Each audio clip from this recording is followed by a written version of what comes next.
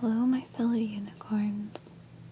Today I'm going to be reading the last story in the Random House Book of Fairy Tales.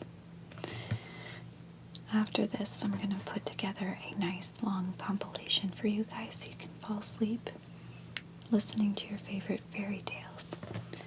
But today's story is none other than Thumbelina by Hans Christian Andersen.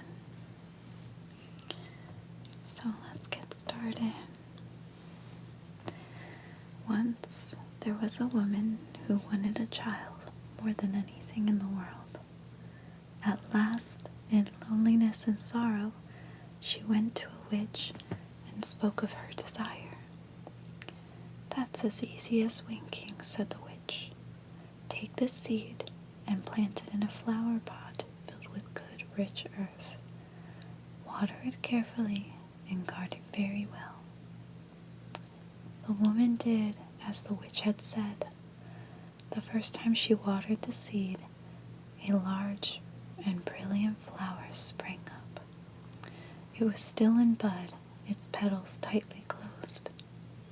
The woman bent to kiss the flower, but the moment her lips touched the silky petals, they began to open. The woman could not believe her eyes. There inside sat a tiny little girl. She was perfectly formed, as graceful as the flower from which she'd come. When the woman held her, she discovered that she was not even the size of her thumb. Though she was a wonderful child in every way, she never grew at all. She was called Thumbelina and was treated with great extravagance and care. Her cradle was a polished walnut shell, and each night she slept between fresh flower petals. In the daytime she liked to sit on a table and sing in the sunlight. Her voice was very beautiful, high and haunting and silvery. One night, as she lay sleeping, a toad hopped in at the window. "Oh, what a lovely wife for my son," she said. Without even looking around her, she took up the walnut shell and hopped off with it to her home by the edge of the stream. "Here, look what I brought you," said the toad proudly to her son. But the only sound he could utter was "Coax, coax, brick-crick-cricks." "Don't talk so loud or you'll wake her," complained the toad. "She still might run away for us, for she is as light as swan's down."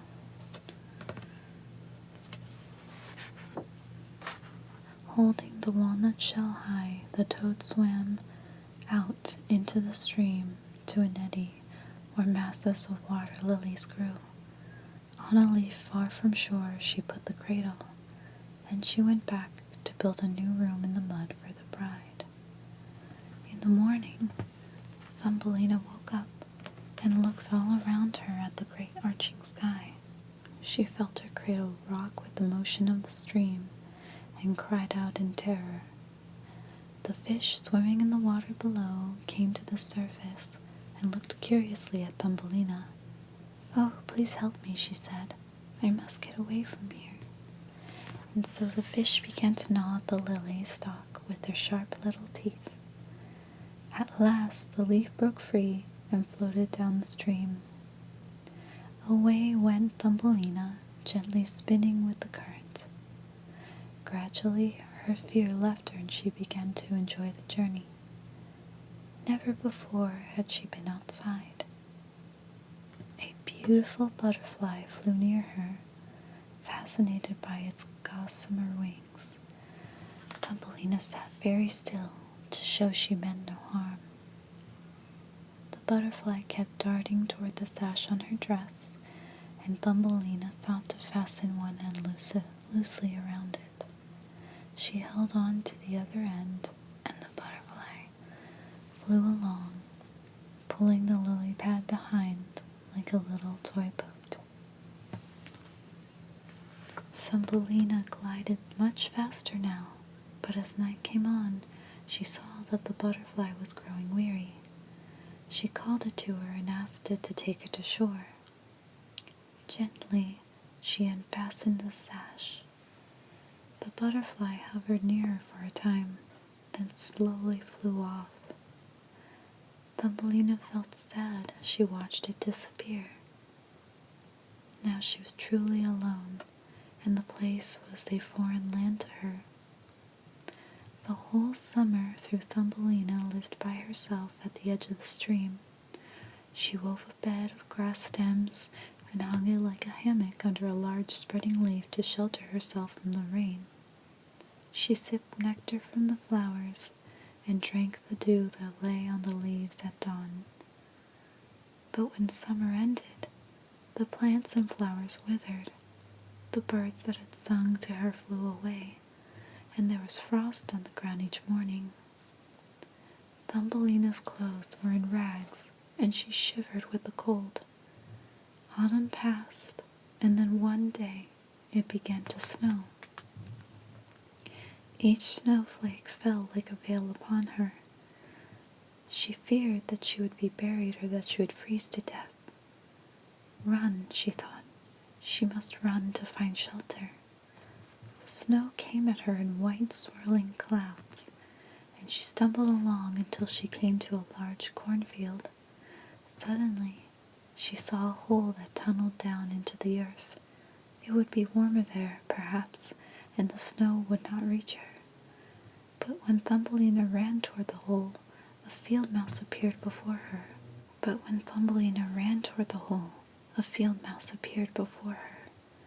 Come, said the creature, and beckoned her to follow. As they descended into the tunnel, Thumbelina realized that she was in a small home of the field mouse. Corn was piled up all around her, and its smell was in the air. Please, said Thumbelina, could I have a bit of corn to eat? You poor dear thing, the field mouse answered kindly. You had better come into my room and have dinner with me. The two got on well together, and after some days, the field mouse invited Thumbelina to work for her and stay the winter. Late one evening, she set to dust the floor and polish everything in the room until it shone. An important visitor was coming to call. This was a mole who was very rich and wore a sleek velvet coat, but he was blind. He hated the sun and mocked all the creatures who lived outdoors. The field mouse, however, was impressed by the mole's riches. She told Thumbelina to sing for him and tell her stories of her travels. As he listened to Thumbelina's beautiful voice, the mole fell in love with her. The next time he came to visit, he said he would show them his rooms underground. By the pale light of a piece of torchwood, he led them through a long, twisting passage. Suddenly, they came upon a swallow lying sprawled and dead in the passageway. Thumbelina felt sorry for the swallow, but the mole kicked at him with his stumpy legs. What a pitiful life to be a bird, he said. A creature who does nothing all day but fly from branch to branch deserves to starve to death in winter. Thumbelina said nothing, but at night she crept out of bed and wove a blanket of hay. Taking up some torchwood for a lantern, she carried the blanket to the dead bird so that he might lie comfortably on the cold ground. Goodbye, swallow, she said. It might have been you who sang to me this summer when all the trees were green. She laid her head on his soft feathers for a moment, then darted back in fright. Something moved inside him with the slow, steady rhythm of a heartbeat. The bird was not dead. He was merely numbed with cold. The warmth of the blanket and of Thumbelina's body had stirred him back to life.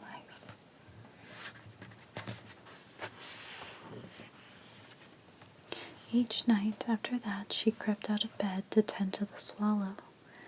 As he grew stronger, he told her how he had torn his wing on a thorn bush. The other swallows had flown away to the warm countries, but he had not been able to keep up with them. At last he could go no further, and had plummeted to the ground. Thumbelina cautioned him to never move from where he lay, for if the field mouse and the mole knew he was alive, they would surely kill him. When spring warmed the earth once more, Thumbelina knew it was time for the swallow to go. His wing had healed now. Each night he fluttered it over and over again, strengthening it for flying. "Won't you come with me?" he asked her. "You can easily sit upon my back, and I will carry you away into the leafy woods." But Thumbelina could not bring herself to abandon the field mouse who had kept her from starving. She made a hole in the roof of the passageway and watched longingly as the swallow flew out into the sunshine.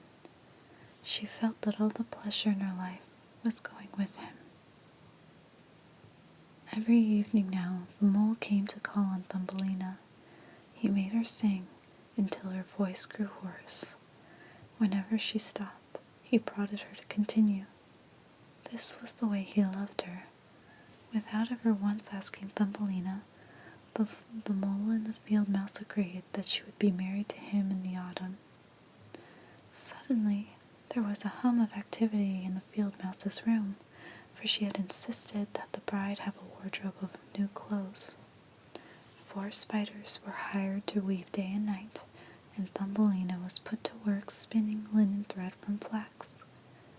The mole felt it was all for him. He liked to sit in his chair and listen to the whirring sound of the spinning wheel. But Thumbelina wept bitterly. Every morning when the sun rose, and every evening when it set, she was allowed to go to the doorsill and stand outside. In the heat of August, the corn had grown as high as a forest. When the wind blew the stalks apart, she could see bright pieces of the sky. How beautiful it was! She did not know how she would live deep inside the earth with the mole, whom she now despised more than ever.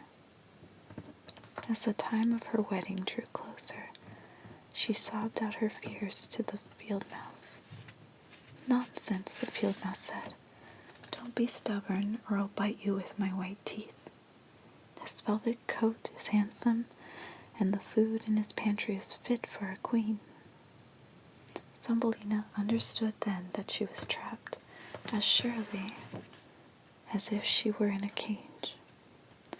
Summer was ending, and she knew she would never be able to survive outside through the harsh, cold months of winter. But now, the wedding day had come. For the last time she crept to the doorsill to stand in the sunshine. She knew the mole would never permit her to leave his side. She wept as she felt the warmth upon her face and made ready to go back into the earth. Then suddenly above her she heard a shower of notes, a glorious morning song. She looked up, and there was the swallow. "The cold winter is coming again," he said, flying down to her. "I've looked for you many times, and now I must fly away to the warm countries. Won't you come with me? I'll take you to where it is always summer." This time Thumbelina did not hesitate. She climbed upon the swallow's back and tied her sash to one of his feathers. Then he rose up into the sky. They flew over forests and fields, high above mountains with snow-capped peaks. When Thumbelina felt cold in the bleak air, she crept in under his feathers. It was so secure and close, a coverlet of softest down. At last they arrived in the warm countries. The sun beat down upon the earth, and the light was as clear as crystal. Lemons and oranges hung on the trees, and sweet spices perfumed the air. The swallow flew on until they came to a dazzling white palace. In the pillars others were many nests, and one of them was the swallow's home. I dearly love you and yearn to keep you with me, said the swallow sadly. But I do not think you could live up high as I do, for when the wind comes you might fall. Why don't you take one of the flowers that grows below for your home? At least we shall be neighbors.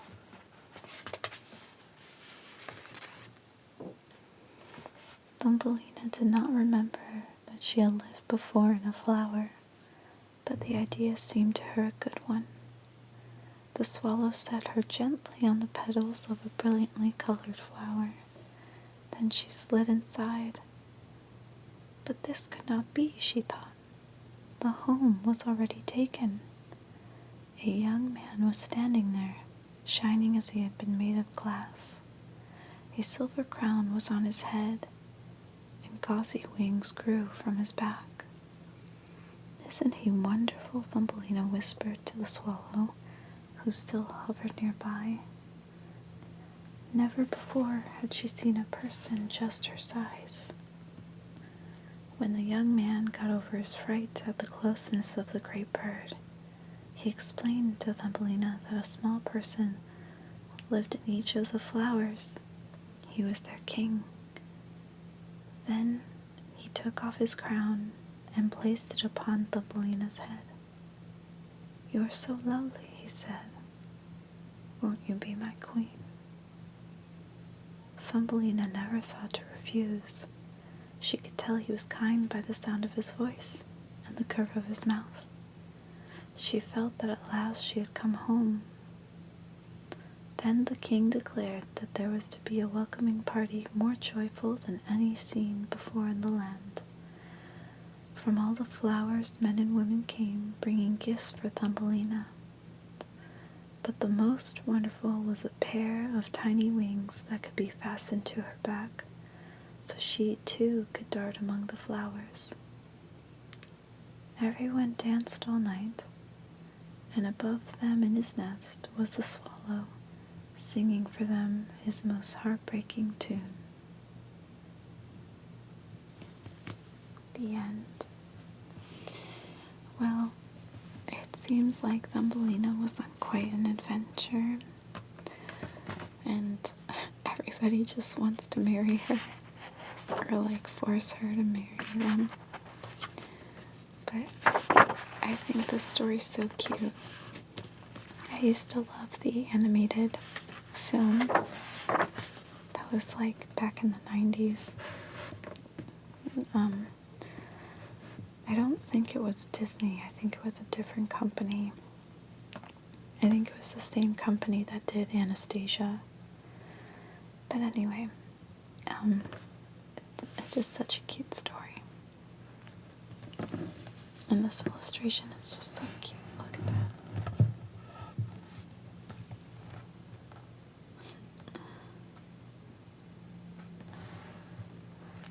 Anyway, I hope you had as much fun as I did reading all these stories.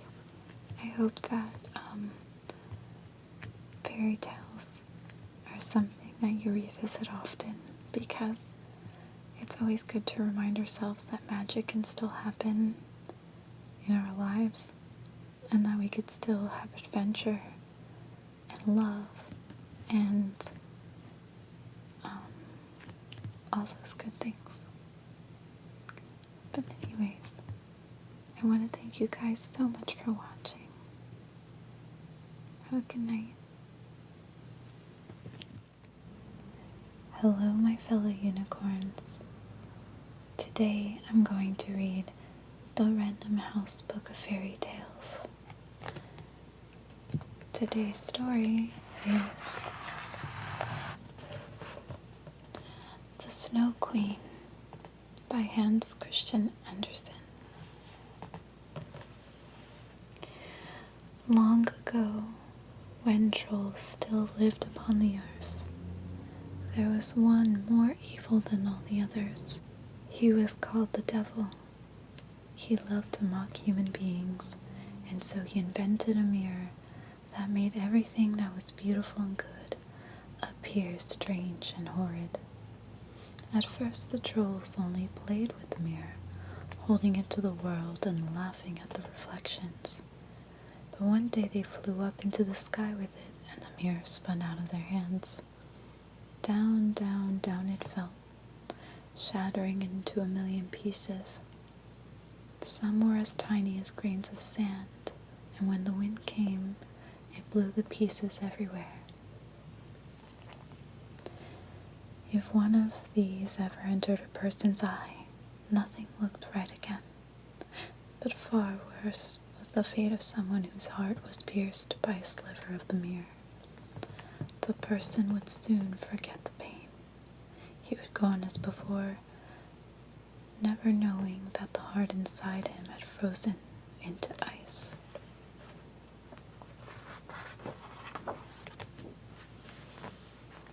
At a time when the tiniest fragments of the devil's mirror were still swirling through the air, a boy and girl lived very near each other in a big city.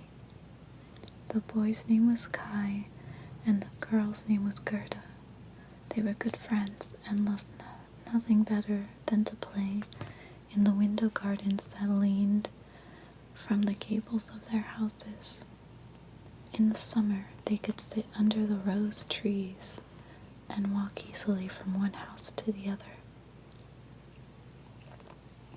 In the winter, when the windows were tightly closed and covered with ice, Gerda would run down the stairs and through the snowy yard to Kai's house. The two children heated copper coins upon the stove and pressed them to the windows. A perfect small peephole was made in this way, and they could see across the wintry sky. "The white bees are swarming," said the old grandmother. "Do they have a queen too?" asked Kai. The grandmother nodded. "She always stays in the center of the swarm. On snowy nights, she flies through the streets of town and looks in at the windows. Perhaps you have seen ice patterns she leaves behind." "Yes, I've seen them," exclaimed Kai, and then he knew that what his grandmother said was true. Late that night, as Kai was getting ready for bed, he went to the window and looked out through his peephole. It was snowing softly. As Kai watched, the snowflakes piled on one on top of the other until they took the shape of a woman. She was made of glittering ice. Her eyes shone like two stars, yet neither rest nor peace was in them. She nodded and beckoned to Kai. He jumped back in terror, and in that moment, a shadow passed the window, as if a great bird had flown by. It was the last storm of winter. Soon the thaws came and the earth grew green. Once again roses bloomed in the window gardens, and the children were able to sit outside.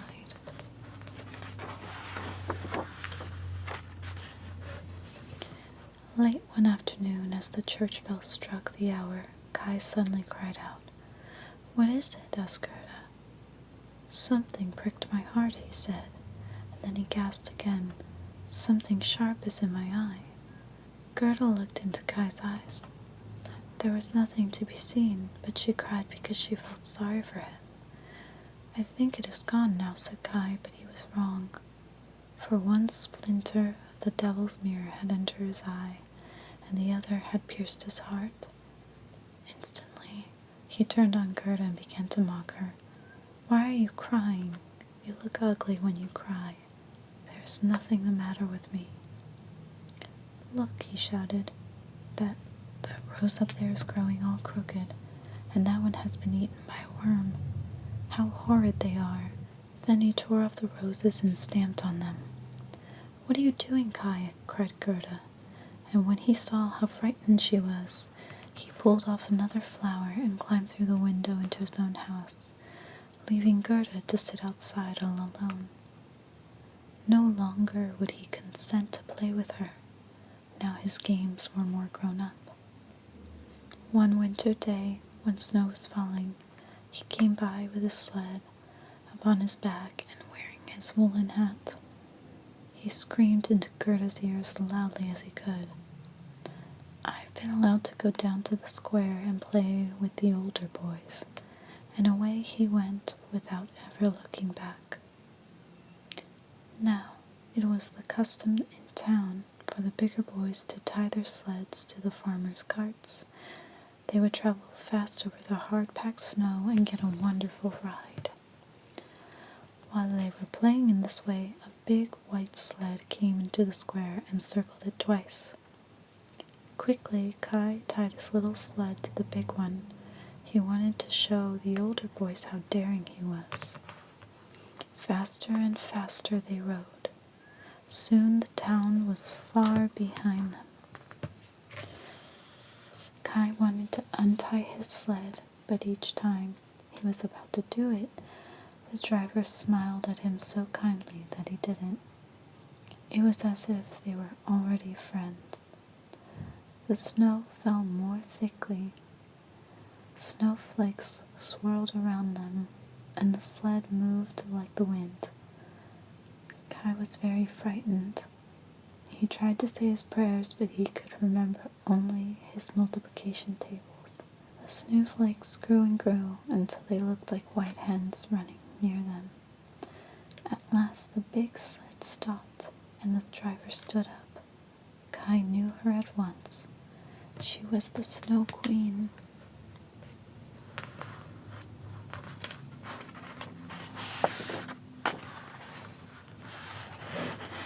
"How cold you look," she said. "Come closer and let me warm you." She put her cloak around Kai and kissed his forehead. Her kiss was like an icy wound, yet at once Kai felt stronger, and he did not notice how cold the air was.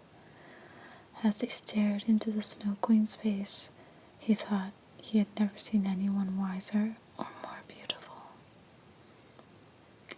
The longer he looked, the less he knew, and soon all memory of Gerda and the grandmother vanished.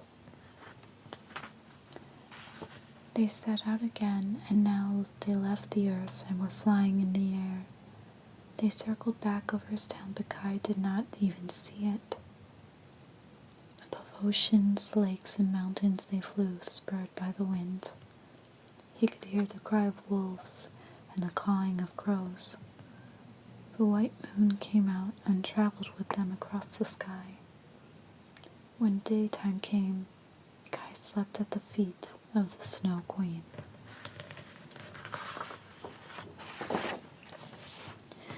It was a sad gray winter. As time passed, people in the town began to say that Kai must have drowned in the icy river that ran close to the square where the boys played with their sleds. But Gerda could not believe this. One clear morning in early spring, she put on her new red shoes and crept out of the house. Down to the river she went and threw her shoes into the water. "Is it true that you have taken Kai?" she asked the river. "Here are my new red shoes if you will give them back to me." The shoes struck the water far from shore, but the river carried them back to her as if to say it had not taken Kai. Gerda did not understand. She thought she had not thrown the shoes far enough, so she climbed into a rowboat that was in the reeds and threw the shoes over the water again. Just then, the boat drifted with the current, and Gerda found herself floating down the river.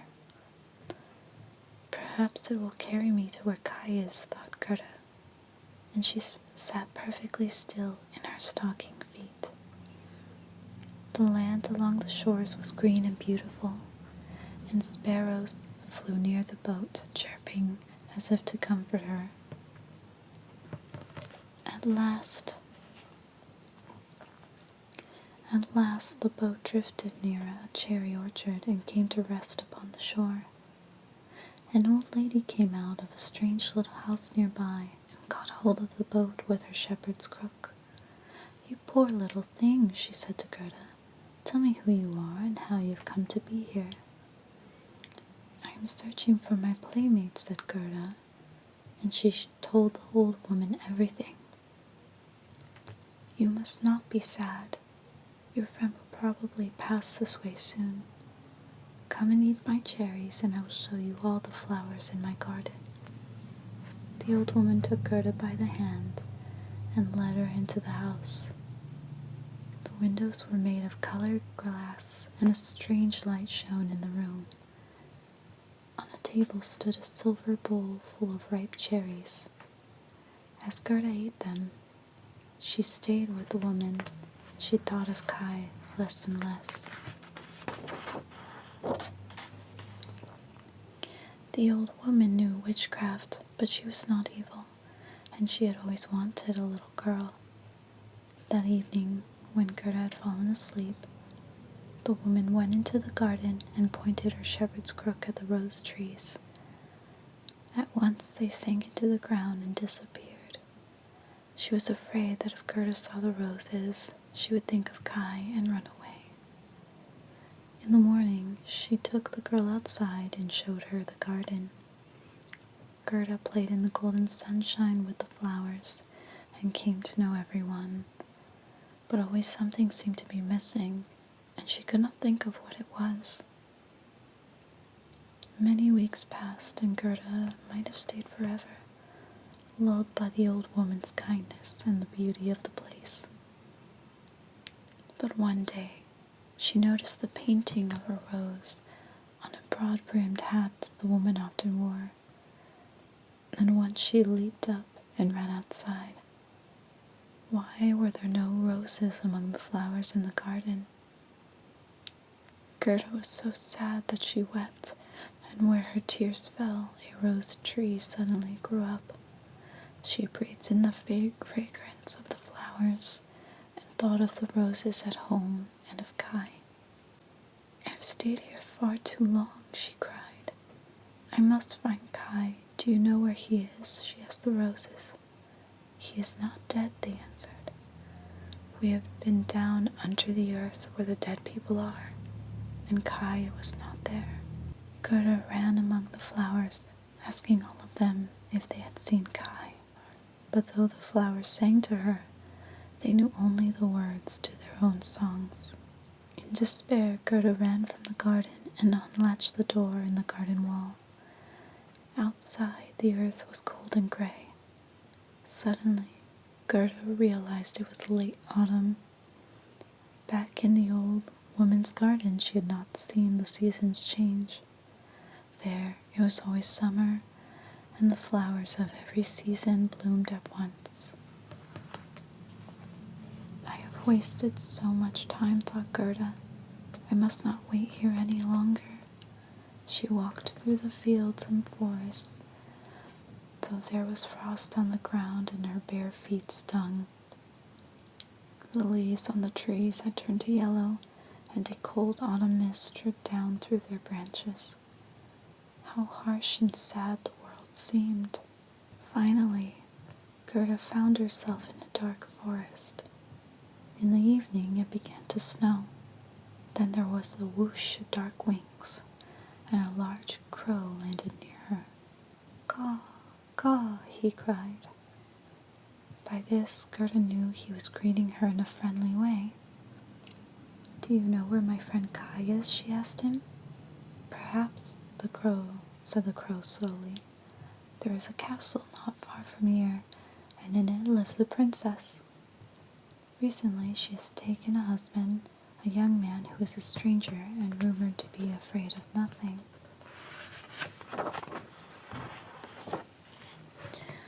Gerda cried out in excitement. That must be Kai. Well, perhaps, the crow answered. He is said to have long hair and bright shining eyes. Many before him have tried to win the princess, but it was the stranger she wanted because he was far cleverer than all the rest. Now I know it is Kai, said Gerda. He is so clever that he could figure in fractions. Won't you take me to the castle, dear crow? I must see him at once. The crow looked thoughtfully at Gerda, and then he nodded. This way, he said, and he rose up into the air and flew ahead of her out of the forest. As they entered the castle, Gerda was nearly faint with longing. She was certain the bridegroom must be Kai. Soon she would see his face. He would smile at her and tell her how happy he was that she had found him at last. Gerda found the crow up the back stairs to the bridal chamber.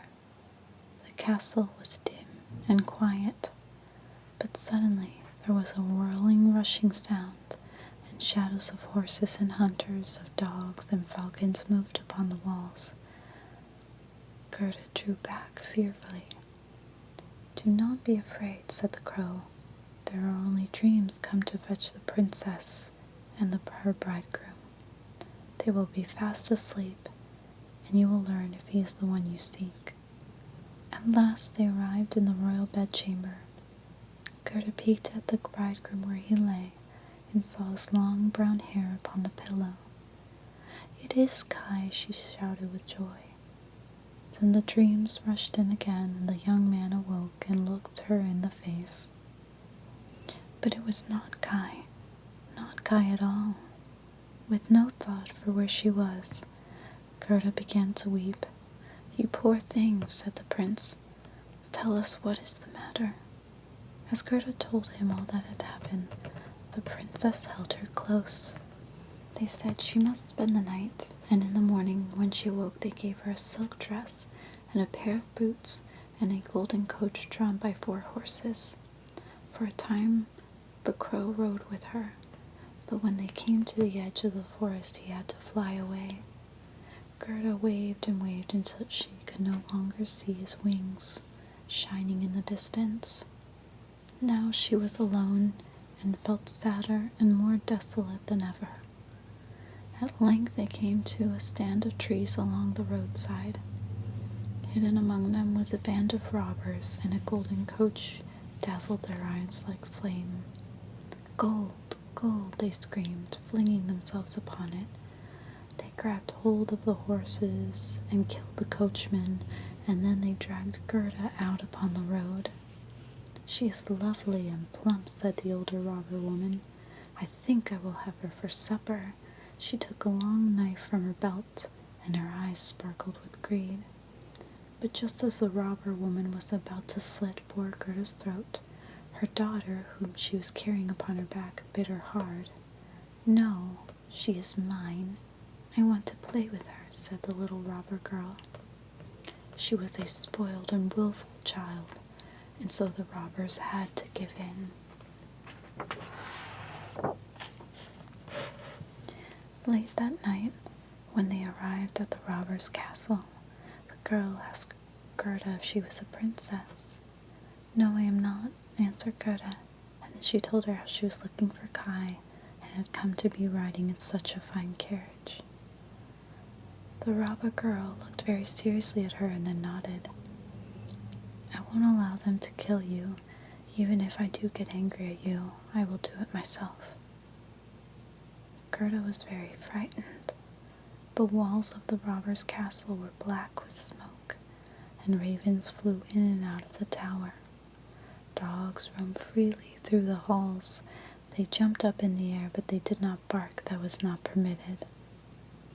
In the corner where the robber girl slept were all her pet animals. 2 wood pigeons were kept in a cage high up in the rafters, and a reindeer stood tied near her bed. "I like to keep them imprisoned," she told Gerda. "It amuses me to see their sorrow." The little robber girl went to sleep with her knife clutched in her hand, but Gerda was afraid to close her eyes. She did not know if she was going to live or die.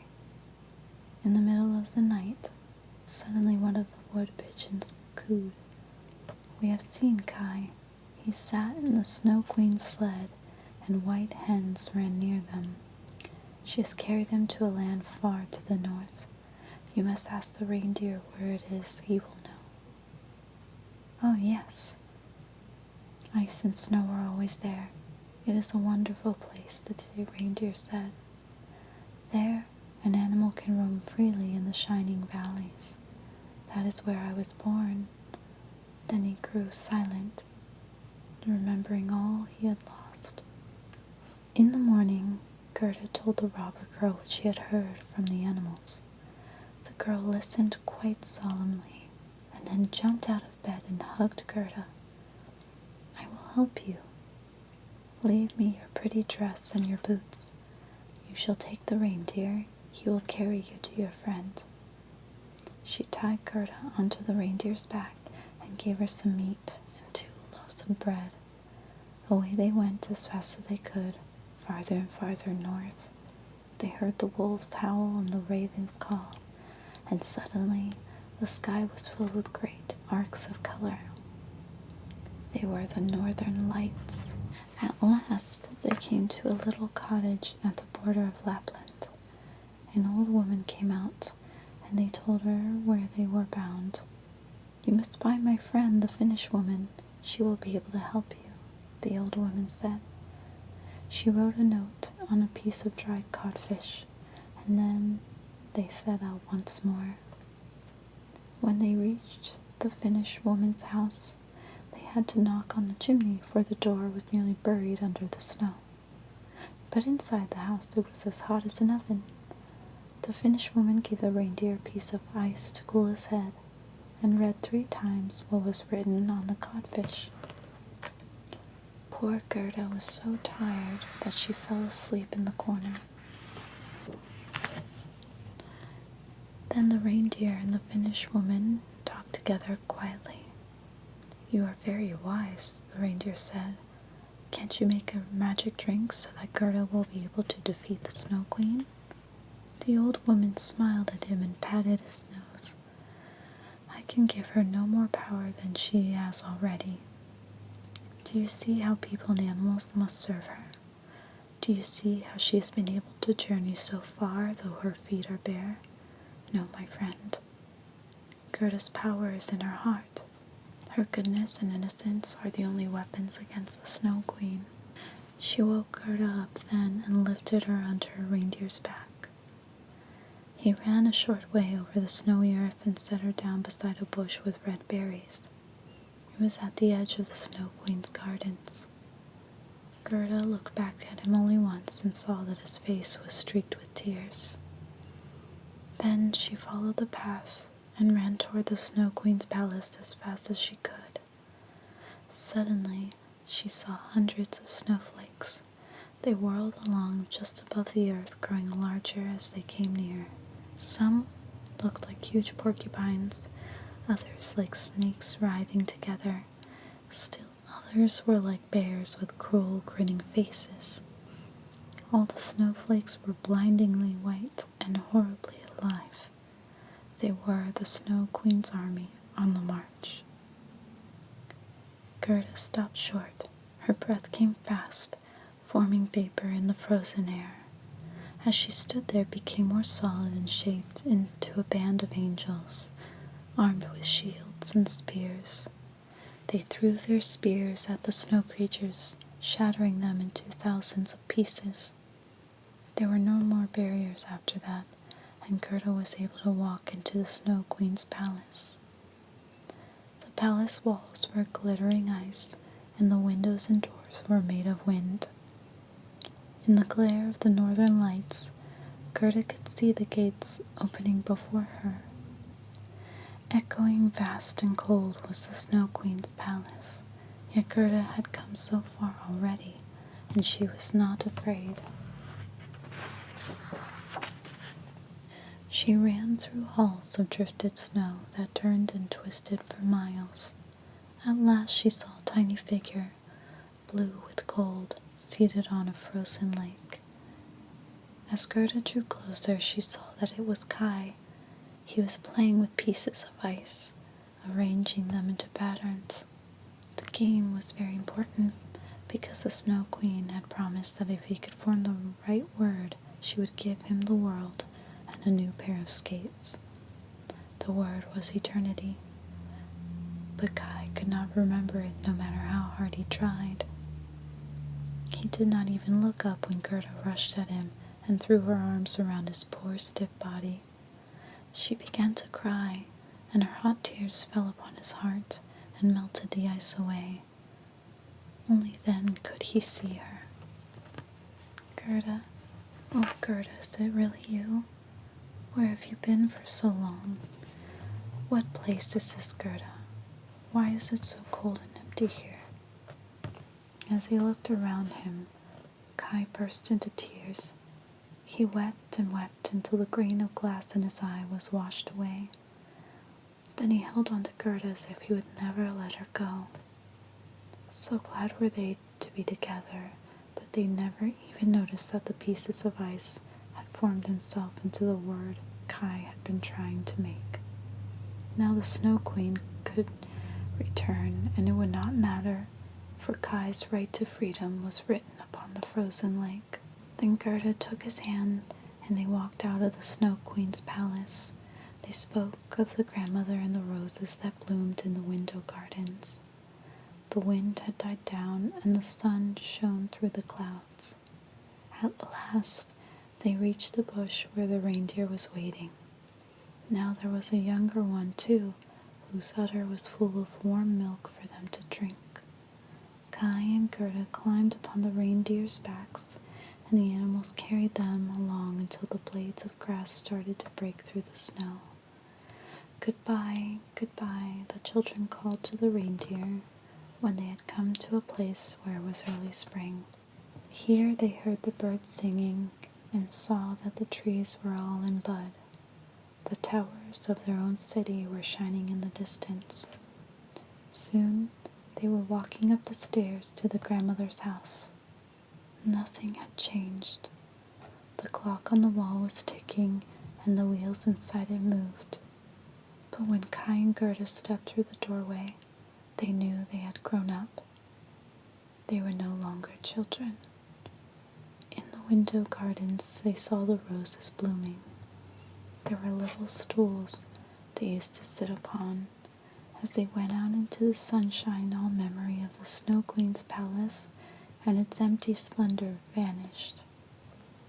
There they sat, the two of them, and it was summer, a beautiful summer day. The end. So that was a pretty long story, but I wanted to cover a few things. First of all,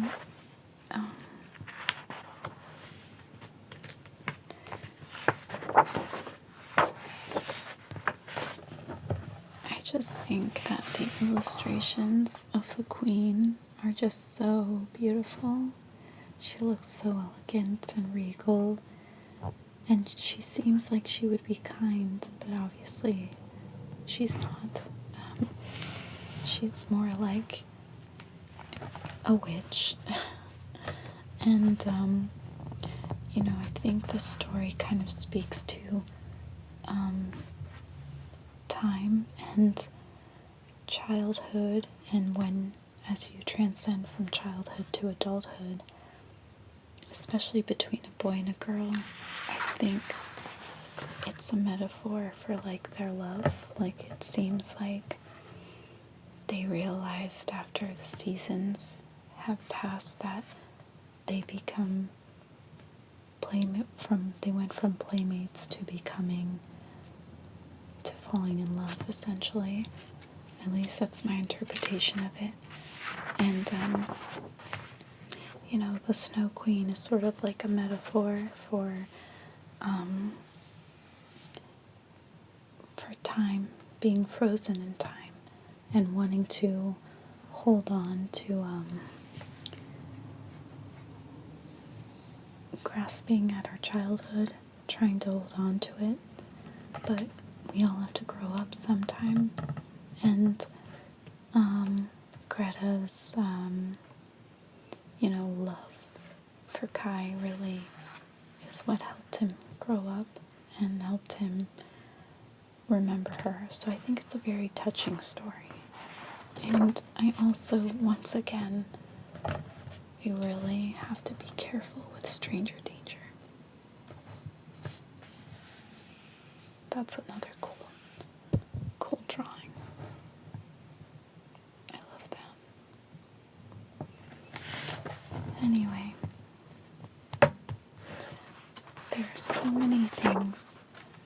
be learned from fairy tales. I'm a firm believer in that.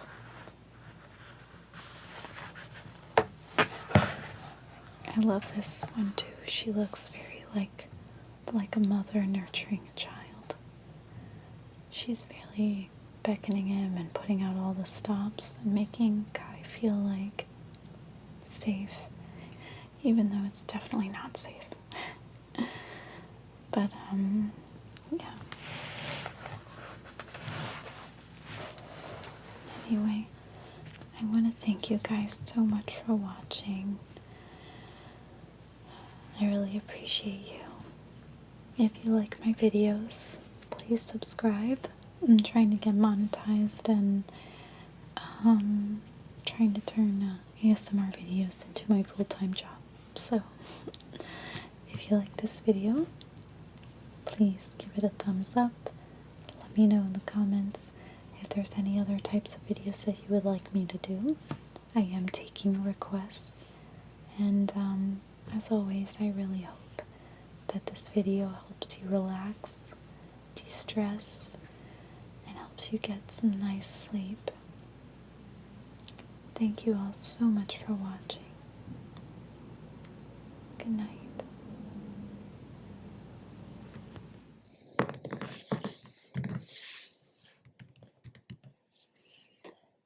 Hello, my fellow unicorns. Today I'm going to read another story from the Random House Book of Fairy Tales. Today's story is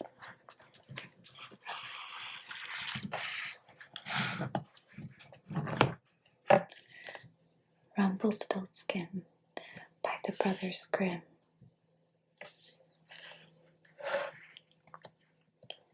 There was once a miller who was very poor, yet his daughter was more beautiful than any maiden in the land.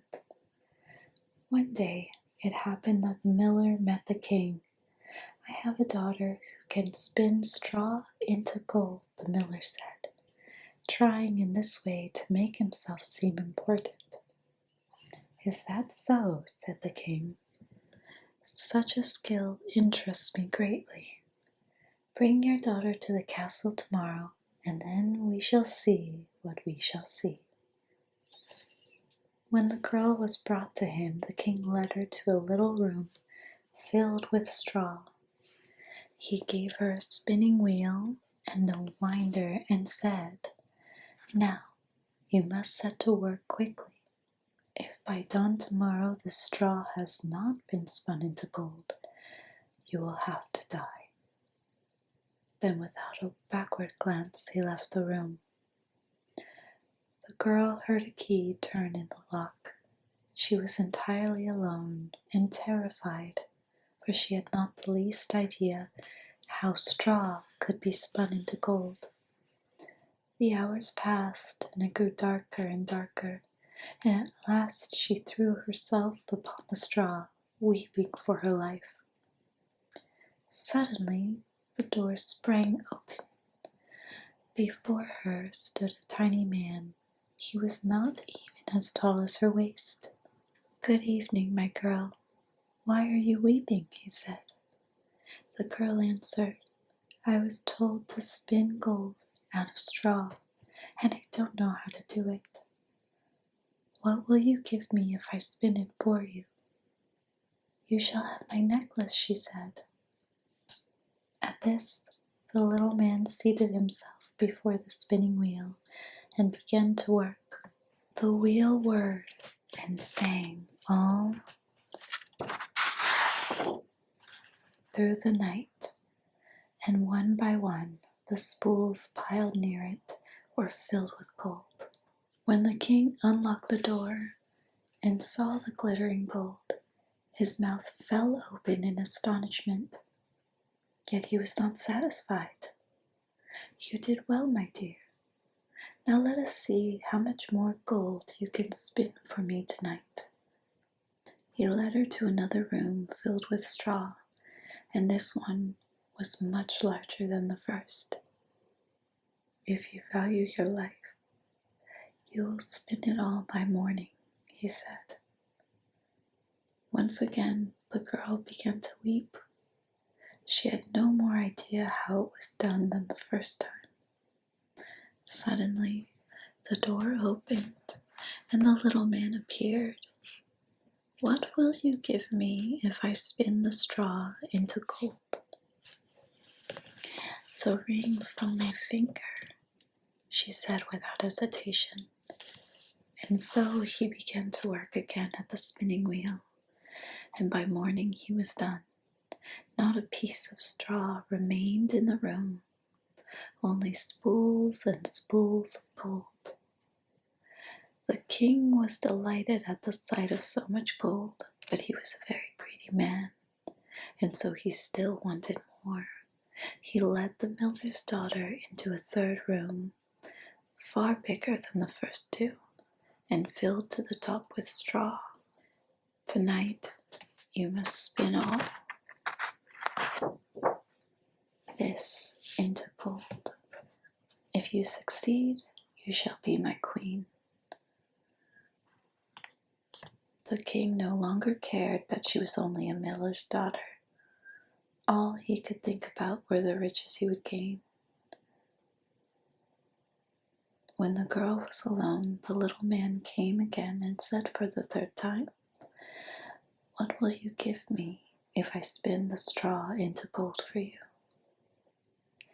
"I have nothing more I can give you," she cried in dismay. "Promise me your first child if you should become queen," the little man said. "Who knows if that will ever happen," thought the maiden, and so she agreed. Without another word, the little man set to work, and soon all the straw was spun into gold. When the king came in and saw it, he celebrated his marriage to the girl at once. Now the miller's daughter was queen of the land. About a year later, a beautiful child was born to her. She had forgotten all about the little man, but she had made her promise, and the very next day, he was there in her room. "Now give me the child," he said. The queen was horrified and told the little man if he could have all the wealth of the kingdom, if he could let her keep the child. But he cared nothing for riches. "I would far rather have some living thing," he said, and he reached out his arms for the baby. At this, the queen began to weep and moan as if her heart would break. The little man took pity upon her and said, "I will give you 3 days, and 3 days only. If within this time you discover my name, you may keep the child." During the night, the queen remembered all the names she had ever known, and she sent a messenger into the countryside to discover what other names there were. When this little man appeared the next day, she began to call them out one by one. "Are you Casper? Are you Melchior? Are you Bowser?"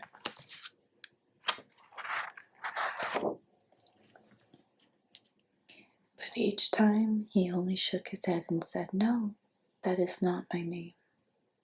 On the second day, the messenger told the queen the most strange and unusual names from the farthest parts of the kingdom. "Perhaps your name is Cowribs," she said to the little man when he came. "Perhaps it is Spindle Shanks. Perhaps it is Lace Legs." "No, that is not my name," he said again and again. And now only one day remained.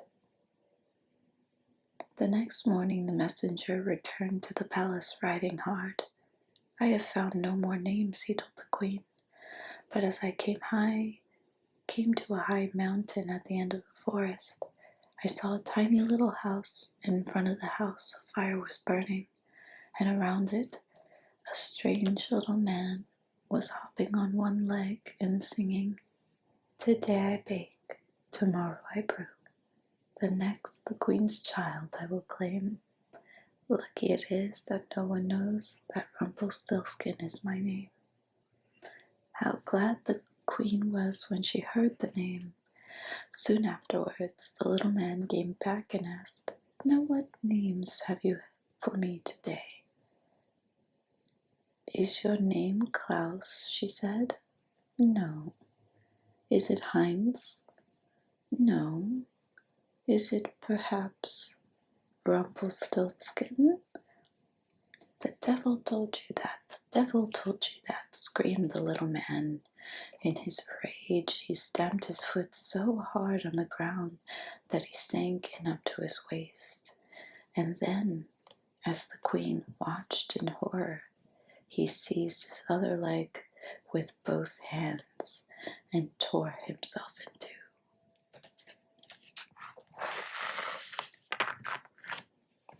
The end. That one is a very nice and short and sweet story, and I absolutely love this drawing. She reminds me a bit of the Frog Princess, and she just looks so sad but so beautiful. And I guess it was a arranged marriage or forced marriage, and to agree to king. But at least she gets to be queen, and she has a baby, and she got to keep the baby. So that's really good. I think this is a lesson in not dealing in or making deals that you can't commit to or that are going to compromise you.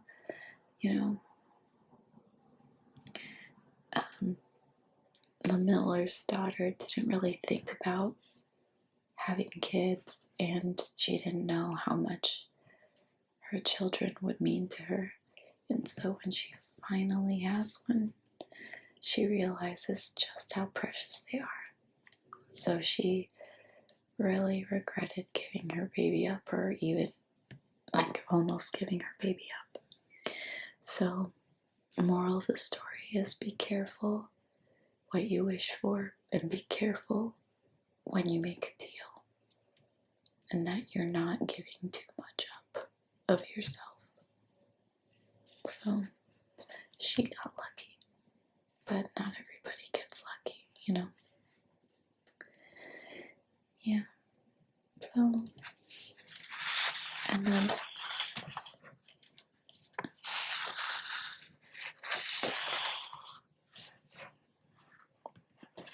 then I love this illustration too, because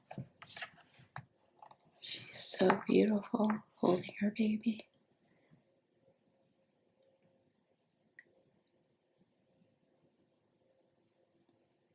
I love the colors and the flow of her dress and everything. So beautiful.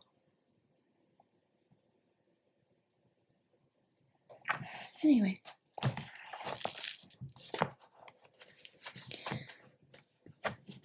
Good times. Thank you guys so much for watching. Good night.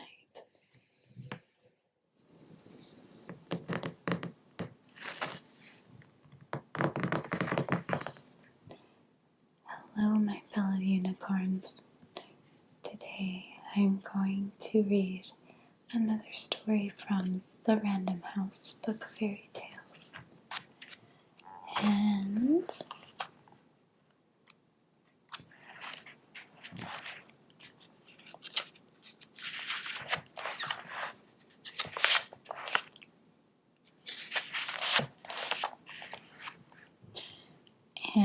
today's story is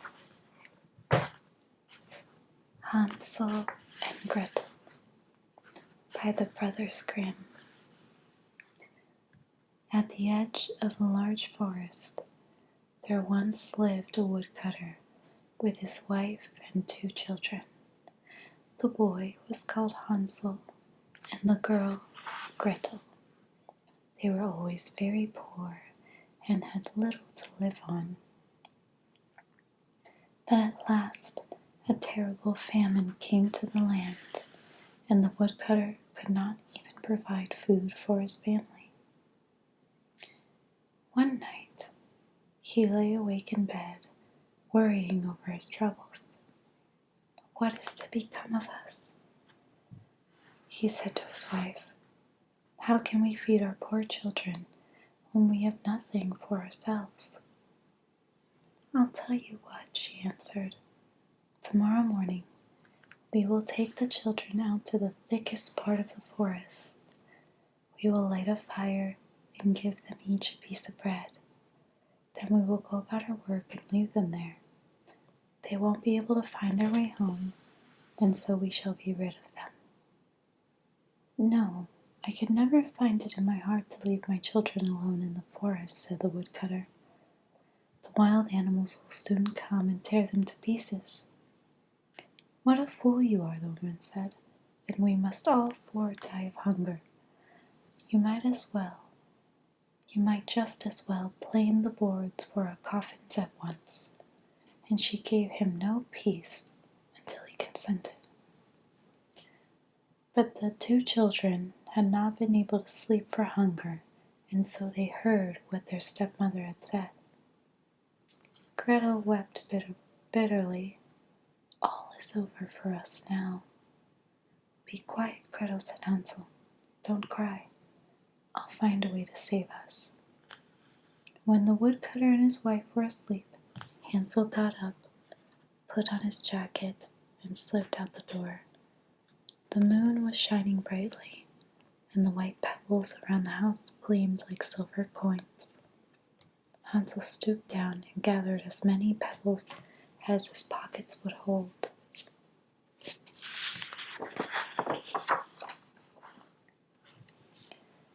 Then he went back to Gretel.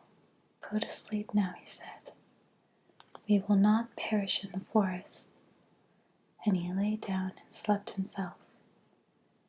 At daybreak, before the sun had risen, the woman came to wake them.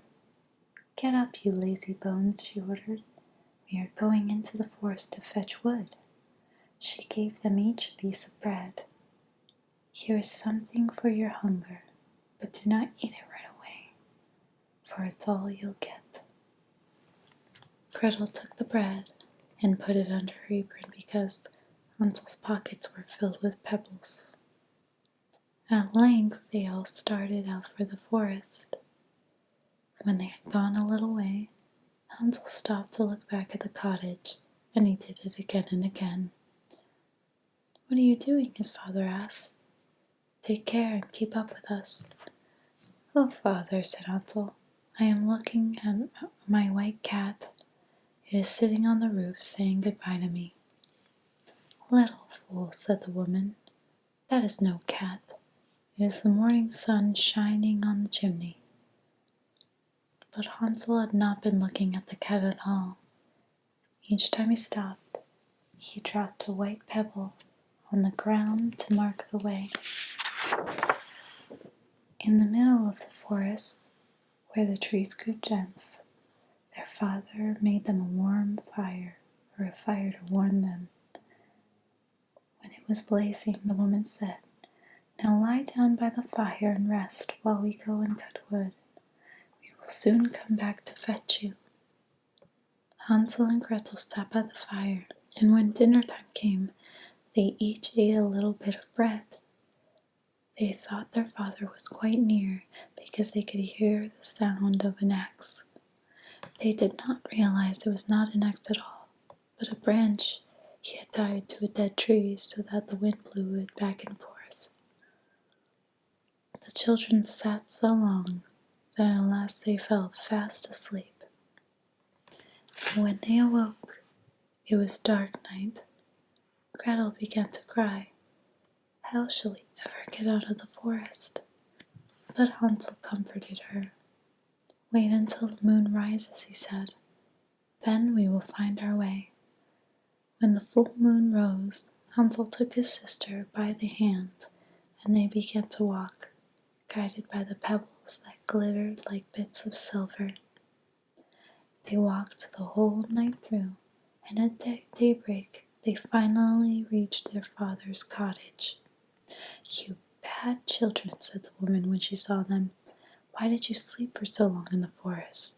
We thought you did not mean to come back here any more." But their father was glad, for it had hurt him sorely to leave them behind.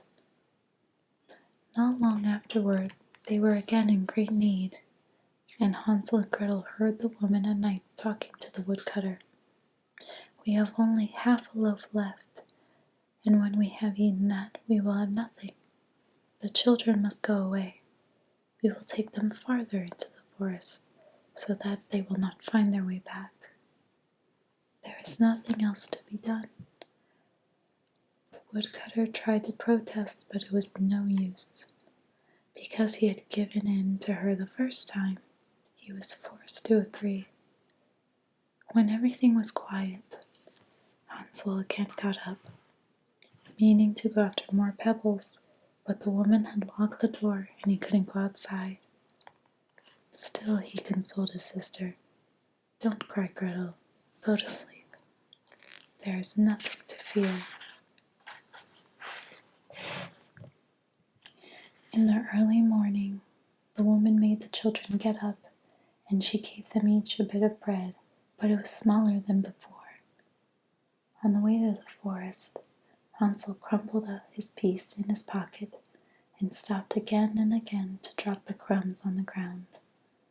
"Hansel, what are you stopping for?" asked his father. "I am looking at my dove, who is sitting on the roof and wants to say goodbye to me." "Little fool," said the woman, "that is no dove. It's the morning sun shining on the chimney."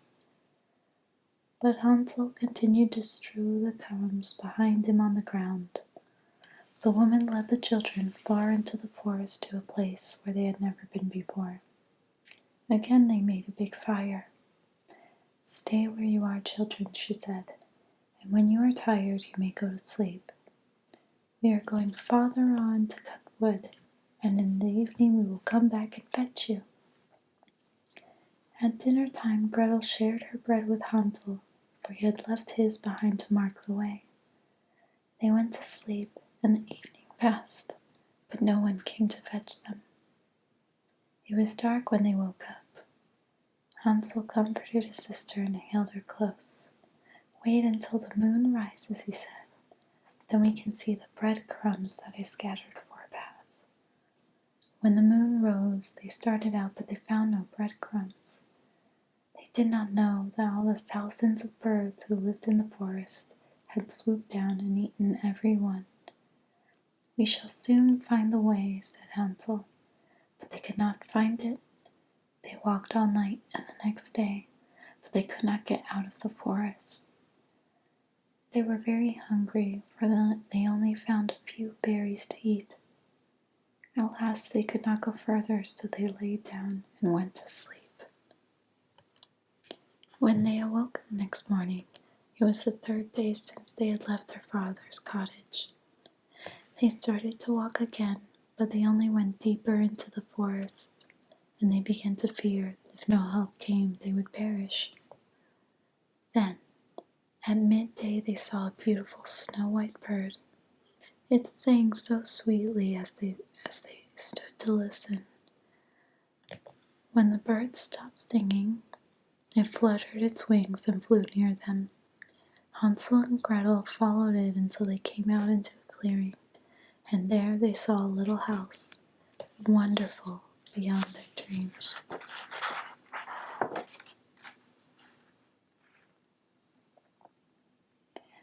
The house was made entirely of cake, and it was roofed with icing. The windows were transparent sugar. The children were so hungry that they did not hesitate at all. Hansel stretched up and broke off a piece of the roof, and Gretel went to the window and began to nibble at that. Then a gentle voice called out to them, "Nibbling, nibbling like a mouse, who's that nibbling at my house?" The children answered, "Just the winds that blow from the sky to the earth below." All at once, the door opened and an old, old woman hobbled out, holding tightly to a cane. Hansel and Gretel were so frightened that the food they were eating fell from their hands. But the old woman only shook her head. "Ah, dear children," she said, Come in and stay with me. You will come to no harm." She took them by their hands and led them into the little house. A fine dinner was set before them: pancakes and sugar, milk, apples and nuts. After they had eaten, she took them to two small white beds. Hansel and Gretel crept beneath the blankets, and when they fell asleep, they felt as if they were in heaven. But the old woman, who had seemed so kind, was really a witch. She had built the house of cake especially to lure children to her. Witches have red eyes and can't see very far, but their sense of smell is as keen as an animal's, and they know when human beings come close. The witch liked children best of all. Whenever she snared one, she cooked it and ate it and considered it a grand feast. As soon as Hansel and Gretel were asleep, she laughed wickedly. "Now I have them," she said. "They shan't escape me." Early in the morning, before the children awoke, she went again to look at them in their beds. "They will be tasty morsels," she murmured, gazing at their rosy cheeks. She seized Hansel with her bony hand and carried him off to a little stable, where she shut him up and barred the door. Though he shrieked at the top of his lungs, she took no notice of him. Then she went to Gretel and shook her awake. "Get up, you lazy bones. Fetch some water and cook something nice for your brother. He is in the stable and has to be fattened. When he is nice and fat, I will eat him." Gretel began to cry bitterly, but it was no use. She had to obey the witch's orders. The best food was to be cooked now for Hansel, but Gretel had only the shells of crayfish to eat. Every morning, the old witch hobbled to the stable and ordered Hansel to hold out his finger so that she could feel how fat he was. But Hansel held out only a knuckle. The witch's eyes were dim, and she thought the bony knuckle was Hansel's finger and wondered why he did not get any fatter. When 4 weeks had passed, she became very impatient and would wait no longer. "Now then, Gretel," she said, "hurry along and fetch the water. Fat or thin, tomorrow I will kill Hansel and eat him." How Gretel grieved! As she carried the water, the tears streamed down her cheeks. "Oh, if only the wild animals in the forest had devoured us," she cried. "At least we would have died together." "Stop your weeping, it would do you no good," said the witch.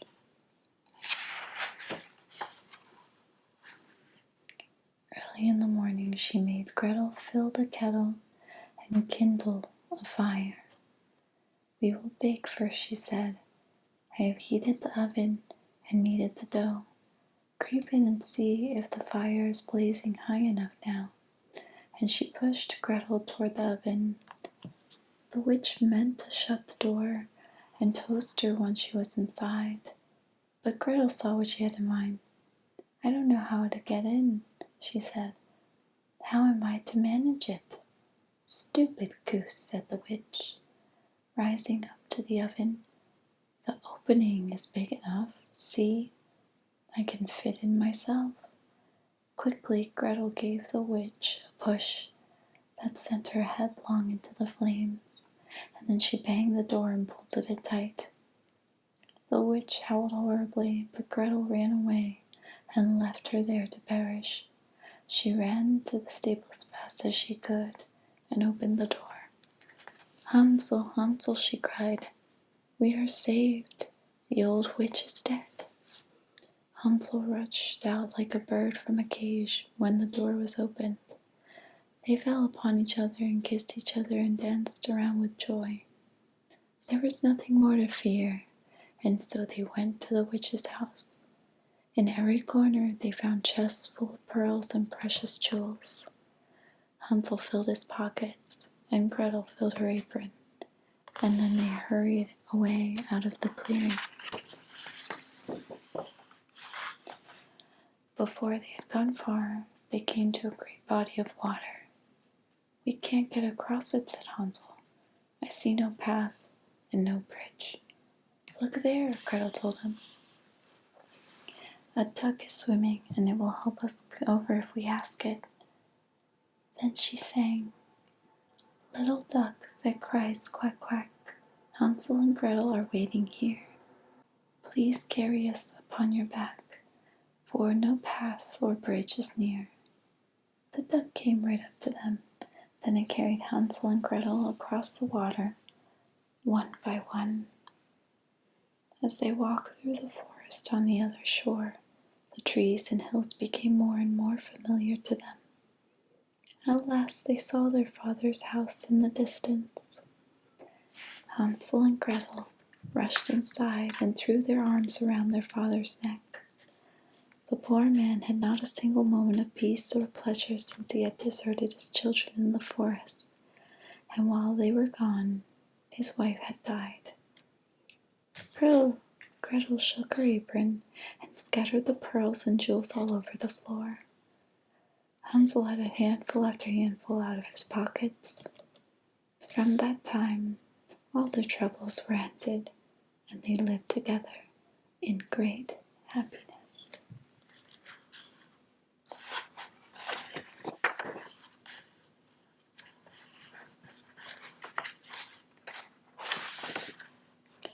The end. I just wanted to take a moment and talk real quickly about this amazing illustration. I love seeing food, illustrations of food, and I just love food. So this is such a great illustration for me. It looks so yummy, makes you want to eat the house, or makes you want to make a gingerbread house and then eat that. But I absolutely love the color scheme, and Hansel and Gretel just going bananas over this amazing looking house. I'm guessing that Hansel and Gretel is really about stranger danger and also kind of using your wit to get out of a stranger danger situation, sort of how Gretel pretended to play dumb with the witch and then pushed her in the oven. So, yeah, good lessons to learn from fairy tales. But anyway,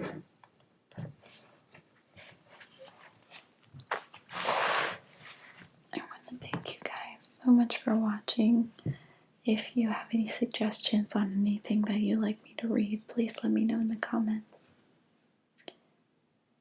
I hope this video helped you relieve some stress, and I hope that it helped you fall asleep. Thank you so much for watching. Good night. Hello, my fellow unicorns. It's been a while since my last video, but I am so excited. I have a lot to catch up with you, but in the meantime, I'm going to read from the Random House Book of Fairy Tales. Today's story is going to be none other than Cinderella. As you can see, it's got a little wear and tear over the years, but it's such a great story. It was written by Charles Perrault.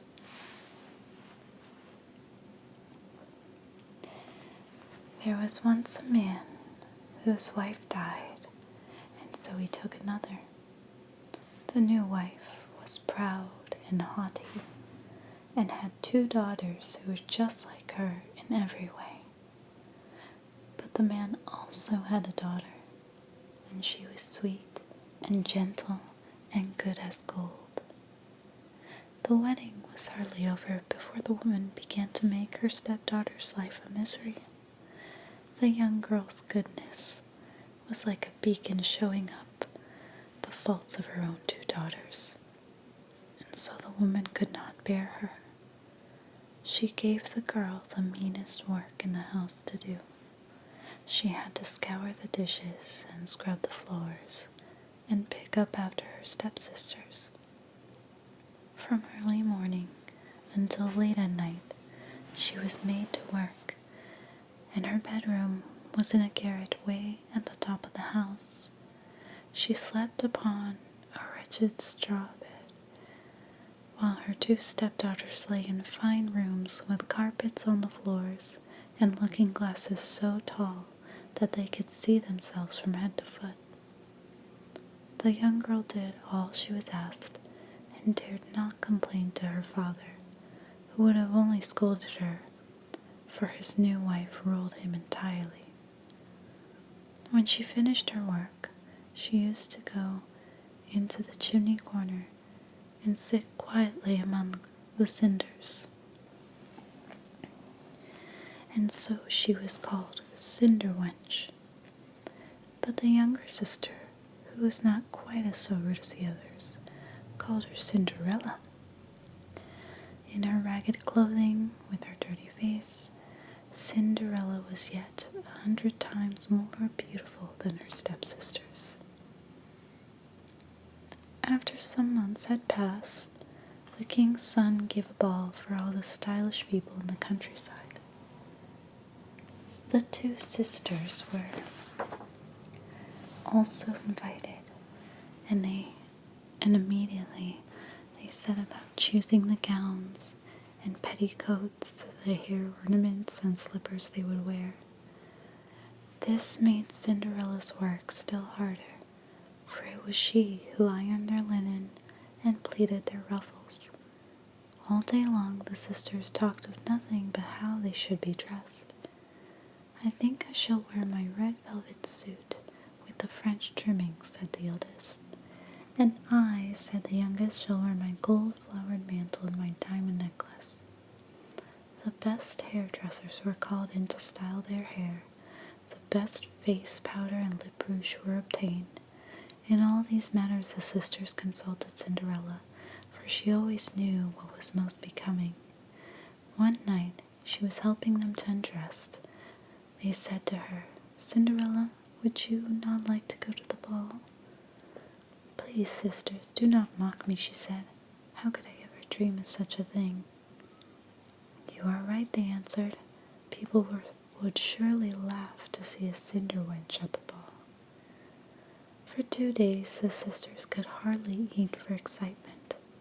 So tightly did they lace themselves that they broke a dozen laces, and they were always looking at their glasses trying on their gowns.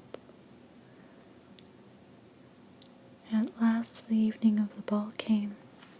Cinderella watched the sisters leave for the court, and when she lost sight of them, she began to weep. Her godmother, who was a fairy, saw her tears and asked what was the matter. "I wish I could, I wish I could," but she could not speak for crying. "You wish you could go to the ball, is that not so?" said her godmother. Cinderella nodded with her eyes cast down.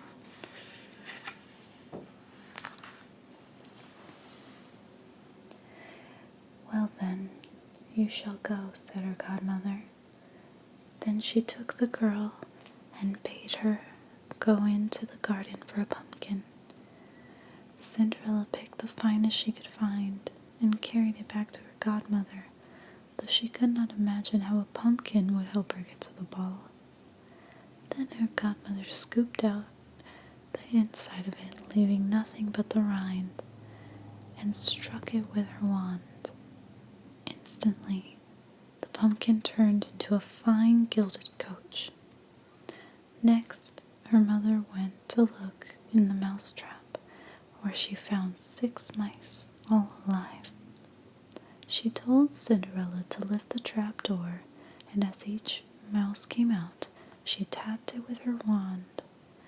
one by one, the mice were turned into dapple gray horses, and soon there was a fine set of them to draw the coach. But they would still need a coachman, so Cinderella said, "I will go and see if there isn't a rat in the rat trap. Perhaps we might make a coachman out of him." "You are right," replied her godmother. "Go quickly and look." Cinderella brought a rat trap to her, and there were 3 rats inside. The godmother chose the one with the longest whiskers, and as soon as she touched him with her wand, he became a fat coachman with the most imposing beard.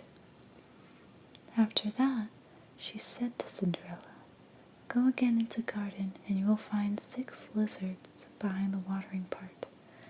Bring them to me by their tails." As soon as the girl had done so, her godmother turned them into 6 footmen, who jumped up behind the coach and held on as if they had done nothing else their whole lives. Then her godmother said to Cinderella, "Well, my dear, here is your carriage. I hope it pleases you." "Oh, yes," the girl cried. "But am I to wear these rags to the ball?" Her godmother simply touched Cinderella with her wand,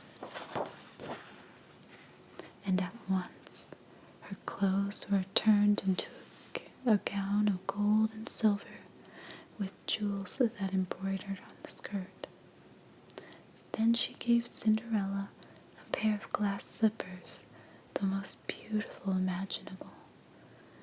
But as the girl was making ready to leave, her godmother warned her that she must return home by midnight. If she stayed one moment longer, her coach would be a pumpkin again, her horses mice, her coachman a rat, her footmen lizards, and her clothing would turn back to rags. Cinderella promised she would not be late, and then she went off to the ball, her heart pounding for joy. The king's son had been told that a great princess unknown to all the company would soon arrive, and he ran out to receive her himself. He gave her his hand, and she sprang from the coach and led her into the ball where everyone was assembled. At once there was silence. So awed were the guests by the mysterious princess that they left off dancing, and the musicians ceased to play. Then a hushed murmur swept the room. "Oh, how lovely she is! How lovely!" The king himself, old as he was, could not keep his eyes off her, and he whispered to the queen that he had never before seen a more enchanting creature. All the women looked closely at her gown and her hair ornaments, so that they might have theirs made to the same pattern. If only they could find such fine silk and jewels, and such skillful hands to work them. The king's son led her across the floor, and they danced together again and again. A fine banquet was served, but the young prince only gazed at her and could not eat a bite. After a time she left his side and went to sit by her sisters. She treated them with kindness and offered them sections of the oranges the prince had given her. It very much pleased them to be singled out this way. Then Cinderella heard the clock strike 12:15. Quickly she wished the company good night and ran from the hall down the palace steps to her coach. When she was home again, she found her godmother and thanked her and asked if she might go to the ball again the next day. She was telling her godmother all that happened. Her 2 sisters came into the room. "How long you have stayed," she greeted them, rubbing her eyes as if she had been asleep. "You would have stayed as well," said her sisters. "There was an unknown princess, the most beautiful ever seen in this world. She sat with us and gave us oranges." "Was she really so very beautiful?" And do you not know her name? Then Cinderella turned to the eldest one. Ah, dear sister, won't you give me your yellow dress that you wear every day so that I might see the princess for myself? Lend my clothing to a dirty cinder wench? I should be out of my mind, cried the sister. Cinderella had expected such an answer, and she was very glad of the refusal. The next evening the two sisters went to the ball, and she went too, dressed even more exquisitely than the first time. The king's son was always with her, and spoke to her with words of praise. So entranced was Cinderella that she forgot her godmother's warning, and heard chimes of midnight when she thought it would be no more than 11 o'clock. At once she arose and fled, nimble as a deer. Though the prince rushed after her, he could not catch her. In her haste, she left behind one of the glass slippers, which he picked up and carried with him. Cinderella's coach had vanished, and she had to run home in the dark. Of her finery, nothing remained but the other glass slipper.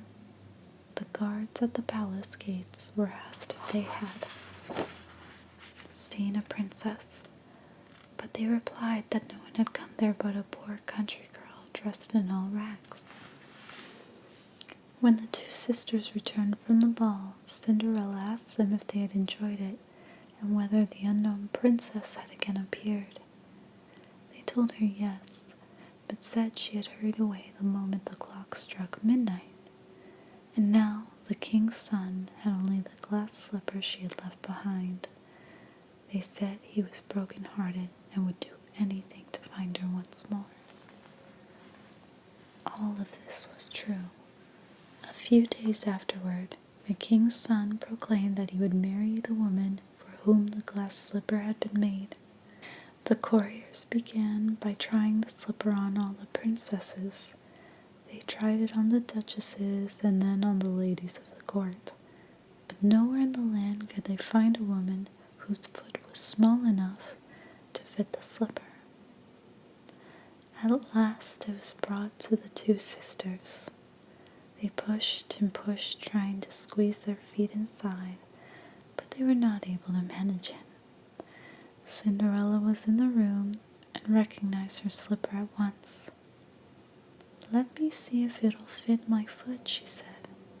Her sisters began to laugh and tease her, but the courier who was sent with the slipper looked at Cinderella and saw that she was lovely. He said his orders were that every woman in the land should try it on. Cinderella sat down as he held the slipper up to her little foot. It went on at once, as easily as if it had been made of wax. Then, while the two sisters watched in astonishment, Cinderella drew from her pocket the other glass slipper and put it on too. Suddenly, her godmother was there, and she touched the girl's ragged clothes with her wand, and they became a gown even more beautiful than the ones she had worn to the ball. And now her two sisters knew she had been the unknown princess they had so admired. They threw themselves at her feet to beg for her forgiveness for all their ill treatment. Cinderella took them up and embraced them and said that she forgave them with all her heart. Then Cinderella was taken before the prince. He was overwhelmed with love for her, and some time later they were married. Cinderella, who was as good as she was beautiful, gave her two sisters a home in the palace, and that very same day they were married to two lords of the court. The end. So, this version of Cinderella is very interesting because in the Disney version, the father is always passed away, and there were other versions of Cinderella where just the father is no longer in the picture. And so, in this version, the father is alive and well, but he's sort of a pushover, I guess. And also in this version, it seems that there's more drama between the sisters and Cinderella versus the stepmother. The stepmother just makes her work, but that's about it. So, and also in this original version, the ball lasts for multiple days versus just the one night. So that was different as well. But I really like that no matter what, the whole point of Cinderella is that even when life and the people around her are just so abusive and just straight up bullies and hurtful, she still goes through life with a smile on her face, and she still is kind.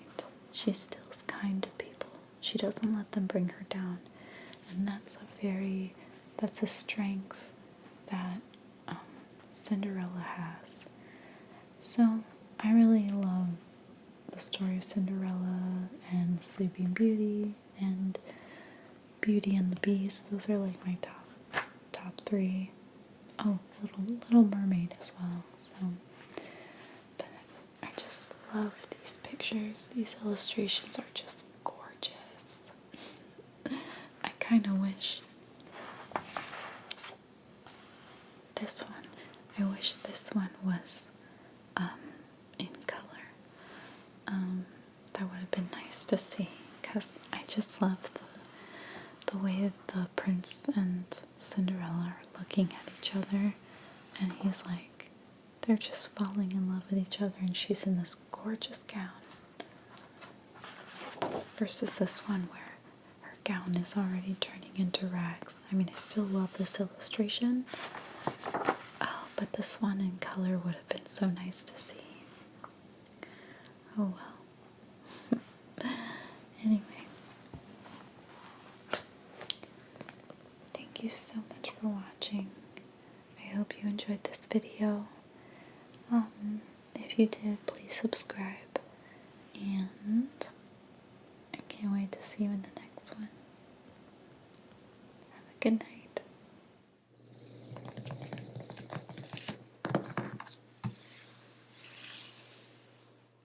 Hello, my fellow unicorns. Today, I'm going to read another story from the Random House Book of Fairy Tales. Today's story is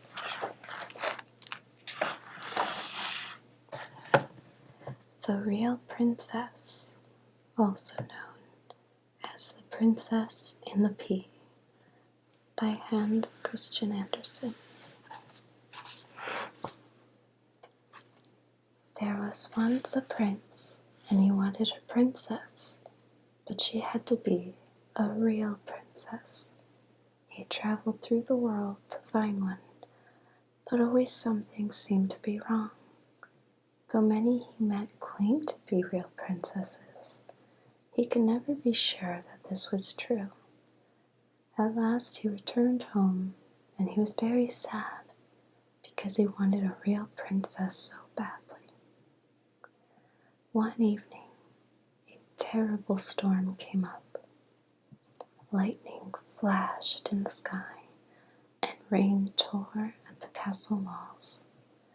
It was a dark and fearful night. Then in the midst of the storm, a knock came at the city gates. The old king himself went to open them. A princess stood outside, but the storm had left her in a terrible state. Water streamed from her hair and her clothes. It ran in at the toes of her shoes and out at the heels. But still, she said she was a real princess. Well, we shall soon discover if that is true, thought the old queen, but she said nothing. She went into the bedroom, took all the bedclothes off, and laid a pea on the bottom boards of the bed. Then she took 20 mattresses and piled them on top of the pea, and then she put 20 feather beds on top of the mattresses. This is where the princess was to spend the night. In the morning, the queen, the king, and the prince came into the room and asked the princess how she slept. "Oh, it was dreadful," said the princess. "I hardly closed my eyes the whole night. I don't know what it could have been, but I was lying on something so hard that my whole body is black and blue."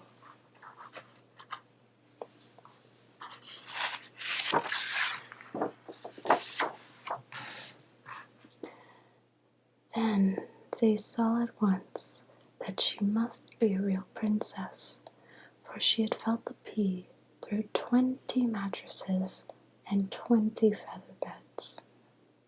Nobody but a real princess would have such delicate skin. So the prince took her for a wife, because now he knew he had at last found a real princess. And as for the pea, that was put into a museum, where it still may be seen if no one has taken it. Now, isn't this a real story?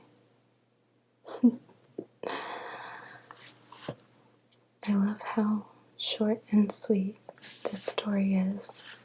We've got the pea here on a pillow, which is on a stand, very ornate stand, and obviously this is not a real story.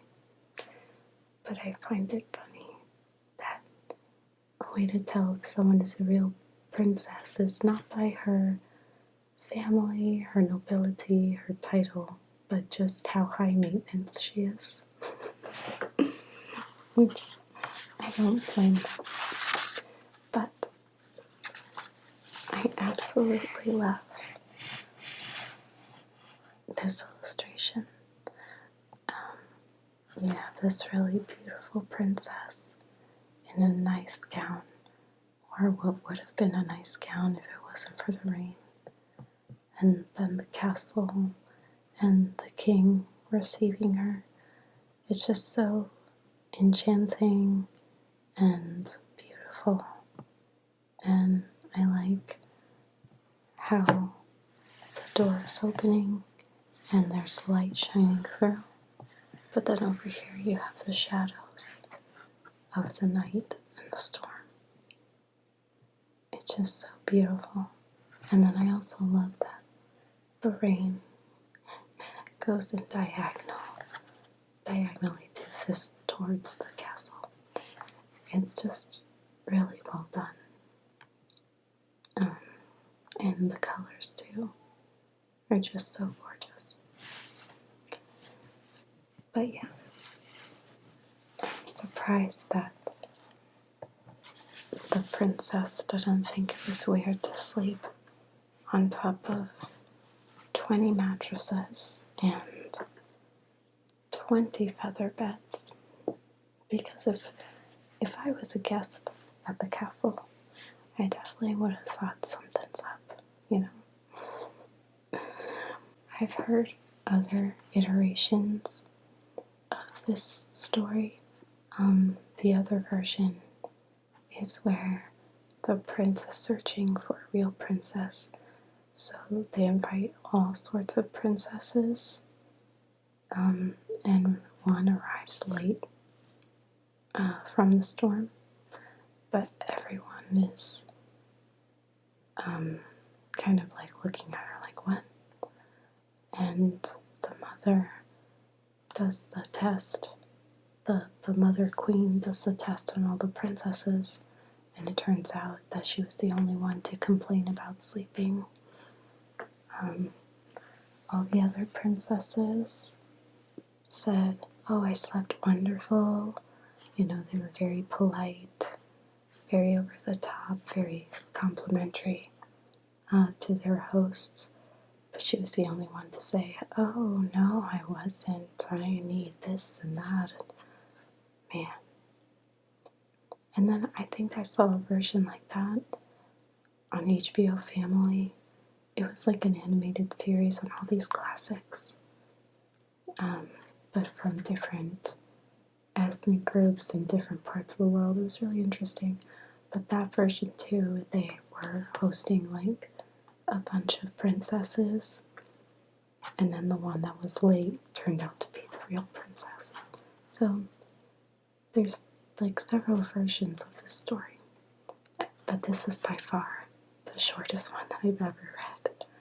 So I find that kind of funny. But that's okay, because sometimes the short and sweet stories, they hit the spot. So that's fine with me.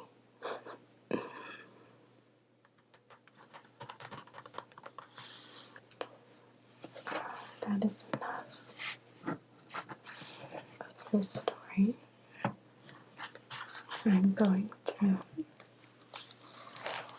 close this and do a little bit of light tapping for you.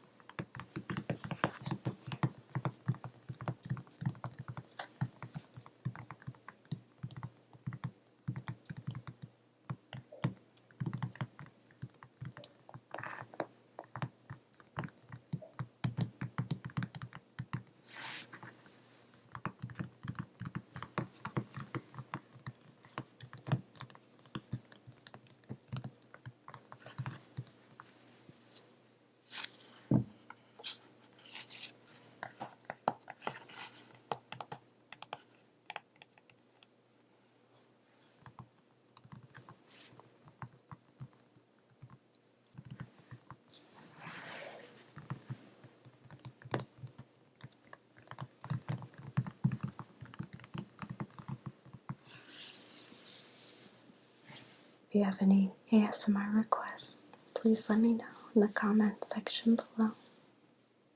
As always, I appreciate you guys for watching, and I hope that this video relaxes you.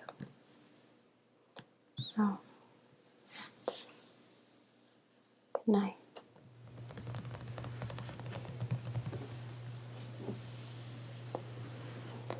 Hello, my fellow unicorns. Today, I'm going to read another story from the Random House Book of Fairy Tales. Today's story is none other than Red Riding Hood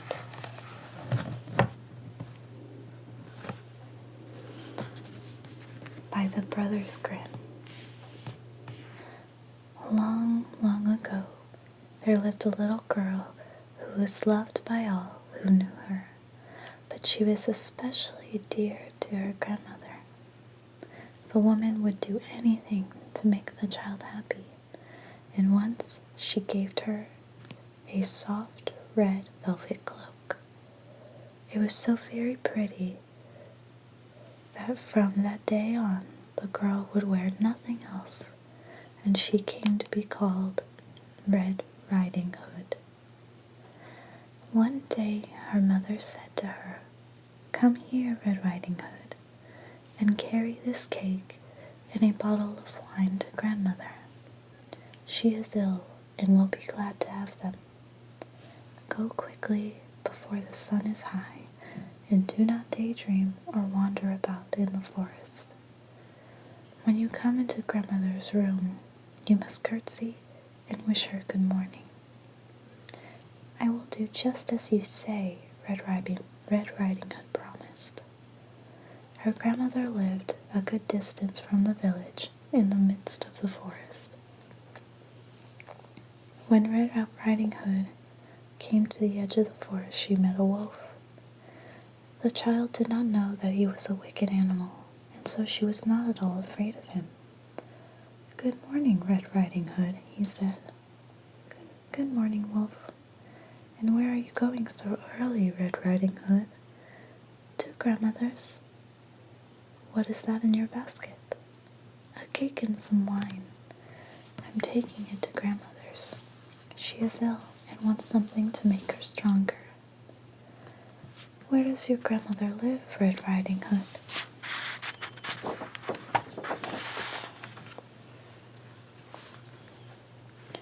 "Down this path and into the forest. Her house stands beneath 3 big oak trees near a hedge of chestnuts." "Surely you must know it," said Red Riding Hood.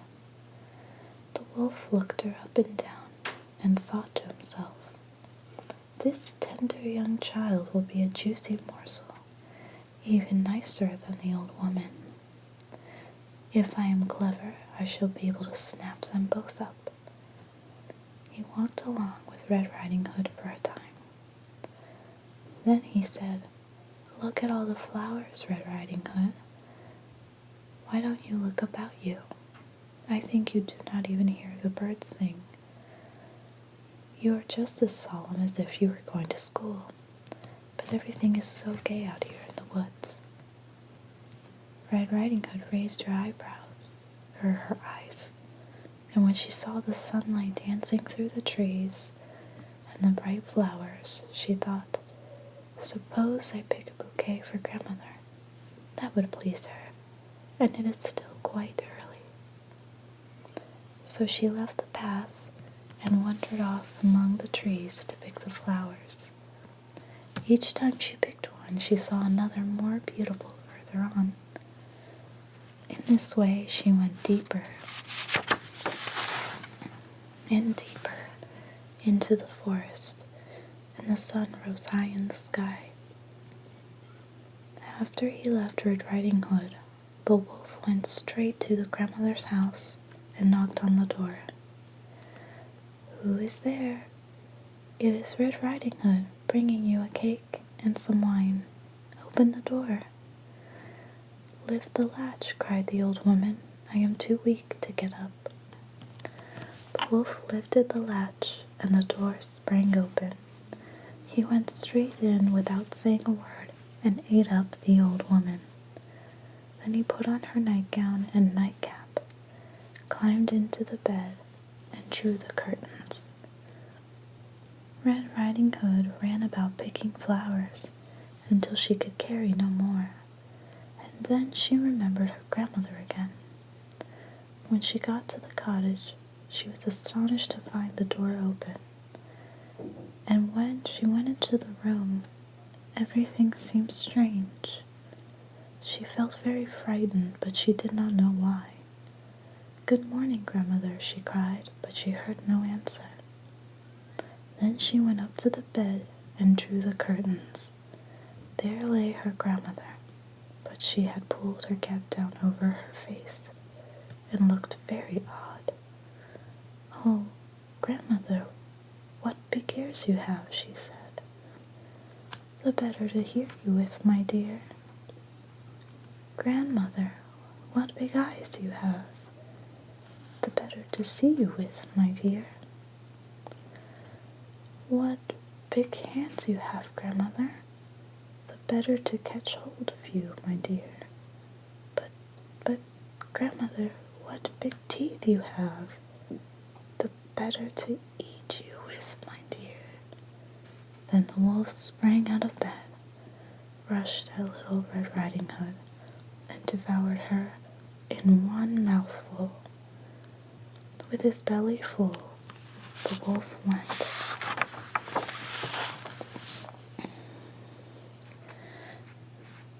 The wolf went back to bed, and soon he was snoring loudly. Some time later, a huntsman passed by the house and heard a fearful racket. "How loudly the old woman is snoring," he thought. "I must see if there is something the matter with her." So he went up inside and up to the bed where he found the wolf fast asleep. "Is it really you, old rascal?" he said. "Long enough have I sought you." He raised up his gun to shoot, and then suddenly thought perhaps the wolf had eaten up the old lady, and she might still be saved. So he took a knife and began to cut open the sleeping wolf. At his first cut he saw the red cloak, and after a few more slashes the little girl sprang out. "Oh, how frightened I was! It was so dark and close inside the wolf," she cried. Next, the grandmother came out. She was still alive, but hardly able to breathe. The huntsman told Red Riding Hood to bring some big stones. Then they filled the wolf's belly with them and sewed him up.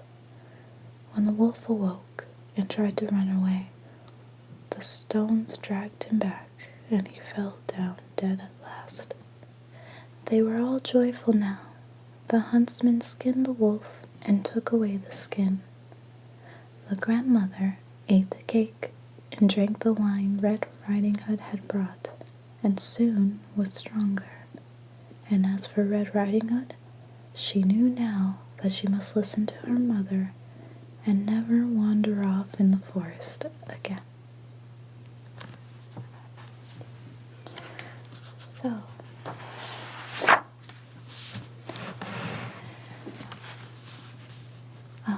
a lot to unpack here about the story of Red Riding Hood.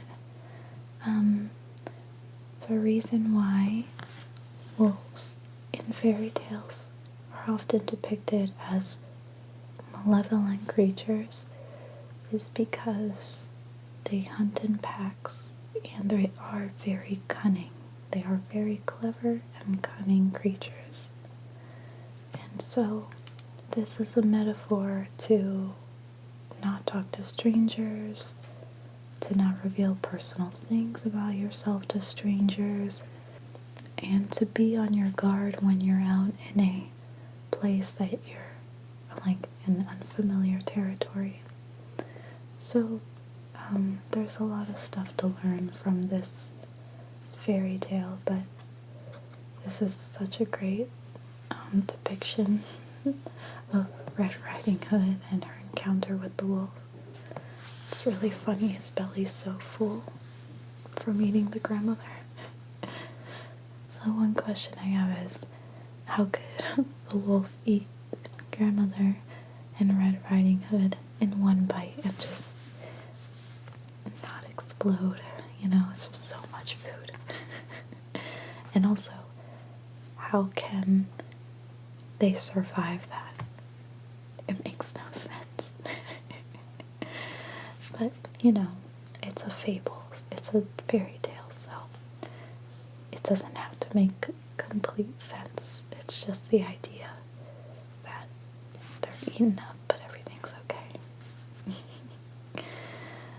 But I always love this story.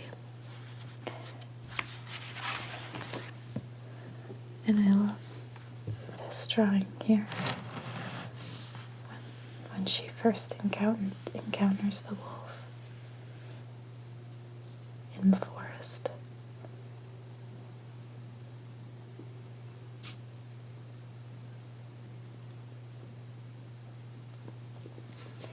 But yeah, it's just a really good example of you can never really trust a stranger. You don't know what they're really up to. And the wolf definitely hatched a quick scheme. But it didn't work out for him in the end, you know. It's crazy how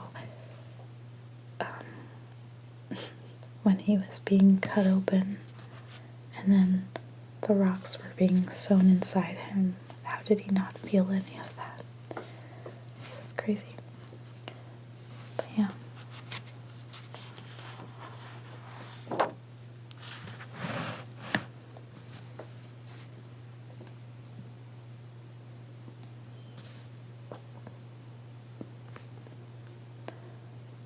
I love the use of color in this particular illustration. seeing all the food items here. The eggs and things in the basket. I love the colors of the blue with the red and the green. It's just so beautiful. It's just so well done.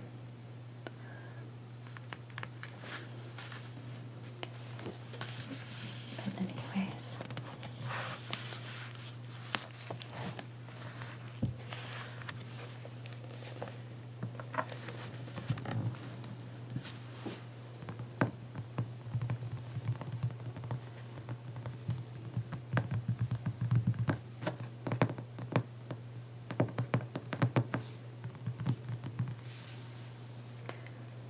I want to thank you all so much for watching.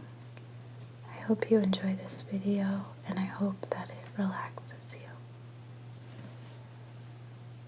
Good night. Hello, my fellow unicorns. Today I'm going to be reading from the Random House Book of Fairy Tales. Today's story is going to be The Valiant Little Tailor by the Brothers Grimm. One fine summer morning, a little tailor was sewing at his window. The streets were quiet, and then from far away he heard a farmer's wife call out, "Jam for sale, sweet jam for sale."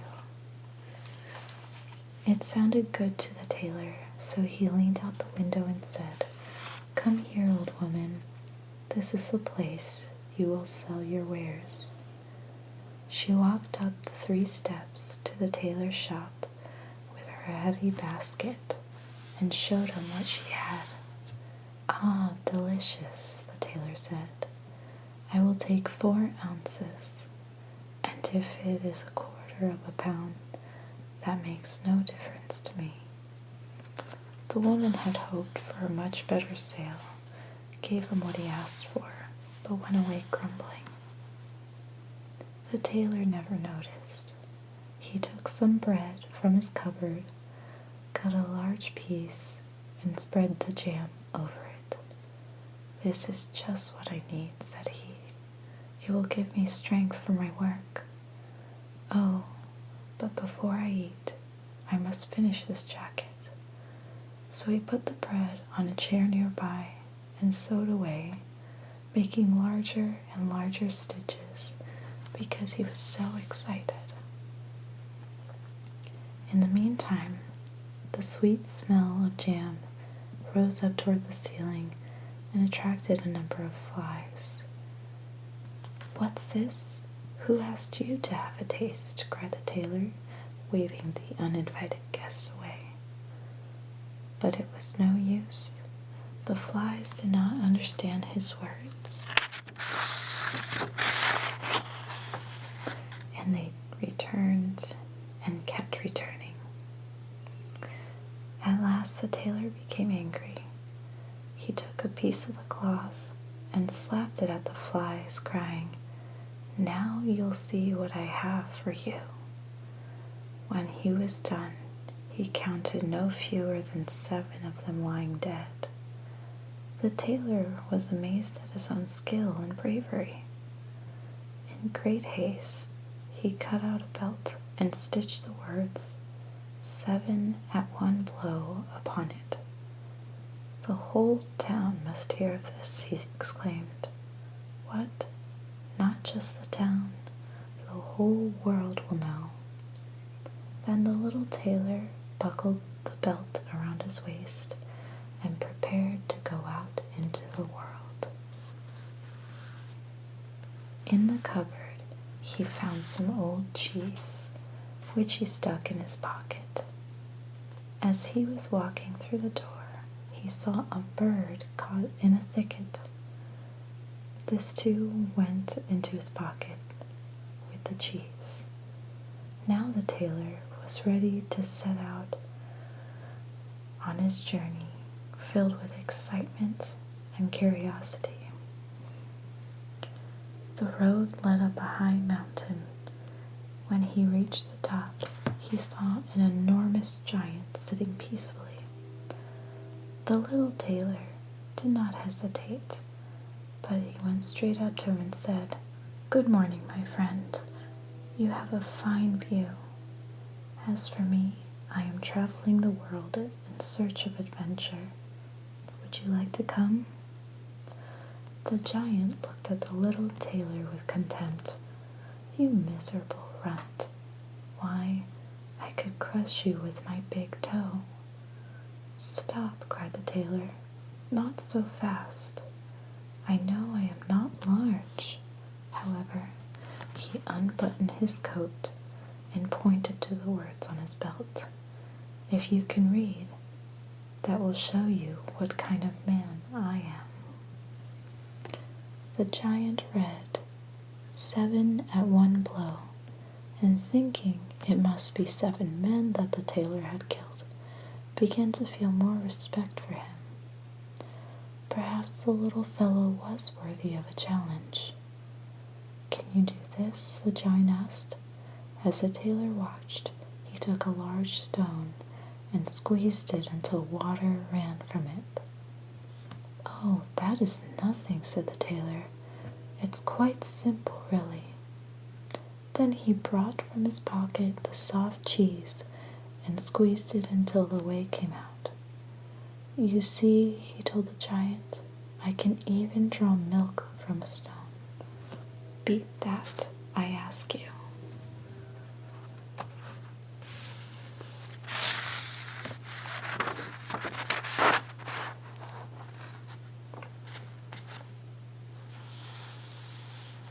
The giant did not know what to say. The strength of the little tailor quite amazed him. But he was not going to be bested up in the contest, so he took another stone and threw it into the air. Up it went, so high that the eye could scarcely follow it. "Now, little man, let's see what you can do," cried the giant. "I'll admit the throw was a good one," said the tailor, "but after all the stone will fall down somewhere. Watch carefully, and you will see that the stone I throw will disappear." Then he put his hand into his pocket and took out the bird and threw it upward with all his might. At once the bird spread its wings and vanished in the air. "Now what do you think of that?" said the tailor modestly. "Well," the giant admitted, "you can certainly throw, but can you carry? This is what we'll have to find out." He led the tailor to a great oak that had fallen on the ground. "Now, if you are as strong as you say, help me carry this tree out of the forest." "Willingly," replied the tailor. "You must take the trunk on your shoulders, and I will carry the leaves and branches, as they are by far the larger part." With much panting and heaving, the giant took the trunk on his shoulders, but the clever tailor only sat among the branches. In this way, the giant, who could not look behind him, carried the whole tree and the tailor besides. Soon he was forced to stop. "The load is too heavy. I shall have to let it fall."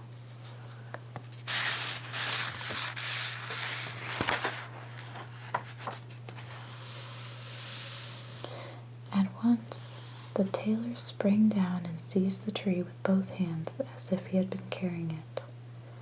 They went on together until they came to a cherry tree laden with ripe fruit.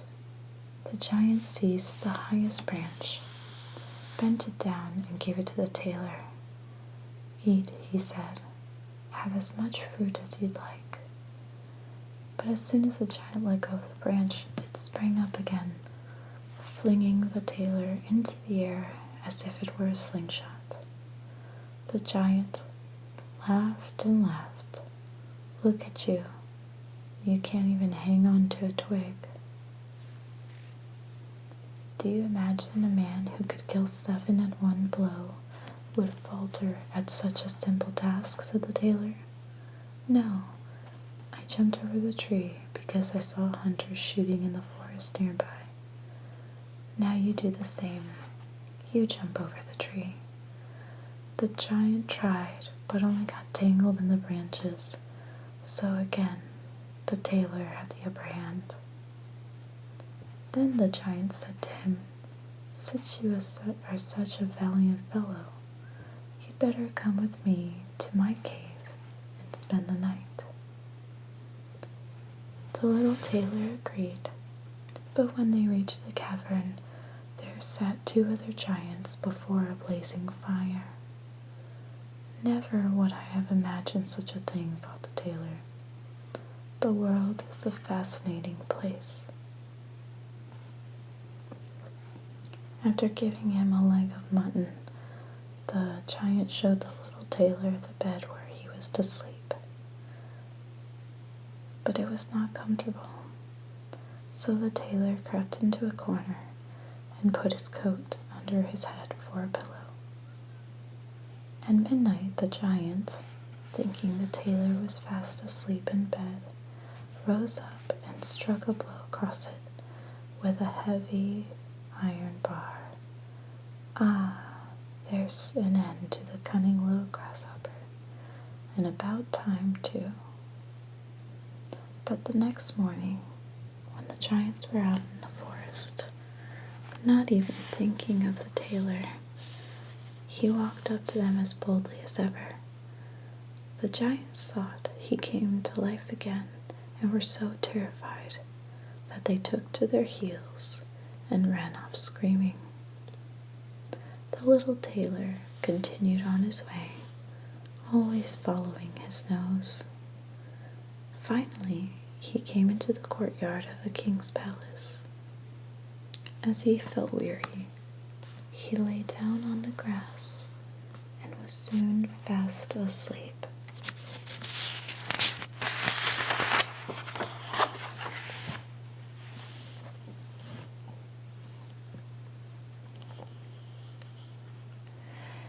While he lay there, the people passing by read the words on his belt. 7 at one blow, they exclaimed. "We must go and tell the king."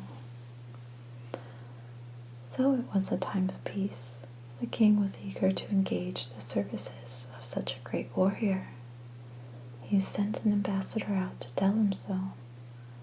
The man waited until the tailor opened his eyes and stretched his limbs, and then he delivered the king's message. "To serve the king, you say?" answered the tailor. "Why, that is the very reason I have come." He was received at the palace with honor and given lavish apartments for his use. But the king's soldiers were jealous of the little tailor, and they went before his majesty. "We want nothing to do with a man who can kill 7 at one blow. We will never fight alongside him." The king did not wish to lose all his soldiers for the sake of one, and began to wish he had never set eyes on the little tailor. But like the others, he was afraid to anger a man who had killed 7 at one blow. At last he sent for the tailor and said, "In a forest not far from here 2 giants dwell. They plunder and murder and loot, and no one can subdue them. You may have 100 soldiers for an escort, and if you kill the giants, I will give you my daughter for a wife and half my kingdom in the bargain." "This is a prize worth trying for," thought the little tailor. "It does not come every day to a man like me." So he said to the king, "Yes, sire, I will destroy the giants, but I do not need your 100 soldiers. I, who have killed 7 at one blow, am not likely to be afraid of 2. The tailor set out with the soldiers following, But when they reached the boundary of the forest, he told them to wait, as he would rather go alone to attack the giants. He walked among the trees and soon saw them, fast asleep.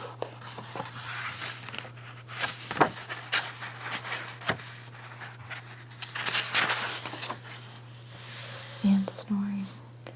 The little tailor gathered a pocketful of stones and climbed the hemlock under which they slept.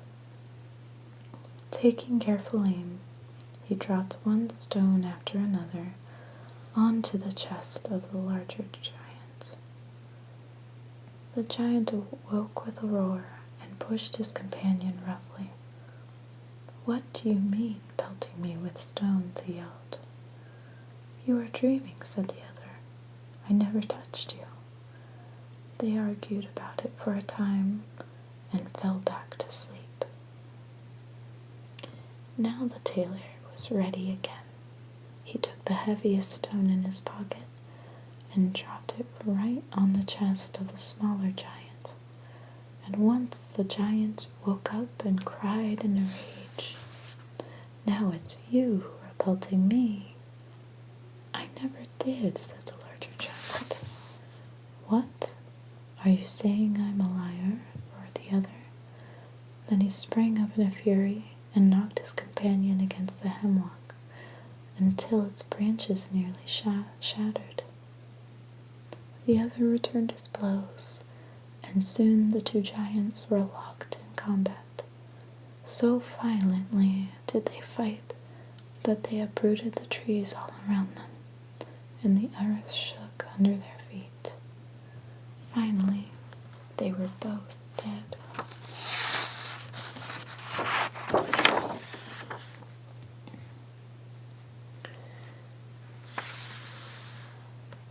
Down jumped the little tailor and walked out of the forest unharmed.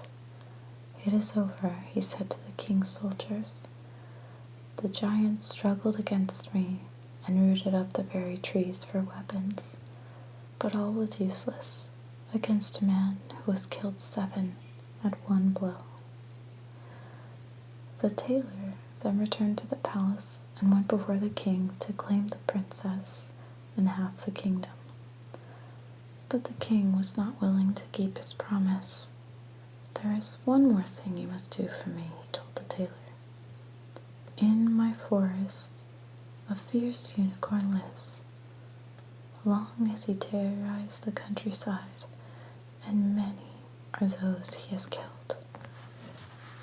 Now you must catch him and bring him to me." "One unicorn will be nothing after 2 giants," the tailor answered. He went into the forest, and again asking those who had accompanied him to remain behind. Carrying only a rope and an axe, he approached the unicorn.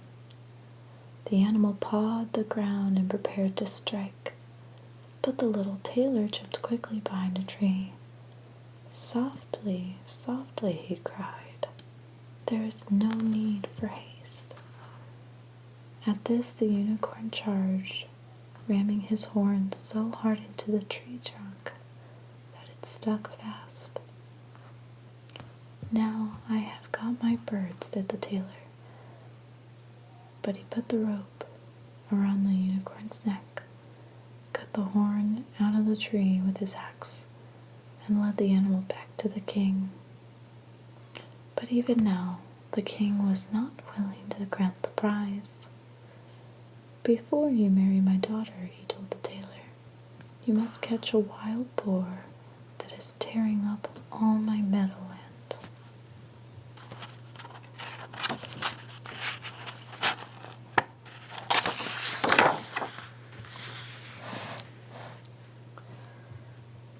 Once again, the soldiers were sent with him, and once again, the little tailor refused their help and bade them wait at the boundary. As soon as the wild boar caught sight of the tailor, he flew at the tailor with his tusks gleaming. But the tailor was too quick. He sprang into a little chapel that stood nearby and then jumped out through a window. The boar only saw him enter and soon followed him in and raced about in circles. Then the tailor bolted the door, trapped the animal easily, and presented him to the king. Whether he liked it or not, the king was at last obliged to keep his promise. The wedding took place with great pomp but little rejoicing, and thus was a tailor made into a king. Some time later, the young queen heard her husband talking in his sleep. "Work away, there's a good lad," he was saying. "Finish that coat and sew the seams of the trousers, or I shall box your ears." The next morning, she told her father that he had married her to a tailor and not a hero. She wept and moaned and begged him for help to get rid of her husband. "Listen closely," said the king. "Tonight you must leave your bedroom door unlocked, and my servants will stand outside. When the tailor has fallen asleep, they will tie him up and carry him on board a ship that is soon to set sail." But one of the servants close to the little tailor told him of the plot. When night came and the queen was lying beside him, he tossed and turned and pretending to cry out in his sleep. "Be quick, lad, finish that coat and sew the seams of the trousers, or I shall box your ears. I have killed 7 at one blow. I have destroyed 2 giants. I have hunted a unicorn and taken a wild boar captive. Shall I be afraid of those who stand outside, waiting outside my bedroom door?" When the servants heard this, they were terrified and fled, if all those whom the tailor had killed were after them. From that time, no one in the kingdom dared to plot against him, and so the little tailor remained a king for the rest of his days. So, I love this drawing because it's a unicorn, so I love it. But I think the moral of this story is sort of like fake it till you make it. A lot of what the tailor does is he's very cunning, and so he uses his wits to get what he wants, and he uses bits of the truth combined with hyperboles, like white lies to make him sound bigger than what he actually is, because he's just a tailor with, I guess, aspirations of being something more. And so, but I also think, after he killed the flies, that he actually believed in himself. Like, he realized, hey, I can do a lot. And that just shows you the power of belief. You believe in yourself and what you can do, and you can literally achieve anything. Like, you can become a king in this case. But I love the drawings here, the illustrations. I love the proximity of the trees here in this magical forest. It's so good.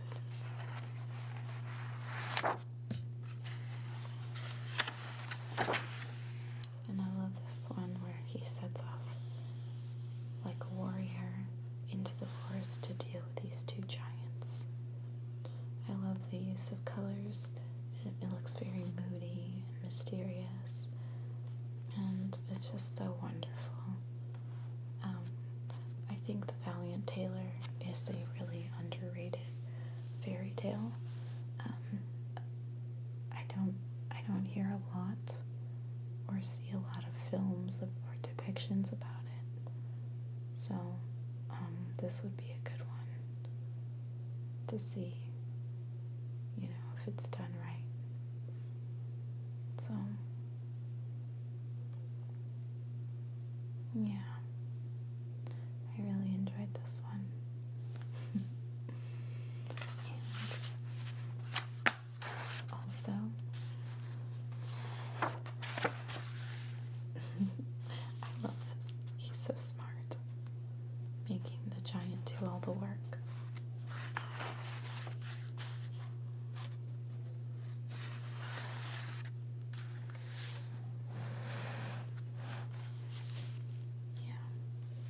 So, in this part of the story, I just love that he's eating bread with jam. The way they describe the bread, the hot bread with the jam, it sounds so delicious. I have this thing where when I read or watch content that are movies that have a bunch of like food and drinks in it, I find it very satisfying, very comforting, and it just makes me want to eat. So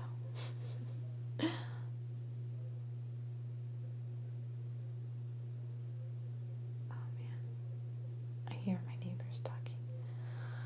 Oh boy.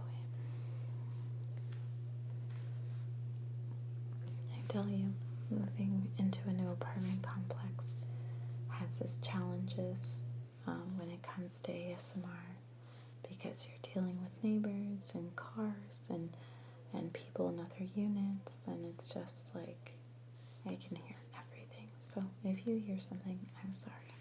I know I sound like a broken record because I basically apologize in every video, but that's okay. It's just, yeah, it is what it is.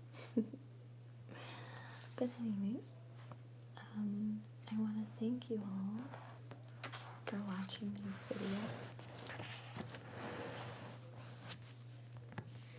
I really hope you enjoyed these stories as much as I do.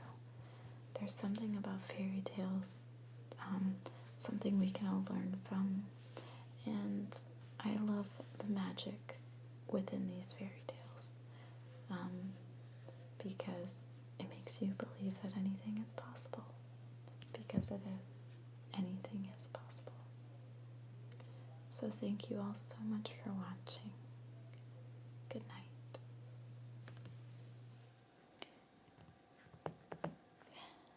Hello, my fellow unicorns. Today, I'm going to read another story from the Random House Book of Fairy Tales. Tonight's story is fun. It is The Frog Prince by the Brothers Grimm.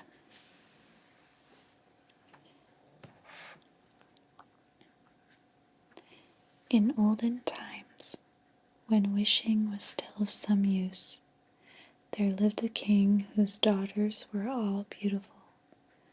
But the youngest was so very beautiful that the sun itself was amazed each time it shone upon her face. Close to the king's castle was a large dark forest where an old lime tree with spreading branches grew. Beneath the tree was a fountain.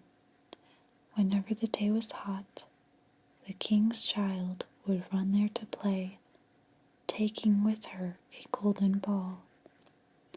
Over and over she threw it up and caught it, and this ball was her favorite toy. Now one day it happened that the golden ball did not fall back into her hand, but rolled over the rim of the fountain. The king's daughter followed the ball with her eyes, but it sank slowly and vanished beneath the clouded water. Then the girl began to weep, and her tears came harder and harder. She thought she was all alone, but suddenly she heard a voice. "Why are you weeping, king's daughter?" Your tears would melt even a stone to pity.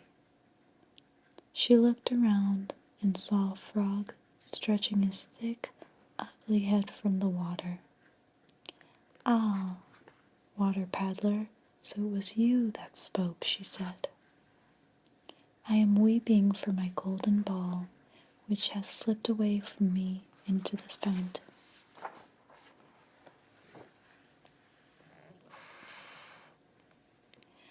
Listen then, and do not weep, answered the frog. I will fetch your plaything up again, but you must give me something in return. What will you have, dear frog? She said. Perhaps my pearls and jewels? Or do you want my golden crown?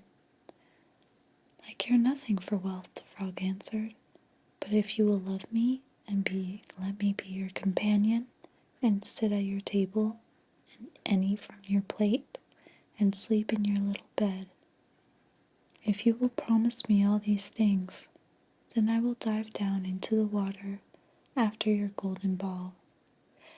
Yes, yes, I promise, she said. But she thought to herself, what is the silly frog saying? Let him stay in the water with the other frogs.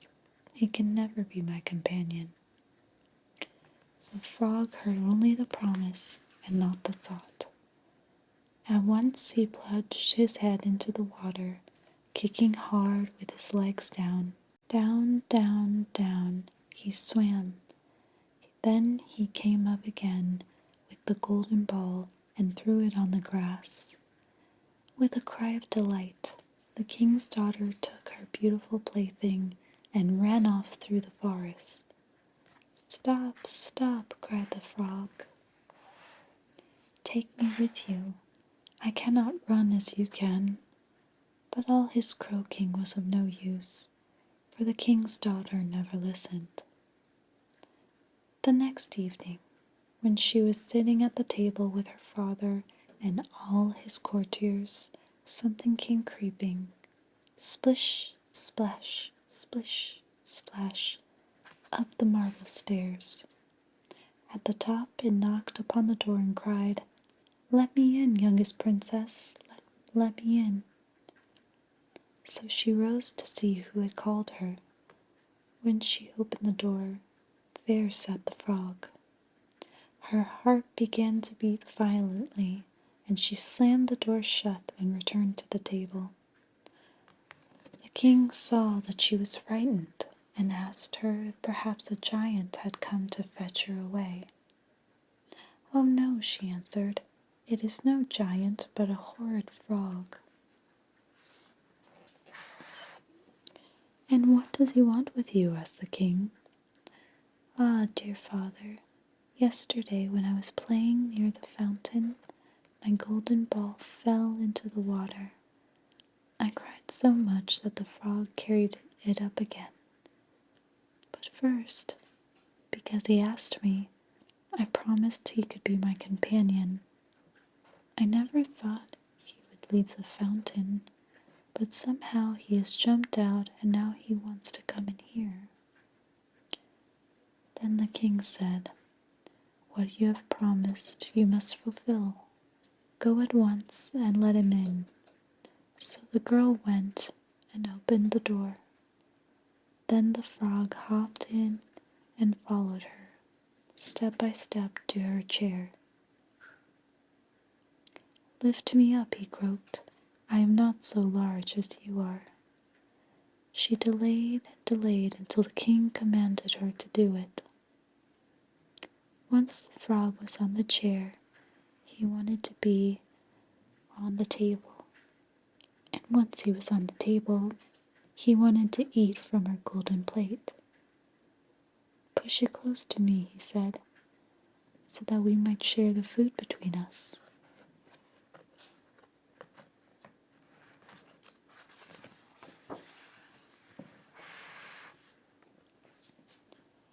The girl could not eat a mouthful, but the frog finished everything. At last he said, I am tired now. Carry me to your room, and then we will sleep in your silken bed. She began to cry, for she was frightened of the cold, ugly creature who was now to share her bed. But the king was angry, and said, "He who helped you when you were in trouble must not now be despised." So the girl took the frog up with 2 fingers and put him in a corner of her room. But as she lay in her bed, he crept up to it. "Put me on the pillow beside you, or I will tell your father," said he. No longer could she bear it. No longer could she bear it. Catching hold of the frog, she threw him with all her might against the wall. "Now will you be quiet, you ugly frog?" she screamed. But at the moment he fell, he was changed from a frog to a prince.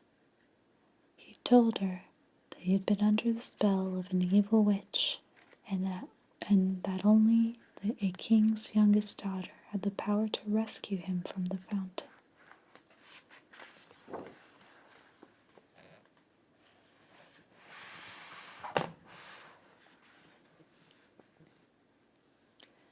Her father said he must be her companion.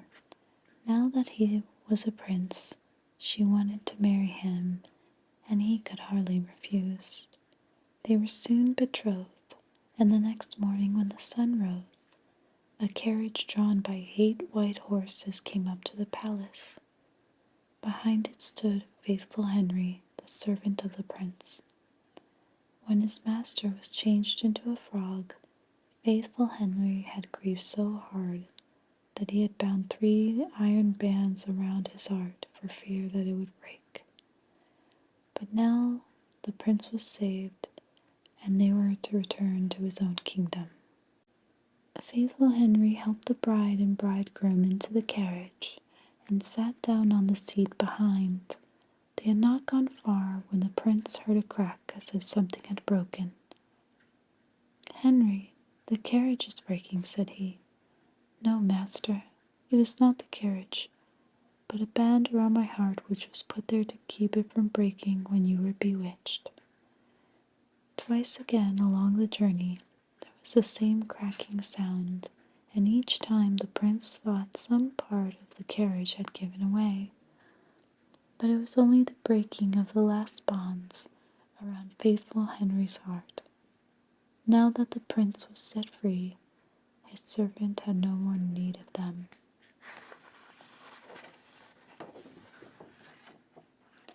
The end. So,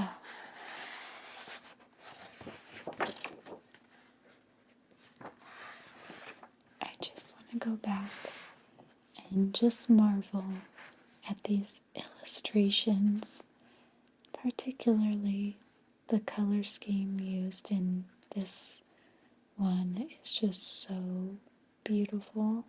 I love the lilies, the pond, and I love this. Oops. I love this.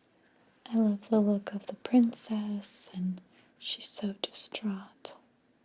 It's just so gorgeous, and it screams fairy tale, which is right up my alley. And it just occurred to me there aren't that many fairy tales with unicorns in them. So maybe I'll make one day.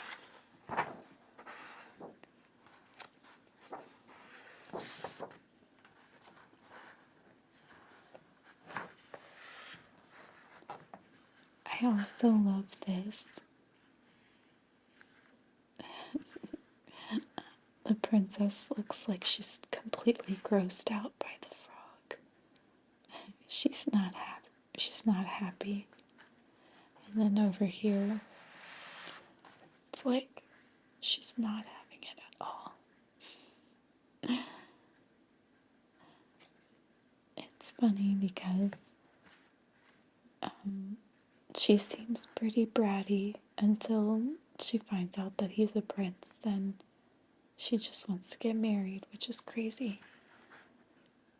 It's a complete 180.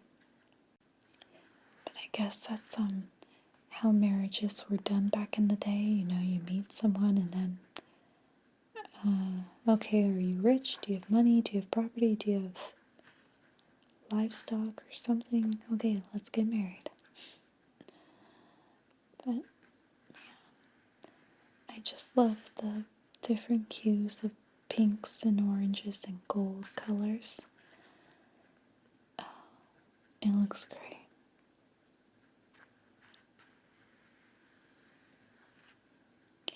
Anyway,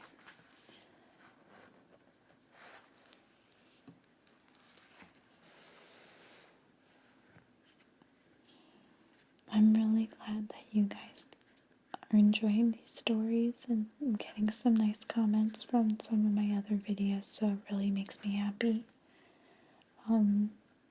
If you have any other stories that you would like me to read or suggestions for books, let me know in the comments below.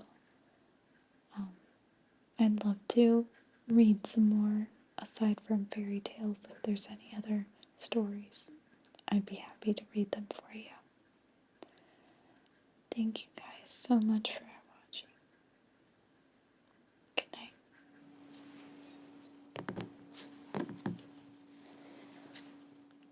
Good evening, my fellow unicorns. Today I'm going to read another story from the Random House book of Fairy Tales. Today's story is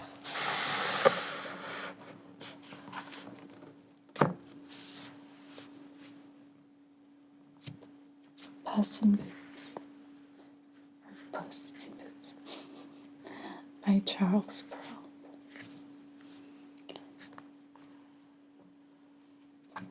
Far out in the countryside, there was a poor miller who died, leaving his 3 sons all that he owned.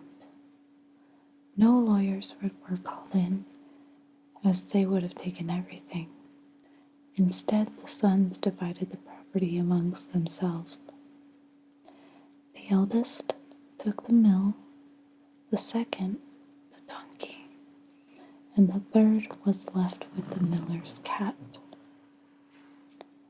The youngest son was unhappy at having so poor a share. My brothers can join together and earn a living, said he. But once I have eaten my cat and made a muff from his skin, I will surely die of hunger. The cat had been eavesdropping, and now he decided to speak. Do not fret, master, he said in a respectful and serious tone. Only give me a stout sack and a pair of boots to protect my feet from the brambles, and you will find you have received the best portion of your father's estate. Though the youth had little trust in the words of a cat, he had seen the creature play many clever tricks to snare rats and mice, so he decided to give him what he asked. The cat put on his boots and slung the sack around his neck. Then he went to a place he knew of, where many rabbits came to eat. He put a quantity of bran and some thistle leaves into his sack and stretched out near it as if he were a corpse. Soon, a foolish young rabbit jumped into the sack, and the cat pulled the strings tight and killed him without mercy. Proudly, the cat took his prey to the palace and asked to speak with the king. He had decided that his master was to be called the Marquis of Carabas, and when he was brought into the king's apartment, he bowed low, saying, Look, sire, I have a rabbit that my noble lord, the Marquis of Carabas, has commanded me to present to you. Thank you. Thank your master for me, said the king, and tell him I am well pleased with his gift. Another time, the cat carried his sack and hid himself among some standing corn. When a brace of partridges ran into the sack, he drew the strings and so caught them both. Again he presented his prey to the king, and again the king thanked him. For 2 or 3 months, the cat continued to bring his master's game to the king. One day, when he knew the king would be out along the riverside with his beautiful daughter, the cat said to his master, "If you will but follow my advice, your fortune shall be made. You must bathe in the river at a place I show you, and then leave the rest to me." The Marquis of Carabas went out to bathe without ever knowing why the cat wanted him to. But no sooner had he jumped into the water than the king passed by, and the cat cried out loudly, "Help, help, my lord, the Marquis of Carabas is drowning." At this commotion, the king looked out the window of his coach and recognized the cat who had so often brought him game. Quickly he commanded his guards to save his lordship, the Marquis of Carabas. While they were drawing the Marquis from the river, the cat came up to the coach and told the king his master's clothes had been stolen by some thieves who had run off with them. But the cunning cat had hidden the clothing under a large stone. Quickly, the king commanded a servant to hurry to the palace and fetch one of his own suits for the Marquis of Carabas. When he was dressed, he looked fine and handsome, and the king's daughter thought she liked him very much. Without the need of any instruction from his cat, the Marquis of Carabas treated her with affection and tenderness, and soon she was quite in love with him. The king invited the Marquis of Carabas to join them in their coach. The cat ran on before them, overjoyed that his scheme had begun to succeed. Coming upon some mowers who were scything a meadow, he said, "Good people, you must tell the king that the meadow you mow belongs to the Marquis of Carabas, or you shall be chopped into tiny pieces like herbs for the pot." Then the king stopped his coach by the meadow and asked the mowers who owned it. "The Marquis of Carabas," they answered all together, for the cat's threat had made them afraid. "You have a fine estate there," said the king to the Marquis of Carabas.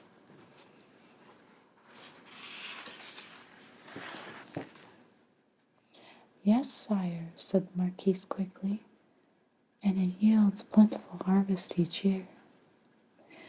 The cat, who went on before them, soon met some reapers. "Good people," he said, "if you do not say that the corn you are reaping belongs to the Marquis of Carabas, you shall be chopped as small herbs for the pot." The king, when he passed, asked the reapers who owned all the corn. "The Marquis of Carabas," they answered at once. The cat gave the same warning to all he met, and the king and his daughter were astonished at the vast estates of the Marquis of Carabas.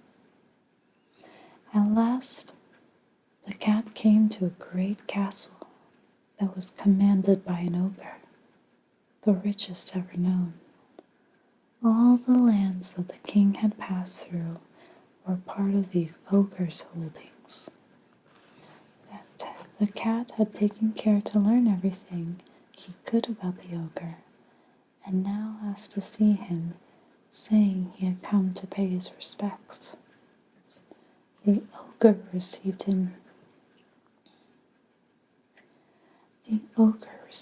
politely as an ogre could, and made him sit down.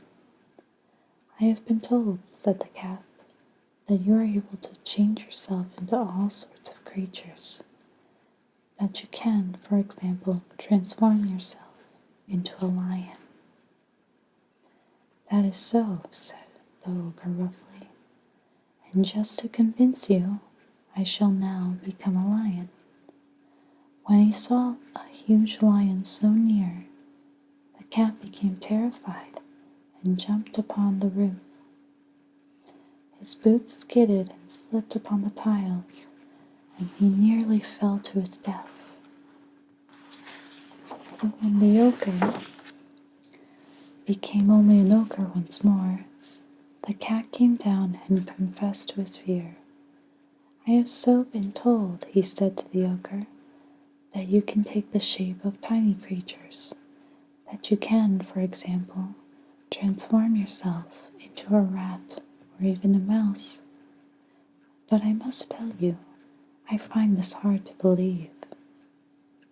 "Hard to believe? You will soon see," cried the ogre, and he changed himself into a mouse and began to scamper about on the floor.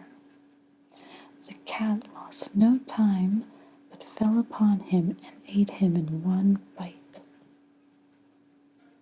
And now the king arrived at the ogre's castle and decided to stop there. The cat, who heard the coach pass over the drawbridge, ran outside and said to the king, "Welcome, your majesty, to the castle of the Marquis of Carabas."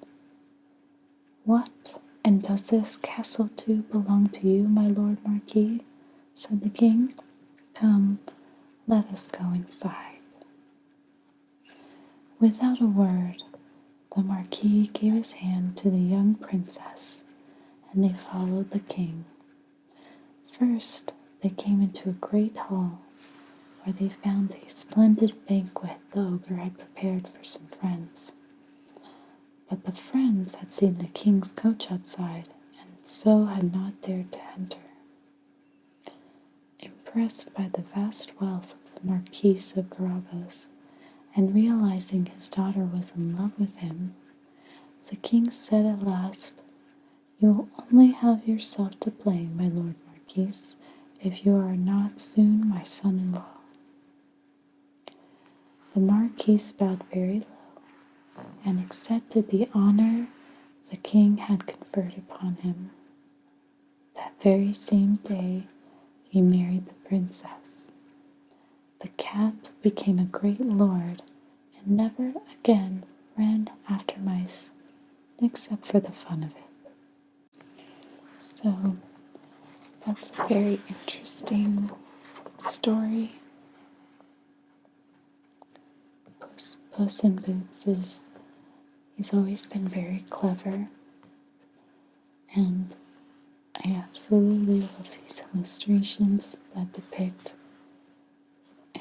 him meddling in other people's affairs. Kind of makes you wish cats would do this in real life, but they're still very cute.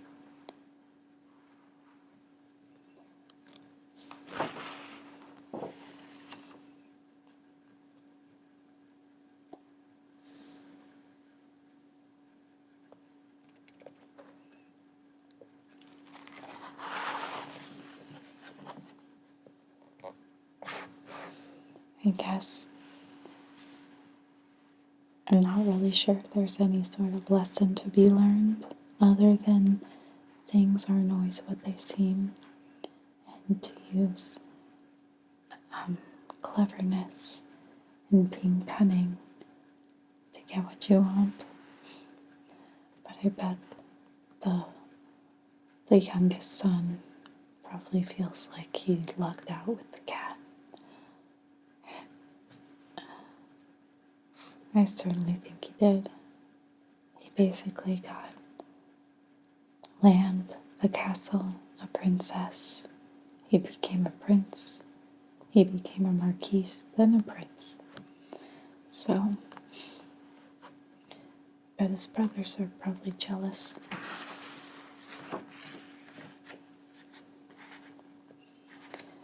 But anyway, I love these illustrations. They're so beautiful, and I love the colors are soft. I love seeing the strokes of, like, I don't know if these are pencils, but very beautiful. Anyway,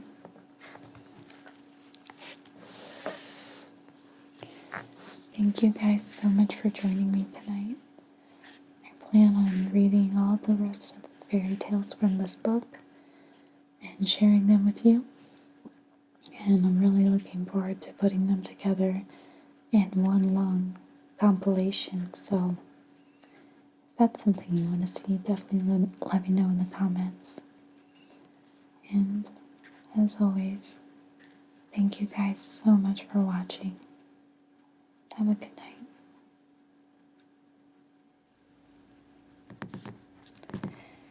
Hello, my fellow unicorns. How are you this evening? Today, I am drinking a little bit of lavender tea with honey before I go to bed. I love to record my videos at night before I go to bed. I feel it relaxes me.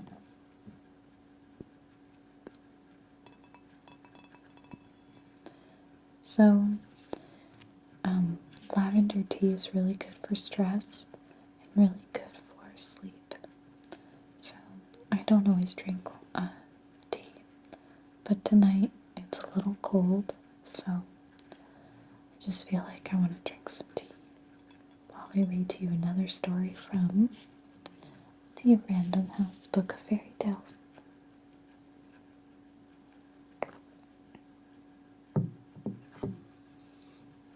So, without further ado, let's get started.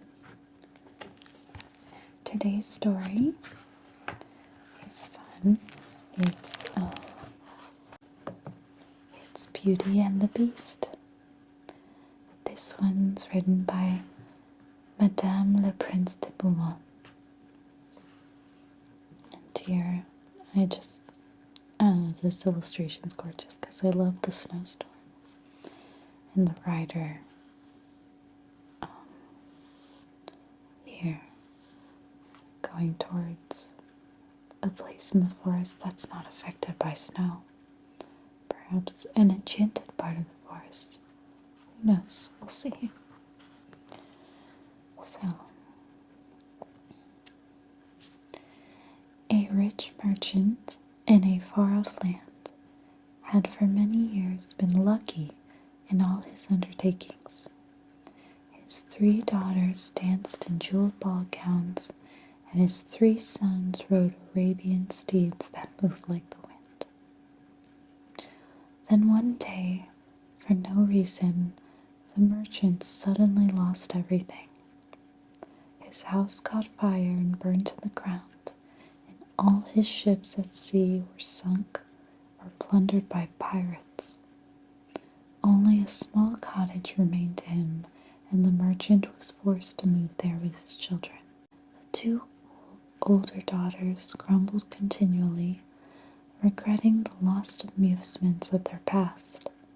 But the youngest, who was called Beauty, tried her best to comfort her father and her brothers. After many months, the merchant got news that one of his ships, which he believed was lost, had come safely into port. His children came to see him off on his journey to the harbor town, naming the presents he must buy them. But Beauty did not ask for anything. When her father pressed her, she said she only wished for his safe return. But surely, Beauty, there is some small treasure I may bring you, he said. If you see a rose along the way, you might pick it for me, she answered. It is my favorite flower, and it does not grow near here. Then the merchant set out and reached the town. He soon discovered that his companions, believing him dead, had divided all the goods between them. Thus, he was forced to return home, poorer even than when he had started. The way led through a deep forest, and it was snowing so bitterly that his horse could hardly carry him further. Just when the merchant was about to give up hope, he saw a track that opened into an avenue lined with orange trees. To his surprise, no snow had fallen there, and the air smelled sweet and warm.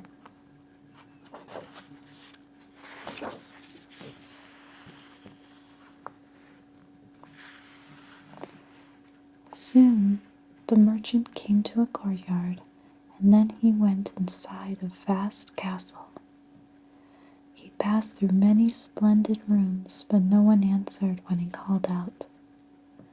The place seemed entirely empty, and a deep silence was everywhere. At last he saw a small sitting room where a cheerful fire was blazing. A table was set with all manner of wines and meats, and as the merchant was very hungry, he lost no time in beginning the meal.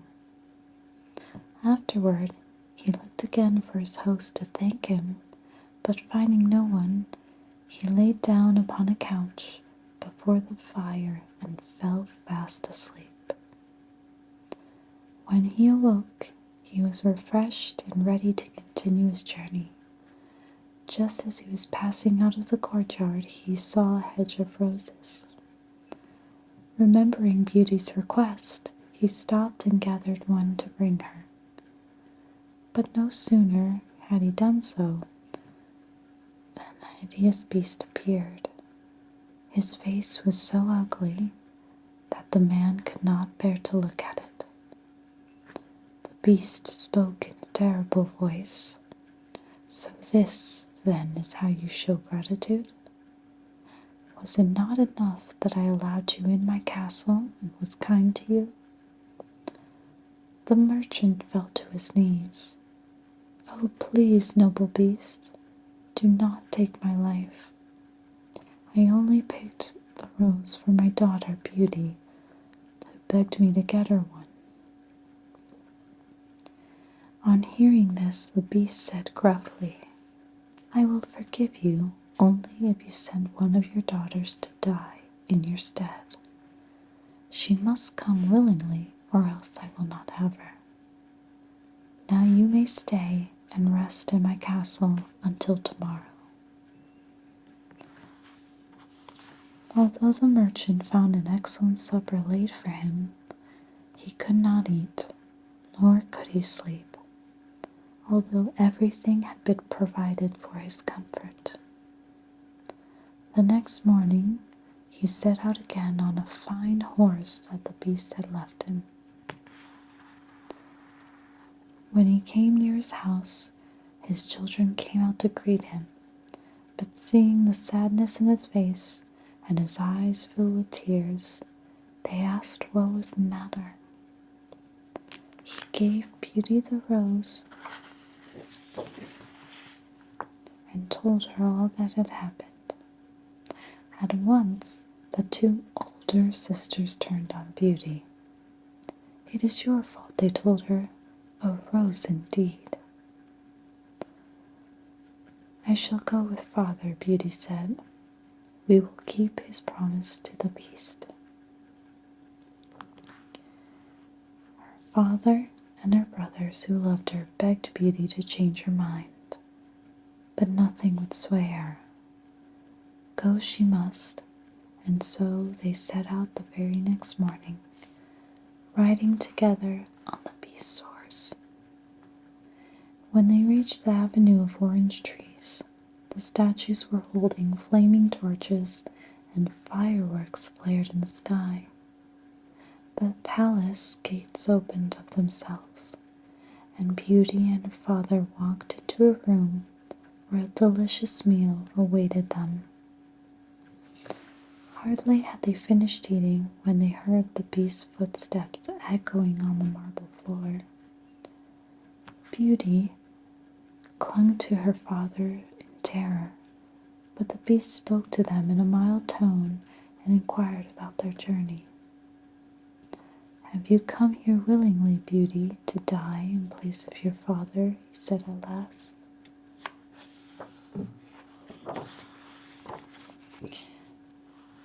"Yes, willingly, and I know that I must stay," she said, looking at his face and trying to keep her voice from trembling.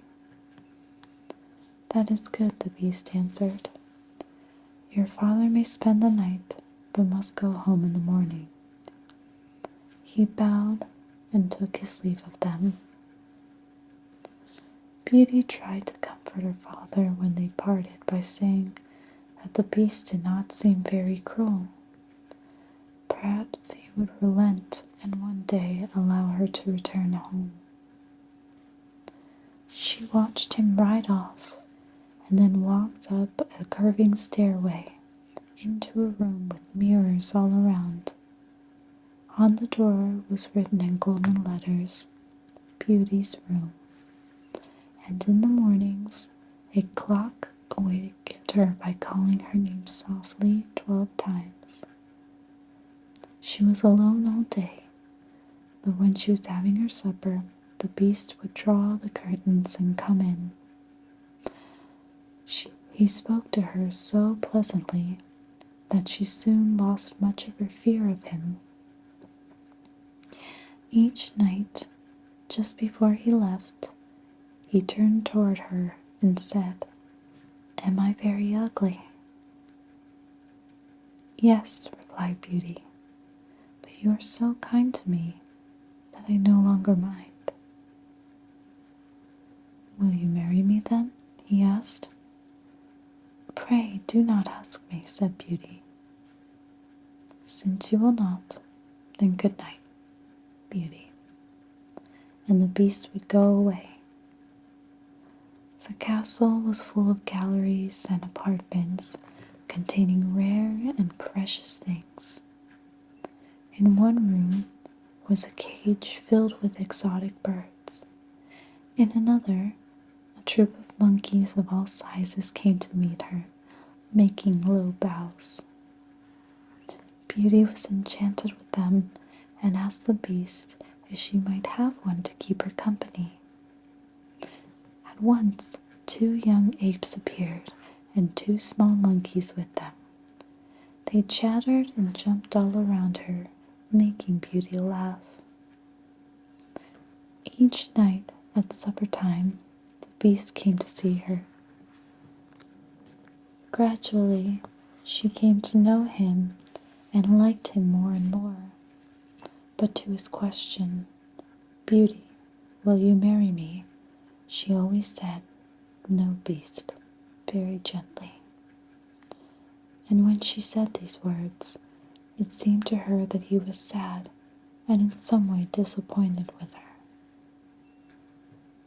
Though Beauty had everything she could wish for and was content there, she never stopped missing her father and brothers and sisters. At last, one evening, she begged the beast to let her go home. "Ah, Beauty, will you desert an unhappy beast so easily?" "Very well, then. You shall visit your home, but you must promise to return in 2 months' time. You will not need any horse to carry you back. Only take this ring and turn it twice upon your finger the night before you come away, and in the morning you will be with me."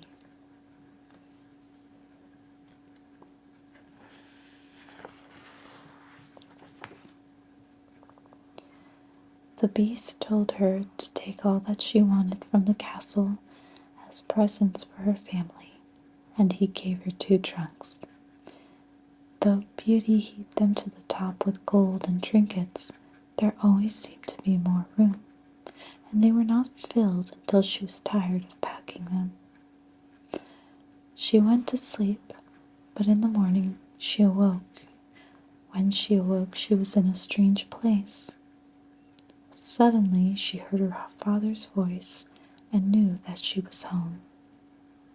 Her sisters and brothers greeted her joyfully, but though their fortunes had changed and they were living in the town again, their entertainment seemed hollow, and Beauty often thought of the castle where she had been so happy. As the weeks went by, when she spoke of returning, but her father and brothers begged her to stay, and she had not the courage to say goodbye to them. The ring the Beast had given her was on her dressing stand, and one night Beauty put it on and gazed into the stone. Slowly, an image appeared, and she saw the Beast in a far part of the castle gardens. He was lying on his back, and he seemed to be dying. In a panic, Beauty grasped the ring and turned it around 2 times.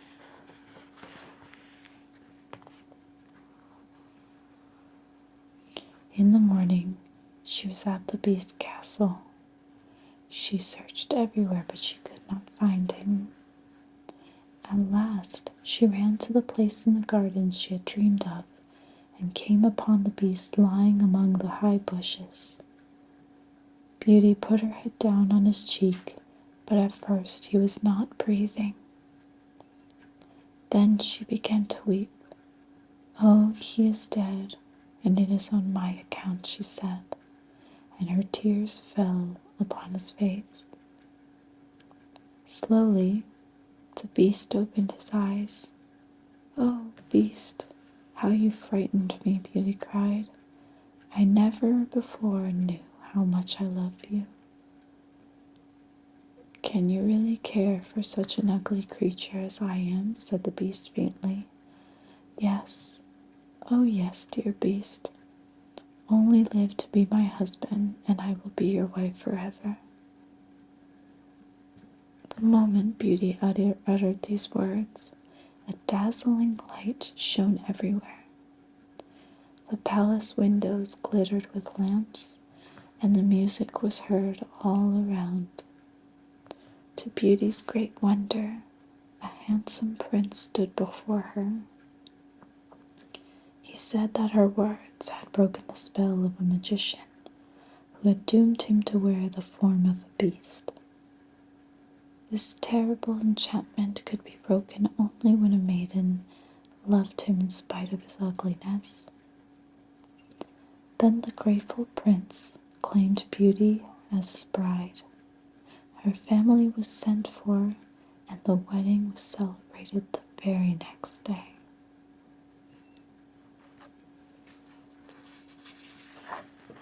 Okay, so I love Beauty and the Beast. It's one of my favorite fairy tales. I love this illustration.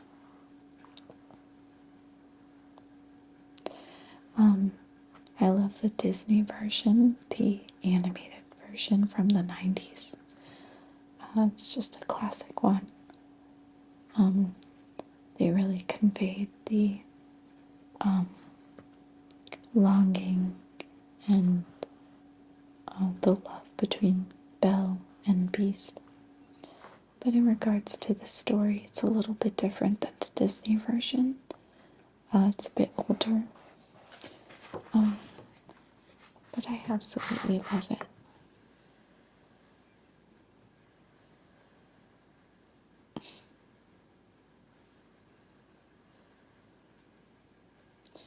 I love the costuming that's represented in the illustrations. Everything's so ornate. And I guess it's a French, it comes from French origins, so, during that time the French were very decorative in the way they dressed and everything. So, makes sense. But, the only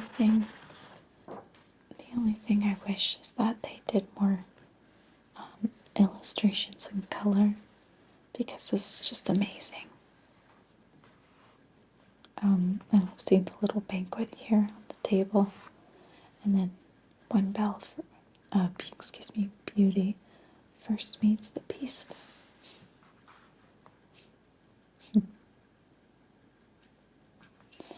Very beautiful. Anyway, thank you guys so much for watching this video. If you like this video, give it a thumbs up. It really helps my channel and all the videos on it get seen every time you press the like button. So, thank you guys so much for watching. I hope you have a good night.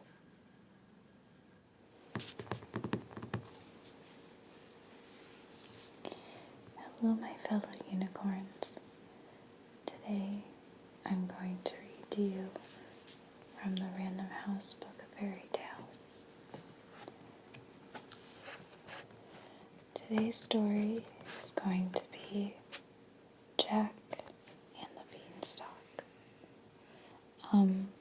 It says Old English here as the author because Jack and the Beanstalk is actually a much older fairy tale. It goes back to Old English, hundreds and hundreds of years ago. So there's no known author for this fairy tale. So let's get started. There was once a widow who had a son named Jack and a cow called Milky White. They were very poor and had only milk from the cow, which they sometimes sold for food. But one morning, Milky White gave no milk at all, and they didn't know what to do. "Do not worry, mother," said Jack at last. "Today is market day. I shall take Milky White with me and sell her. She is a fine-looking cow, and will fetch enough money to start us up in a trade."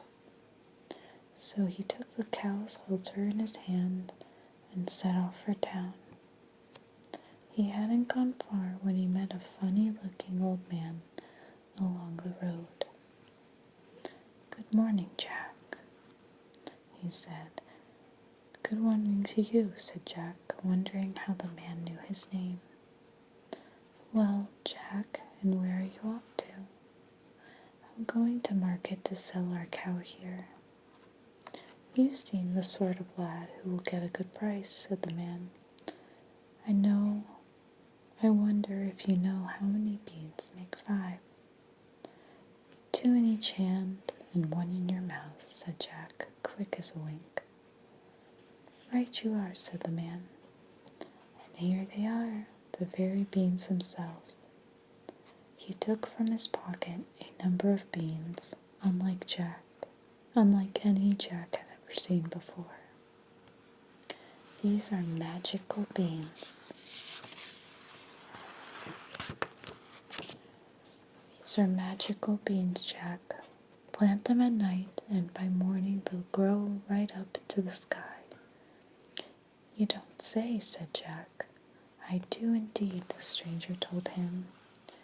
"And since you are such a clever lad, I'll happily swap them for your cow there."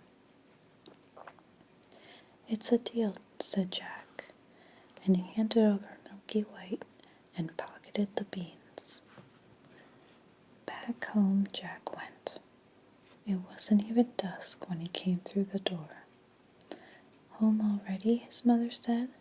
"I see you haven't gotten Milky White, so you must have sold her.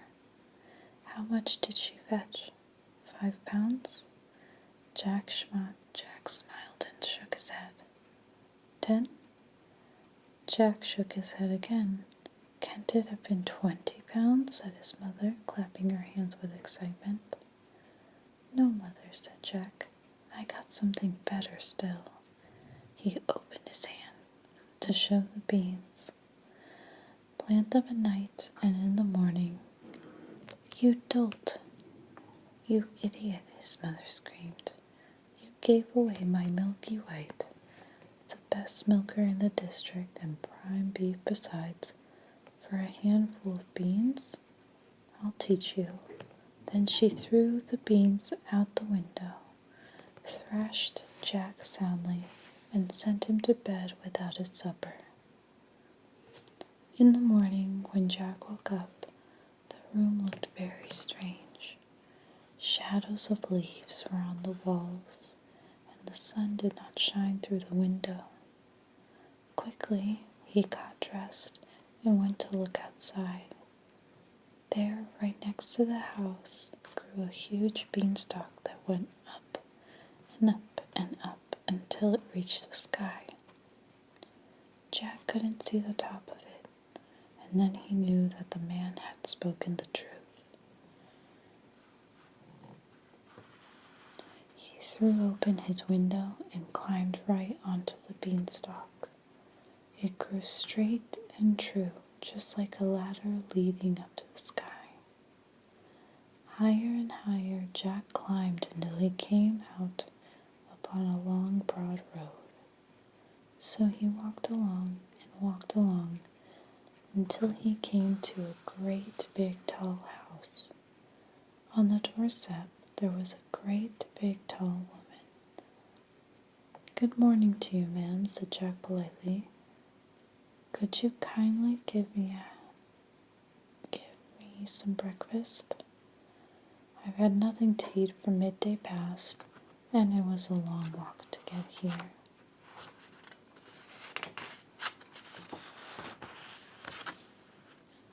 "It's breakfast you want, is it?" said the great big tall woman. "It's breakfast you'll be if you don't move off from here. My man is an ogre, and there's nothing he likes better than boys broiled on toast. You'd best be moving on, for he'll soon be coming." "Oh, please, ma'am, give me something to eat," said Jack. "My stomach is so empty. I may as well be broiled as die of hunger." Well, the ogre's wife was not a stingy woman, so she took Jack into her kitchen and gave him bread and cheese and a jug of milk. Jack wasn't half finished with it when thump, thump, thump, the house began to shake. "Hurry, hurry," said the ogre's wife. "It's my man. He's coming. You can jump in here." And she pushed Jack into the oven just as the ogre walked through the door. He was a big one, to be sure. At his belt he had 3 calves strung up by the heels, and he unhooked them and threw them on the table. "Here, wife, broil me a couple of these for breakfast. Ah, what's this I smell?" He looked around him and said, "Fee, fi, fo, fum. I smell the blood of an Englishman. If he's alive or if he's dead, I'll use his bones to grind my bread." "Nonsense, dear, you must be dreaming," said his wife. "Here, go and wash up, and by the time you come back, your breakfast will be ready." Jack was just about to jump out of the oven and run away when the woman told him not to. "Wait until he has his nap," she said. With a great deal of munching and licking of lips, the ogre ate the calves. Then he went to a big chest and took it from 2 bags of gold. Down he sat and counted the gold until his head began to nod, and his snores shook the house. Jack crept out of the oven and grabbed one of the bags of gold. Off he ran as fast as his legs would carry him.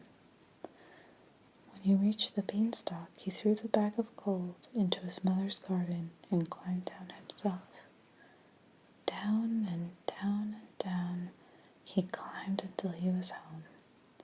"See, Mother," he said, handing her the bag of gold. "The beans were magic, and that's all there is to it."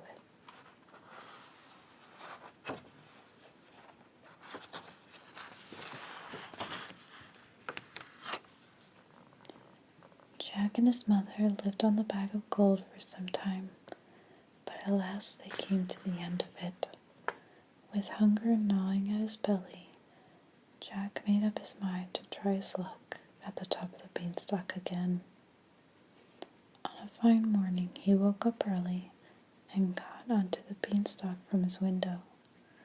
He climbed and he climbed and he climbed until he came out on the road again.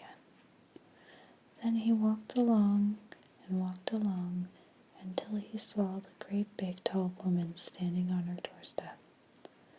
"Good morning, ma'am," said Jack, bold as you please. "Could you be so kind as to give me something to eat?" "Go away, my boy," the big tall woman said, "or else my man will have you for breakfast." Then she drew back and looked Jack in the eye. "But aren't you the same lad who came here once before? Do you know, that very day my man missed one of his bags of gold." "That's strange, ma'am," said Jack. "I dare say I could tell you something about it, but I'm so hungry I can't speak." Well, the big tall woman was so curious that she took him into her kitchen and gave him some food. Scarcely had Jack begun to eat when, thump, thump, thump, they heard the giant's footsteps. "Quick, into the oven with you," said his wife. In came the giant, sniffing at the air and looking all around him. "Fee, fi, fo, fum, I smell the blood of an Englishman," he said as he had the first time. His wife did not let on that Jack was there, but broiled 3 oxen for his breakfast. Then the giant said, "Wife, bring me the hen that lays the golden eggs." When she did so, the ogre said, "Lay," and the hen laid an egg of solid gold. Now it was time for his nap. Soon his head began to nod, and his snores shook the house. Jack crept out of the oven, caught hold of the golden egg, and was off as fast as his legs could carry him. But this time the hen gave a cackle that woke the ogre. "Wife," he yelled, "what have you done with my hen?" "Why do you ask, my dear?" she answered. But that was all Jack heard, for he ran off to the beanstalk and climbed down faster. That was all Jack heard, for he ran off to the beanstalk and climbed down faster than the first time. When he got home, he showed his mother the wonderful hen. "Just another creature to feed," she said. Then Jack said to the hen, "Lay," and it laid an egg of solid gold. Each day, Jack told the hen to lay another egg, and though she always did so, he still longed for adventure. At last he decided to climb the beanstalk once more, but this time Jack knew better than to go straight to the big tall house, as the ogre's wife would surely betray him. Instead, he waited behind a bush until he saw her come out with a pail of water. Then he dashed into the house and hid himself in the coal scuttle. He had been there for only a short time when he heard thump, thump, thump, and the ogre came in with his wife. "Fee, fi, fo, fum, I smell the blood of an Englishman," cried the giant in a rage. "I smell him, wife, I smell him." "Do you, my dear?" she answered. "If it's that same lad who stole your bag of gold and the hen that laid the golden egg, he's sure to be in the oven." They both rushed there at once, but of course Jack wasn't there. So the ogre sat down to breakfast, but every now and then he muttered, "Well, I could have sworn," and he got up and searched the larder and the cupboards and looked behind the door, but he never thought of the coal scuttle. After he had eaten, the ogre called out, "Wife, wife, bring me my golden harp." So she brought it and set it on the table before him. Then the ogre said, "Sing," and the harp sang and went on singing until the ogre fell asleep. As soon as the ogre's snores began to shake the house, Jack lifted the lid of the coal scuttle and crept on his hands and knees over to the table. Quickly he took the golden harp, then dashed toward the door. But the harp called out loudly, "Master, master," and the ogre woke in time to see Jack running off with his harp.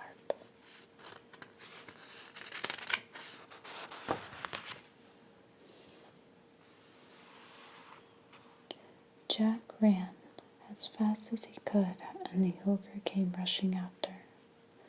Closer and closer he came until Jack could feel his hot breath burning him. But Jack ran down the long, broad road and swung himself onto the beanstalk.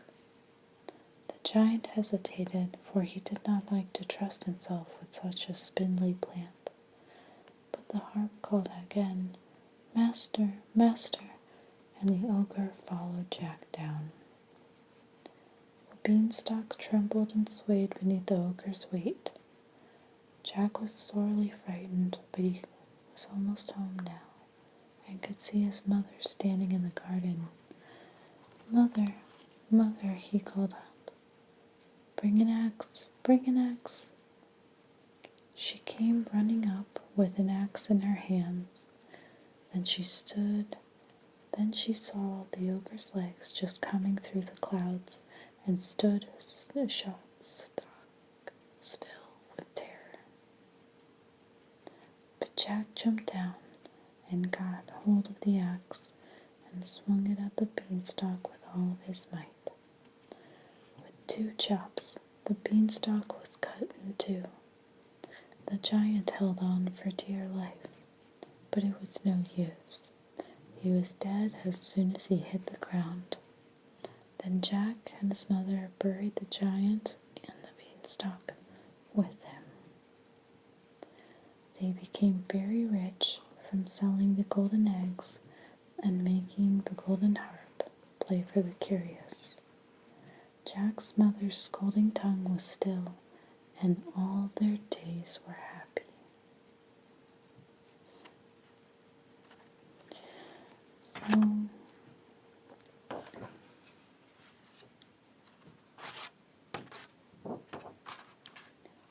very interesting.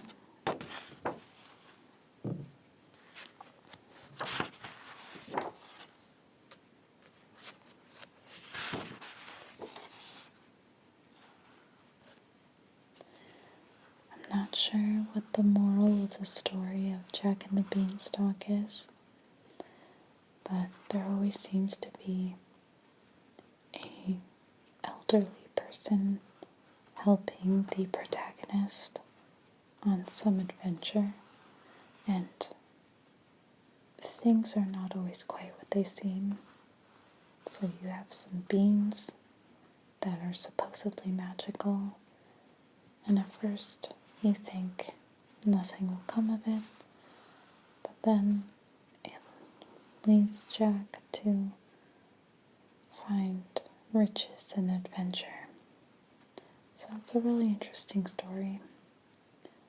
And this is one of my favorite illustrations as well. I like Jack's inquisitive nature, and it's just really, I like the color scheme in this illustration in particular. So you almost feel bad for the ogre or giant because he's just minding his own business, and this little kid just keeps stealing from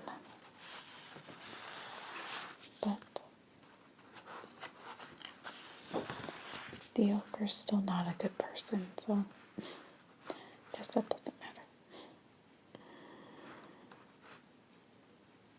I guess Jack hit the jackpot. Anyway, thank you guys. Thank you guys so much for listening to the story. I hope you guys have a very good night.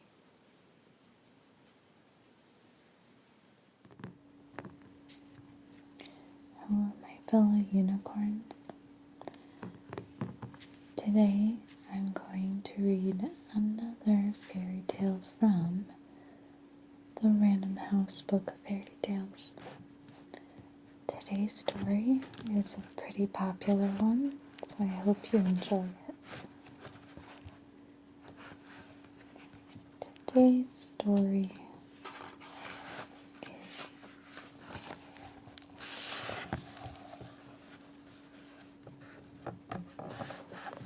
none other than Snow White by the Brothers Grimm. This is a classic story, so I'm really excited to share this with you.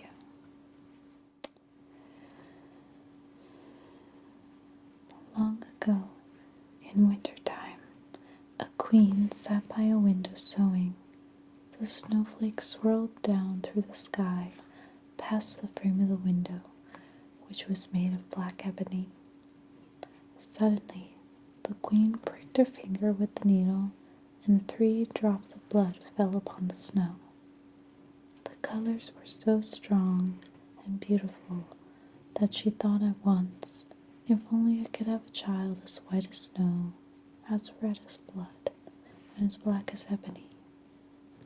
Soon afterward, the queen gave birth to a daughter who was white as snow, red as blood, and had hair black as ebony. She was called Snow White, and when she was born, the queen died.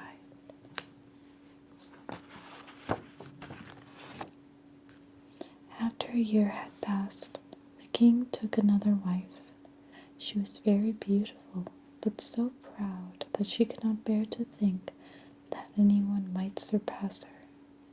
She had a magical looking glass, and day after day she stood before it and admired herself, saying, looking glass, on the wall, who in the land is fairest of all?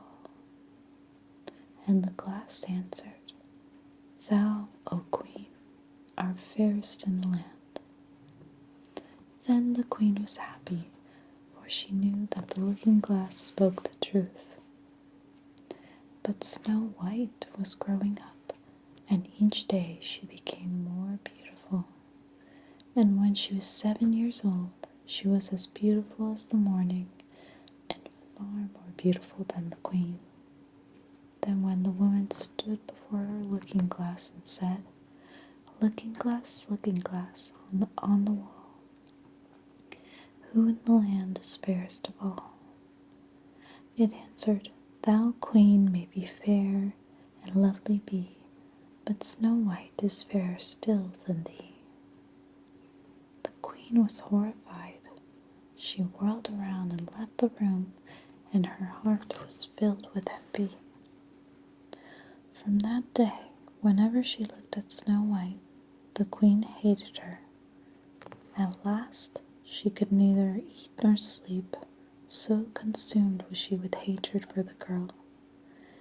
Then she called to her side a huntsman and said to him, take the child into the darkest part of the forest. I can no longer bear the sight of her. Kill her and bring me back her lung and liver, so I know that she is dead. The huntsman obeyed and took Snow White away. But when he had drawn his knife and was about to pierce her heart, she began to weep.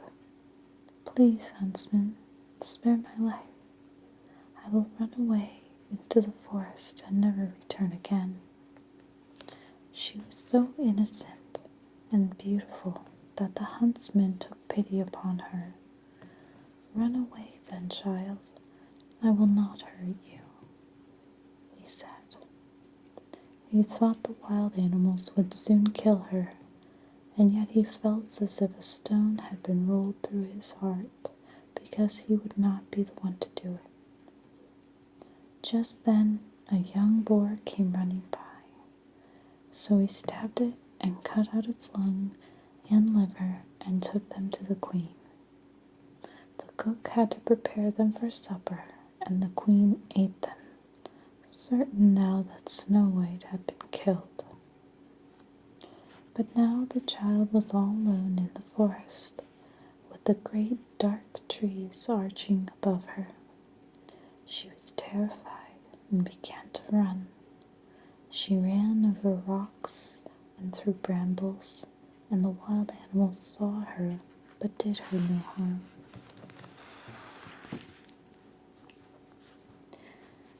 She ran as long as she could, and as far as she could, and at evening she saw in the distance a little cottage with sparkling windows and a red-tiled roof. She was tired, and so she went there to rest. Inside everything was small, but neat and clean and pretty. A table with a white cloth had been laid for supper, and Snow White saw 7 plates and 7 spoons and 7 cups. Against the wall stood 7 little beds, side by side. She was so hungry and thirsty that she ate some of the vegetables and bread from each plate and drank a drop of wine from each cup. Then, as she was weary, she lay down upon each bed to find a comfortable one, and the 7th bed was just right. She pulled up the white coverlet and soon fell fast asleep. When it was dark, the owners of the cottage returned. They were 7 dwarfs who mined for copper and gold deep in the mountains.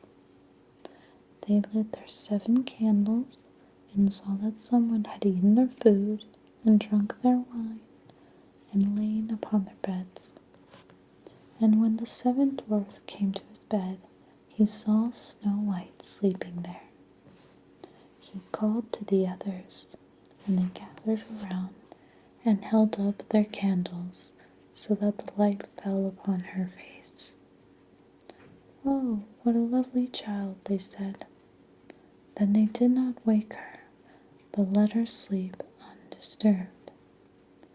The 7th dwarf stayed with the others, 1 hour in each bed until the night was gone. At dawn, Snow White awoke. She was frightened when she saw the 7 dwarfs, but they treated her gently and asked her name and how she came to be there. "My name is Snow White," she said, and she told them everything. The dwarfs felt very sorry for the girl who had come so near to death, but they agreed that she should stay in the cottage. "If you will take care of our house and have our suppers ready at night, you shall want for nothing," they told her. Snow White was happy then and said she would do all that they asked.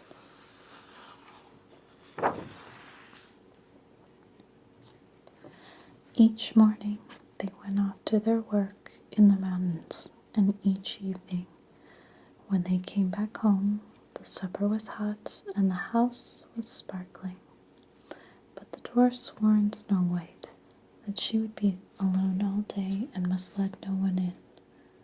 "Beware of your stepmother," they said. "She will soon know you are here, and then she will come after you."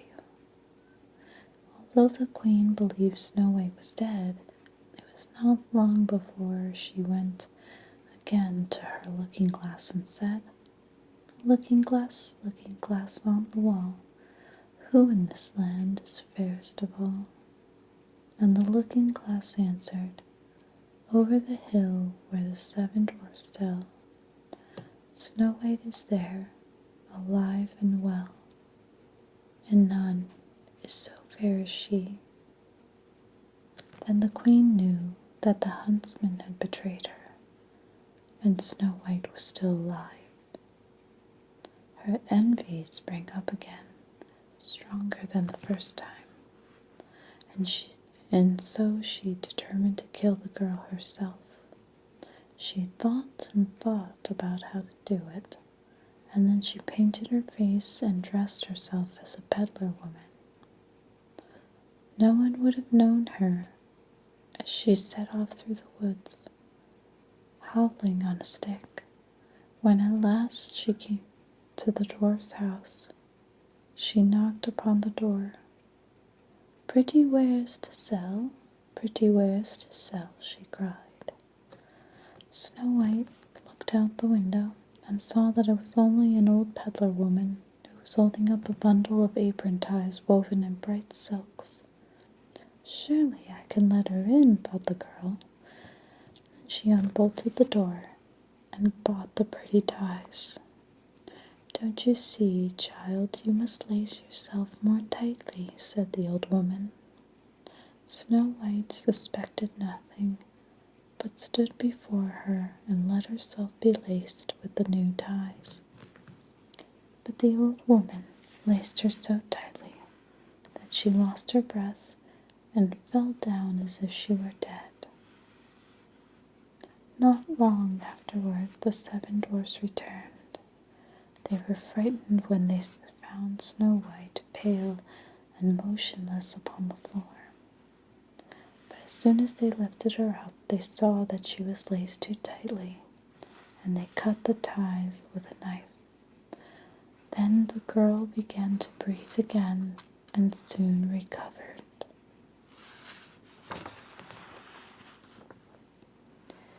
When she told them what had happened, they said, "But the old peddler woman was the wicked queen who would do anything to be rid of you.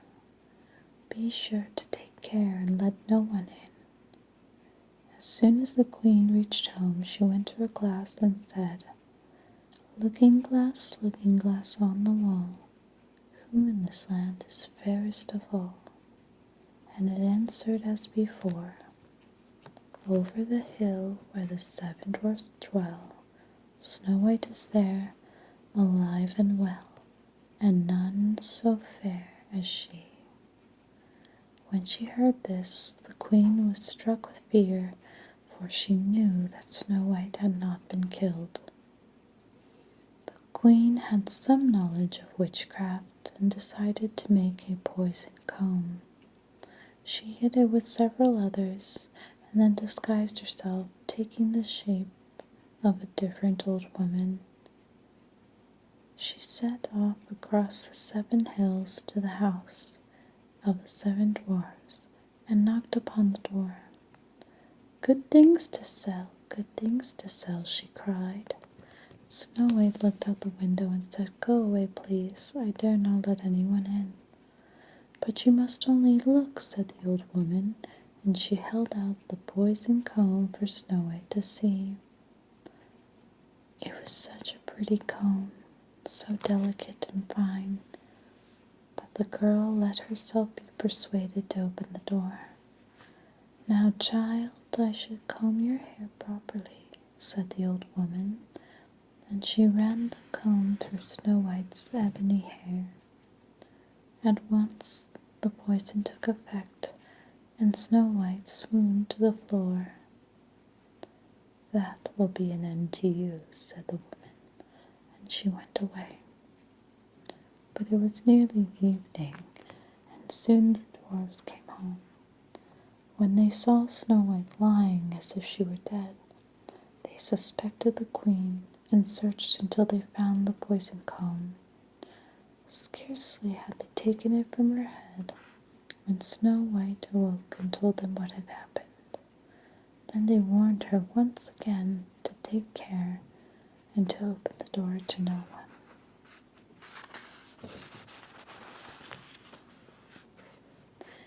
The queen at home went to her looking glass and said, looking glass on the wall, who in this land is fairest of all?" Then it answered again, Over the hills where the 7 dwarfs dwell, Snow White is there, alive and well, and none is as fair as she. When the queen heard the glass say this, she trembled and shook with rage. Snow White must die, she cried, even if it costs me my life. She went into a secret room high at the top of the palace where no one ever came, and there she made a poisonous apple. The shape was perfect, and on the outside showed red and white. It was so tempting that anyone who saw it must long for it, but whoever ate a piece would surely die. The queen dressed herself as a peasant's wife and painted her face. Then she went over to the 7 hills to the 7 dwarfs' house and knocked upon the door. At once Snow White looked out the window and said, "I dare not let anyone in. The 7 dwarfs have told me not to." "I shall stay outside then," said the peasant woman. "Only taste one of my apples. They are so fresh and sweet." "No, I dare not take it," said Snow White. "What? Are you afraid of poison, you silly child? See, I will cut the apple in two. You should have the red part, and I will take the white." The apple was so cleverly made that only the red part was poisoned. But when Snow White saw that the peasant woman was unharmed, she could resist no longer, and she held out her hand for the fruit. The moment she bit into it, she fell dead upon the ground.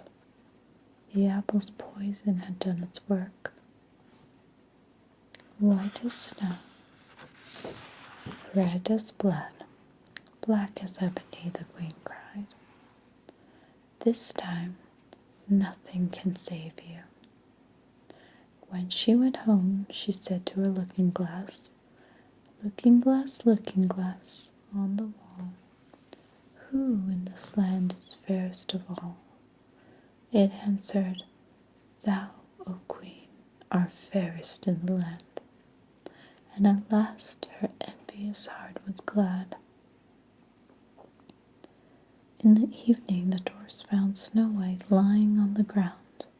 She did not breathe or move, and though they undid her apron ties and washed her face with wine and water, it was no use. The child was dead. So they laid upon a bier, and all 7 watched and mourned her for 3 days' time. They were going to bury her, but her black hair shone, and her cheeks were red and pretty as if she was still alive. "We cannot hide her in the dark ground," they said, so they had a coffin made for her of transparent glass. They laid Snow White in it, and in golden letters they wrote her name, and that she was the daughter of a king. Then they put the coffin out upon the hill, and took turns watching it, one at a time. And the birds came too and mourned Snow White. First an owl, then a raven, and at last a dove. Snow White lay for a long, long time in the coffin as she did not change, but looked as if she were only sleeping. For she was even now white as snow, red as blood, and black as ebony. Then it happened that a king's son came to the forest and saw the coffin upon the hill. He knelt down before the beautiful Snow White and read the golden letters. Then he went to the dwarfs and said to them, "Give me the coffin, for I cannot live without Snow White. I will care for her coffin and keep her always as my own." But the dwarfs would take no gold.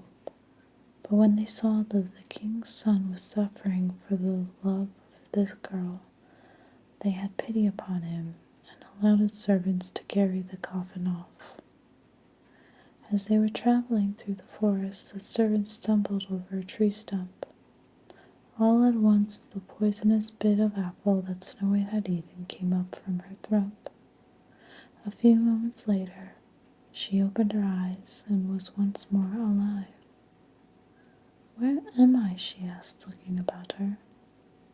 "You are with me," said the king's son, and he told her how it had come to pass. "Please stay with me, and we shall be married. I love you more than anything on this earth." Snow White agreed and went with him to his father's palace. All of the people from the king's lands and the lands that bordered upon it were invited to the wedding feast, and among these was Snow White's stepmother. When she had dressed herself in her most splendid gown, she went before the looking-glass and said, looking glass on the wall, who in the land is fairest of all?" And the glass answered, "Thou, queen, are the fairest here I've seen, but fairer still is the new-made queen." When she heard this, the queen uttered a curse, but her envy and curiosity were so great that she went to the wedding feast to see her rival. And when she saw that it was Snow White, she stood rigid with rage and terror. But iron slippers had been brought, heated in the fire, and now they were brought to the king with tongs and set upon the stone floor. She was forced to wear the red-hot shoes and danced until she fell down dead. So, that's the end of Snow White. And there's a lot of interesting things to unpack about the story.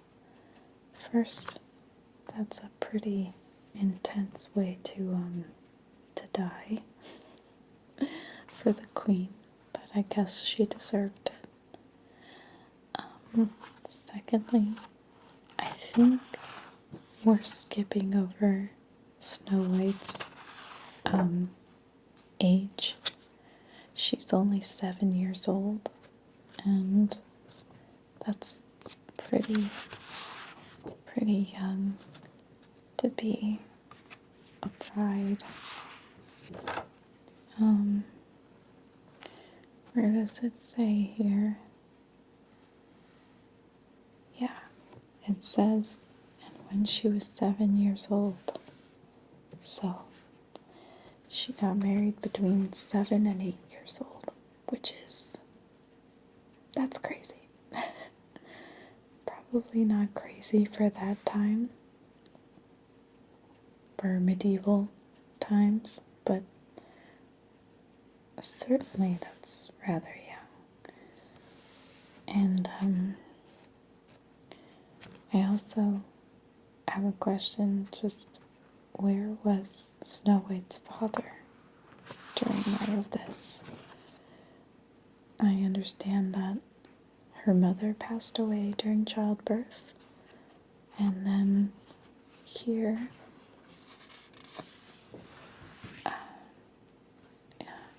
her father took another wife. So it's interesting how her father's just not really present in the story. And I also find it interesting how Snow White, it takes her a while to learn the lesson of stranger danger. Not letting just anybody in your house, or you have to be very careful who you open your door to. Sometimes people might present themselves as like a salesperson or a mailman or something, but you never know. You can never be too careful. So I think that's the big moral of the story, is beware of strangers, especially if you're a beautiful young woman or girl, 7-year-old girl. And the other thing, I love this illustration. It's so beautiful. But I also found it interesting that the prince was just going to take her coffin and like take her with him. And if she was dead, it's like, what do you want her for? So I just have a lot of interesting questions about this story, or this version. So those are just my thoughts. But I definitely love it. I think it's a classic. I definitely love the Disney version as well. So it's really interesting. And here, I just think she looks so ethereal in this coffin and beautiful. But she definitely looks a bit older than 7 in this picture. But they don't say that much time has passed. So, oh well. Anyways.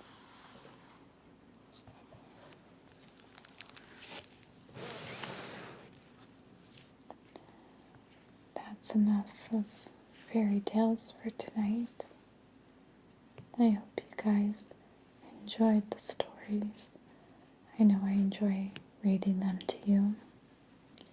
If you have any other stories or things, ideas for videos that you'd like me to create, please let me know in the comments below.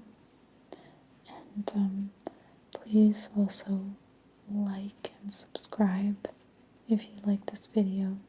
Give it a thumbs up, or subscribe to my channel, because I actually got off of social media besides YouTube. So I don't promote my channel on any other platforms or anything like that. So definitely help me out there. Anyway, my fellow unicorns, thank you guys so much for watching. Good night. Hello, my fellow unicorns. Hope you're having a wonderful day. Today I'm going to read you another fairy tale from the Random House Book of Fairy Tales. Today's story is going to be The 12 Dancing Princesses. So, let me just pull here.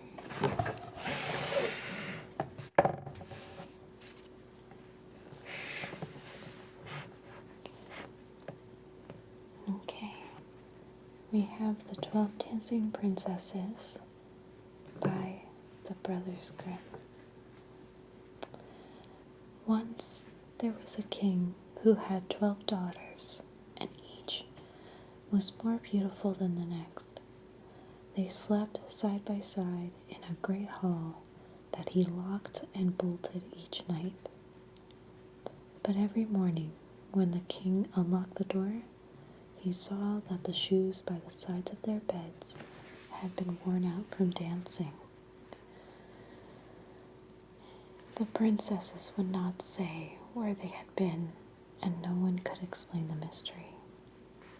At last the king sent out a proclamation that any man who discovered where the princesses danced could choose one of them for his wife and someday become king. But whoever came forward and failed to learn the answer after 3 days and 3 nights was to be put to death. A prince soon presented himself and agreed to take up the challenge. He was brought into a small room next to the hall where the princesses slept. His bed was made up there, and he was to watch them all through the night. Though the prince tried to stay awake, his eyes grew heavy and he could not. In the morning, the princess's shoes had again been worn out from dancing, and the young man had no answer for it. The second and third nights were the same, and on the morning of the last, the young man's head was cut off without mercy. Many others came after him, but they too lost their lives. Now it happened that a poor soldier found himself on the king's road.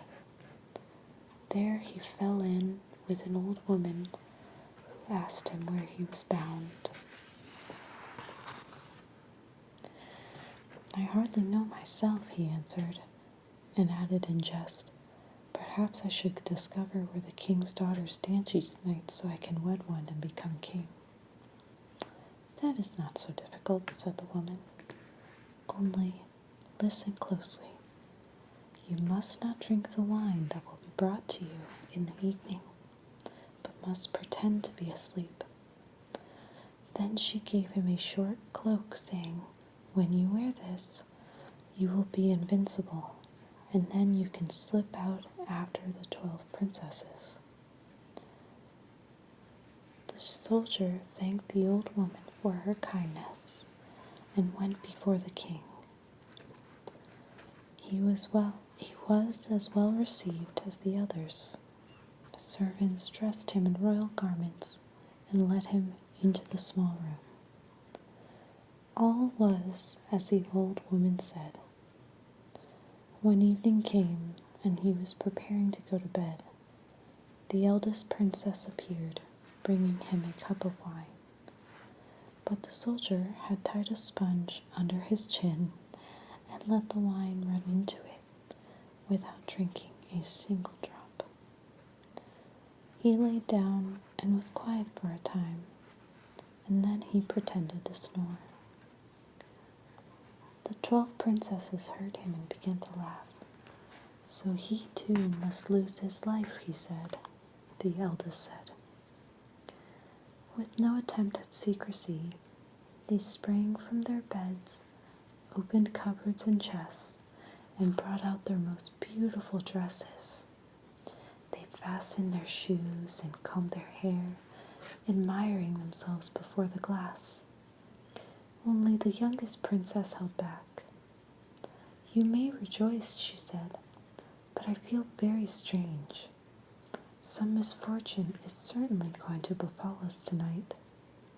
"You silly goose," cried the eldest. "Have you forgotten how many men lost their lives? I don't know why I even bothered to give this one a sleeping potion. The fool would never have awakened anyway." When they were all ready, they tiptoed into the room for a last look at the soldier, but his eyes were closed and he did not stir. Then the eldest went to her bed and knocked on it. At once it sank into the earth, and the 12 princesses descended into the opening, one after another, with the eldest leading the way.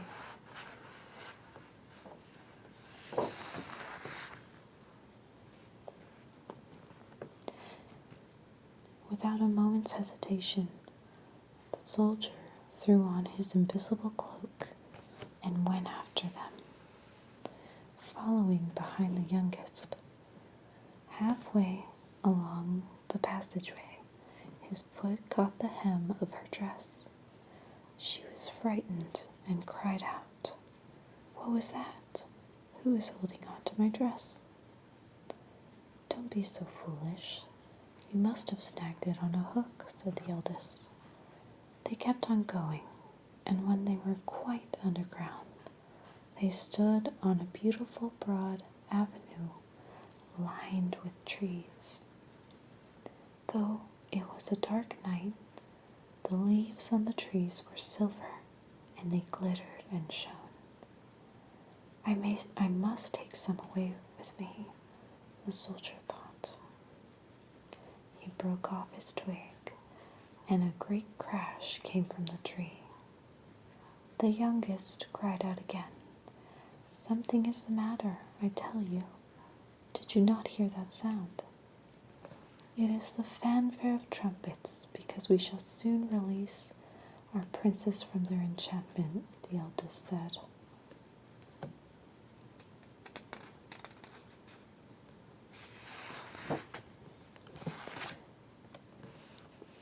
Next, they came to an avenue where all the leaves on the trees were of gold, and at last into a third where the leaves were shining diamonds. The soldier broke off a twig from each, and it made such a crack each time that the youngest princess was afraid. But the eldest still said it was the fanfare of trumpets. They went on until they came to a great lake. By the shore were 12 little boats, and each sat a handsome prince. The princes had been waiting for the 12 princesses, and each took one with him. But the soldier seated himself by the youngest. "I don't know why the boat is so much heavier tonight," said her prince. "I must row with all my strength to move it." "Perhaps it is the weather. It is strangely hot and still outside," the princess said, but she was not really certain. Across the lake stood a splendid castle with lights glowing in every window. Drums and trumpets played music for a ball.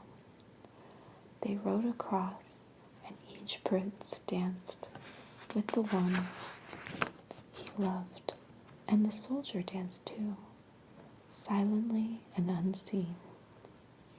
If one of the princesses held a cup of wine, he drank from it so that it was empty when she brought it to her mouth. The youngest was alarmed by this, but the eldest always silenced her in a mocking way. They danced until 3 o'clock in the morning, when their shoes were danced into holes and they were forced to stop. Then the princess rowed them back again across the lake, but this time the soldier sat with the eldest. On the opposite shore, they said goodbye to their princes and promised to return the following night. When they came to the stairs leading back to their chamber, the soldier ran ahead of them.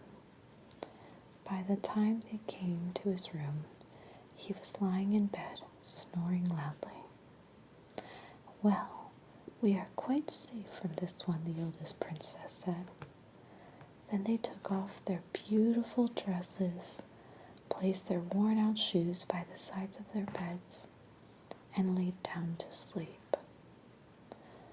The next morning, the soldier resolved again not to speak of it, so that he could see such marvelous things again.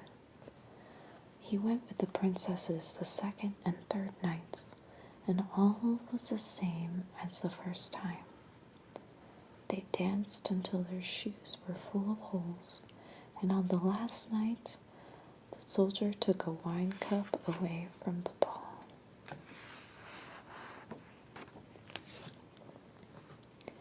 When the time came for him to give his answer, he took the 3 twigs and the cup with him and went before the king. The 12 princesses stood behind the door, listening to hear what he would say. "Where do my daughters go when they dance their shoes to pieces each night?" said the king. "It is an underground place where there are 12 princes waiting," said the soldier. Then he told the king of all he had seen, and when the story was done, he brought out the objects he had taken. At once the king summoned his daughters and asked them if the soldier had spoken the truth. As they saw that they had been betrayed and would gain nothing by lies, they were forced to confess everything. Then the king asked the soldier which one of them he would choose for a wife. "I am no longer longer young, the soldier answered. I am no longer young, the soldier answered, so I shall take the eldest. The wedding was celebrated that very day, and the kingdom was promised to him after the king's death.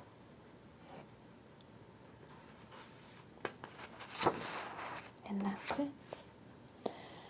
So, I'm not really sure if there's like some kind of life lesson to be learned from the 12 Dancing Princesses. And, but I think it's a fun story.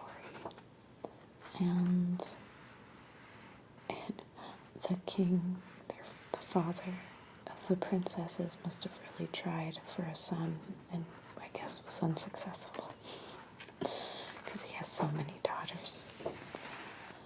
And but I just love the illustrations here. And that soldier owes that woman everything. You have to wonder what was her motive for helping him. She knew about the wine, she knew about everything.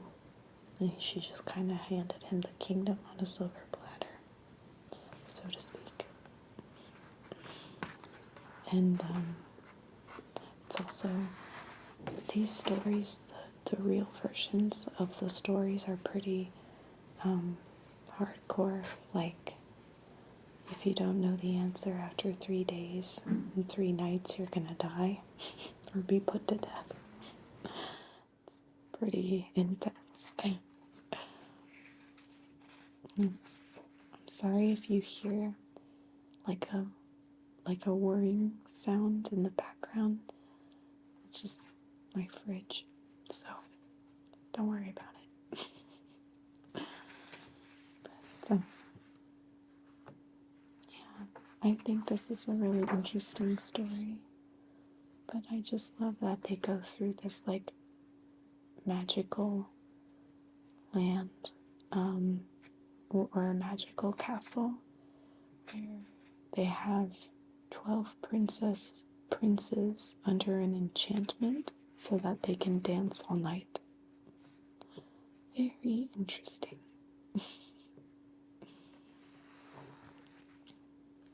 And I like this drawing because it reminds me of Harry Potter. Like, this is Hogwarts, and those are those boats that they go on.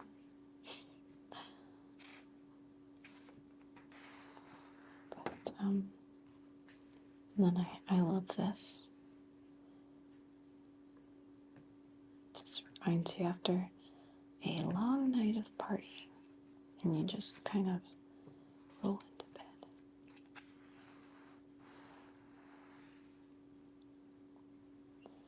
And surprisingly, even though he's no longer young, I would have half expected the soldier to pick the youngest princess because he kept messing with her so much throughout the night. But good on him for picking the eldest.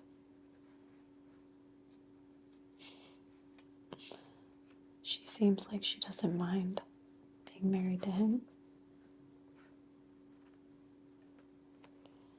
But anyway, what do you guys think of the story?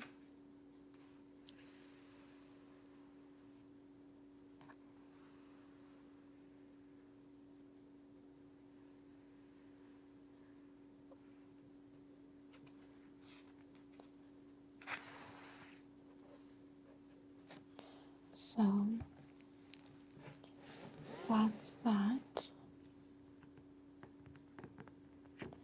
I want to thank you guys for watching this video. I'm going to be reading some more stories and doing a whole bunch of videos. I want to do a bunch of like makeup videos, kind of like unboxing new products and reviewing them and testing the products and things like that. And I'm going to be doing a lot of like art related things. So if that's something that interests you, let me know.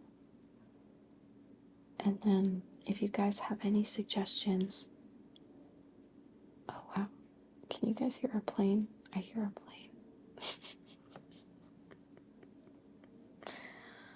Oh man, it's so funny because when doing ASMR, you pick up on the mic, it just picks up on every little thing, and I'm not really sure what you guys are able to hear, but I hear a plane outside, and it's really loud to me anyway. But that being said, if you guys have any suggestions on videos that you would like to see, things you'd like me to read, or anything else, please let me know in the comments. Thank you guys so much for watching, my fellow unicorns. Have a good night. Sleep tight.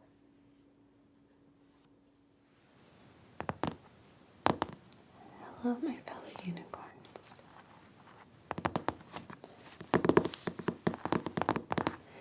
Today we are going to continue our fairy tale journey. I'm going to read to you the fairy tale story of Rapunzel. Let's get started.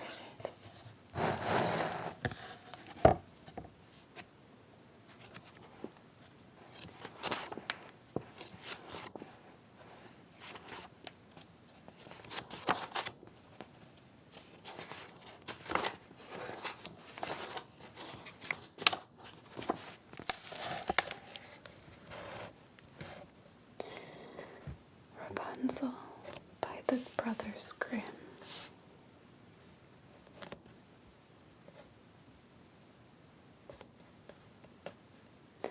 A man and his wife had long wished for a child, and after many years had passed, it seemed at last they were to have one.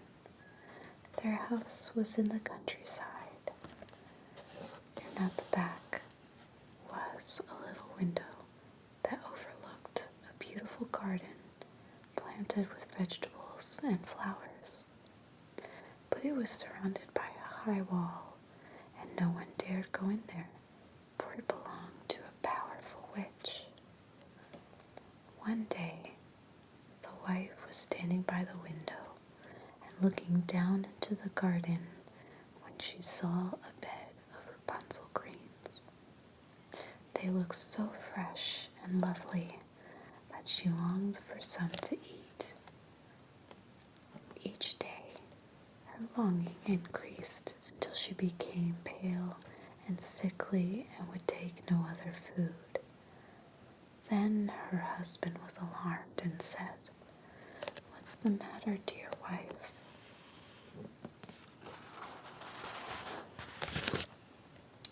"Ah," she answered, "if I cannot have the Rapunzel from the garden behind our house, I shall surely die." Her husband, who loved her, knew he would have to bring her the Rapunzel she wanted, no matter what the cost. At twilight, he climbed over the wall and into the witch's garden. Quickly, he picked a handful of the Rapunzel and took it to his wife. She made a salad and ate it greedily, but she was still not satisfied. The taste was so wonderful that she had to move more of the Rapunzel at once.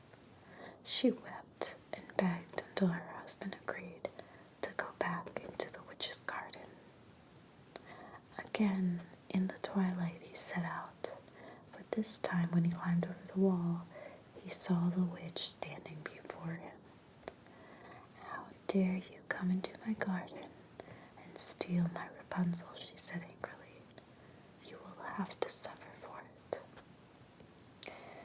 The man was terribly afraid. "Please take pity on me," he answered. "I had to come here. My wife saw the Rapunzel Rapunzel from the window, and her longing for it is so great that she will die if she cannot have some. Then the rage left the witch's face, and she said, "If what you say is true, I shall allow you to take away as much as you want, but on one condition. You must give me the child your wife is carrying. I will bring it up as my own and care for it like a mother." In his fear, the man consented to everything, and when the baby was born, the witch came for her and gave her the name Rapunzel. As the years went by, Rapunzel grew to be the most beautiful child imaginable.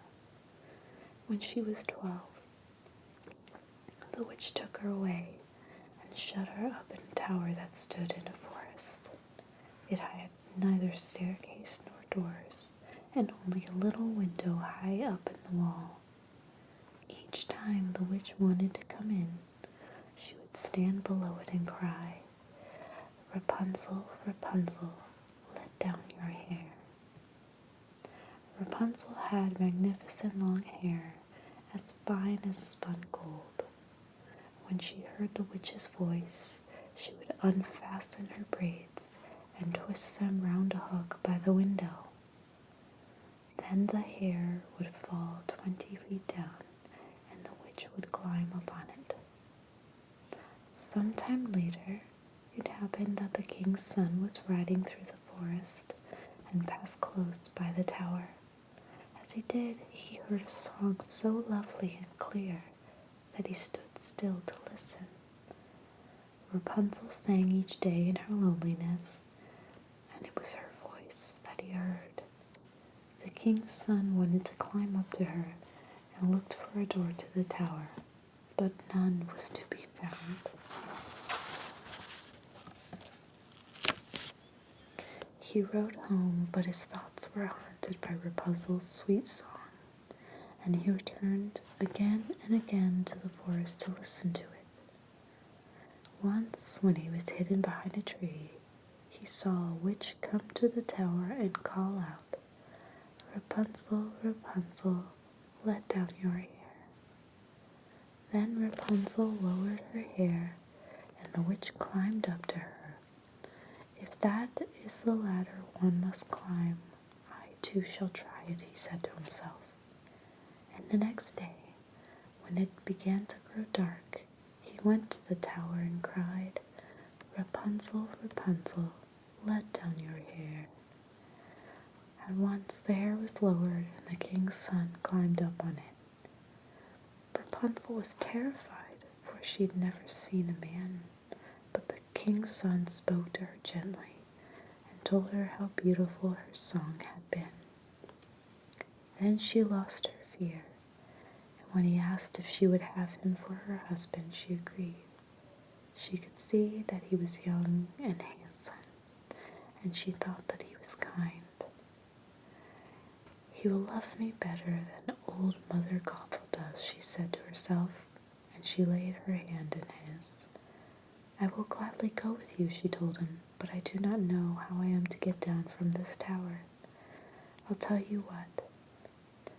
When you come each evening, you must bring me a skein of silk to twist into a ladder, and as soon as it is long enough, I will come down upon it, and we will ride away on your horse." The witch knew nothing until one day Rapunzel said to her, "Tell me, Mother Gothel, why is it you are so much heavier to draw up than a young prince?" "Oh, you wicked child," cried the witch. "I thought I had separated you from all the world, and yet you have deceived me." In her rage, she seized Rapunzel's beautiful hair, twisted it twice round her left hand, and cut it off with a pair of shears. When the hair lay upon the ground, she took poor Rapunzel into a vast wilderness and abandoned her there. In the evening, the witch returned to the tower and fastened the hair onto the hook by a window.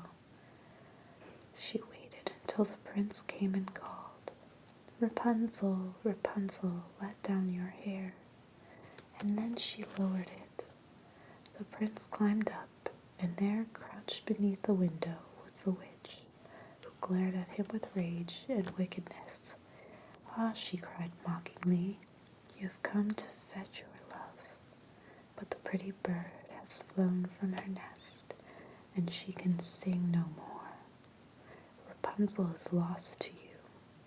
Never shall you see her again."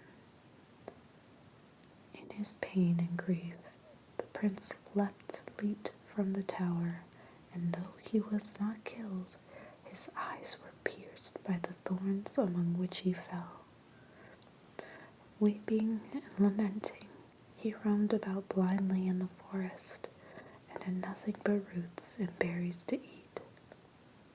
After many years of wandering alone, he at last came into the wilderness where Rapunzel lived in poverty and wretchedness. The prince heard a clear, sweet voice, and it seemed so familiar to him that he went toward it. Rapunzel knew him at once and fell weeping upon his neck. Two of her tears wetted his eyes, and they grew clear again so he could see all that was before him.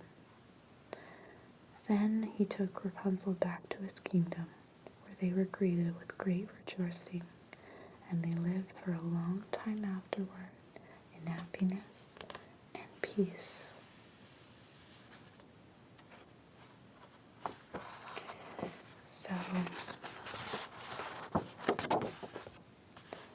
So, this is a very interesting tale because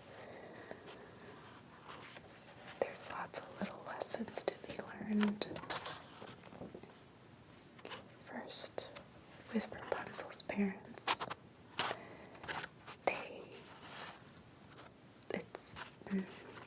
it's all about not being greedy and not gambling with things that you shouldn't gamble with, like selling your daughter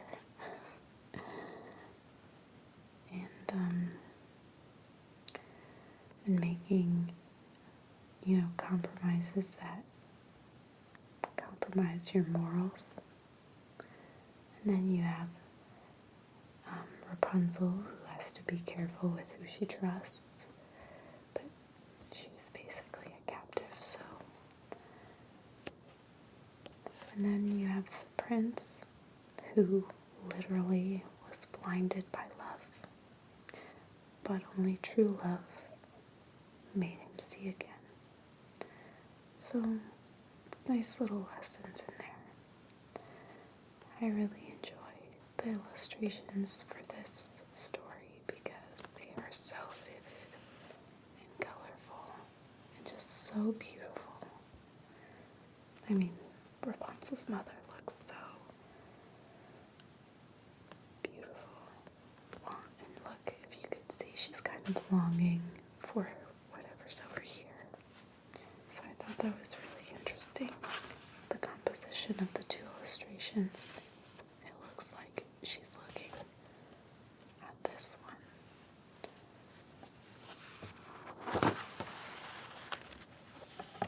And then the witch threatening Rapunzel's father.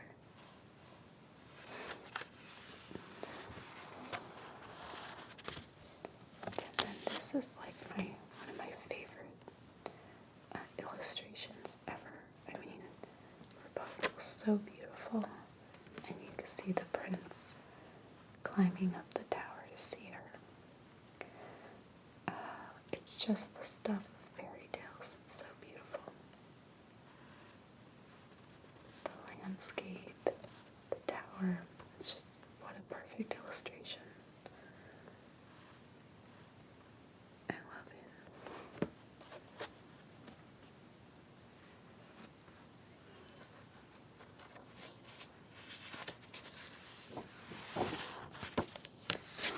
And then I find this illustration very endearing because even at their found true love and they held on to it. And because they didn't let go of their love for one another, the prince was able to see again and they were able to live happily ever after. So it's really about holding on to dear love, to true love. Don't let go. It's wonderful. I hope you enjoyed this story. I hope you enjoyed this story. If you did, please subscribe to this channel, as I don't advertise on any other social platform. I'm gonna do my best to upload videos every week, even multiple times a week. So the next story that I'm gonna read to you is The 12 Dancing Princesses. So stay tuned for that one.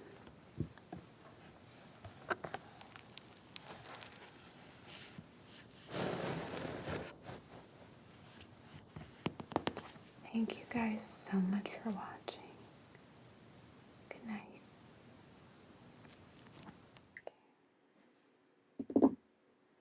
Hey, my fellow unicorns. It has certainly been a while since my last video, but a lot has happened, and I'm just getting back into the swing of things. Basically, I got pregnant and had a baby boy,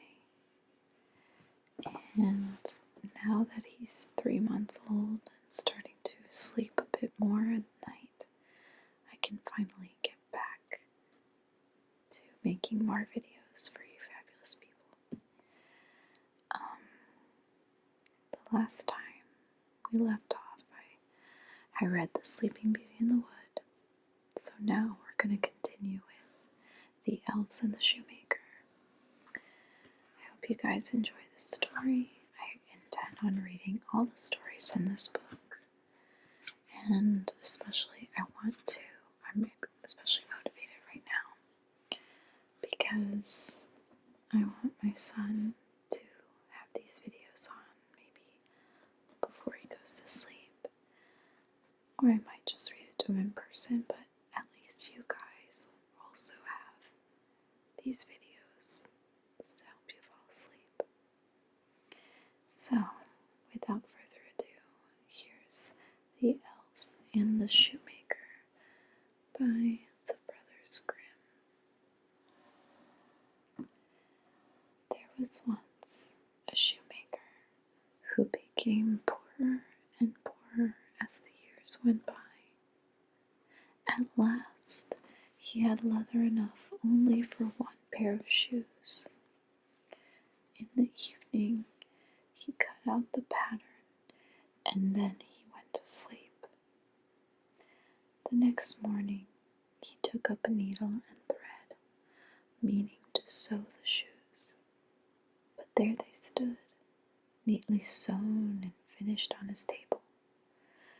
The shoemaker could not believe his eyes. Not a stitch was out of place, and the work was better than any he had ever seen. As he held the shoes, marveling at them, a customer entered the shop. He was so pleased with the shoes that he paid far more than the ordinary price, and the shoemaker was able to buy leather for 2 pairs more. He cut them out in the evening, and the next morning prepared to begin work. But there was no need for it because the shoes had already been made, and they were well stitched and handsome as the other pair. The first 2 customers who came into his shop bought them for a good price, and this time the shoemaker was able to buy leather enough for 4 pairs. Early the next morning, the 4 pairs of shoes were finished as before, and so it went. What the the shoemaker cut out at night was finished in the morning, and the customers were never lacking. Soon the shoemaker became a wealthy man. Always he wondered about the skill of the work, and one evening, not long before Christmas, he said to his wife, "How would it be if we were to sit up tonight to see who has been helping us these many months?" She agreed at once, and so they did not go to bed, but lit a candle and hid themselves in a corner of the room. Just at midnight, two tiny little men came and sat down at the shoemaker's table. They wore no clothes and said not a single word, but immediately began to work. They stitched and hammered and sewed so neatly and quickly that the shoemaker was amazed. As soon as everything was finished, they stood upon the table. They ran quickly away.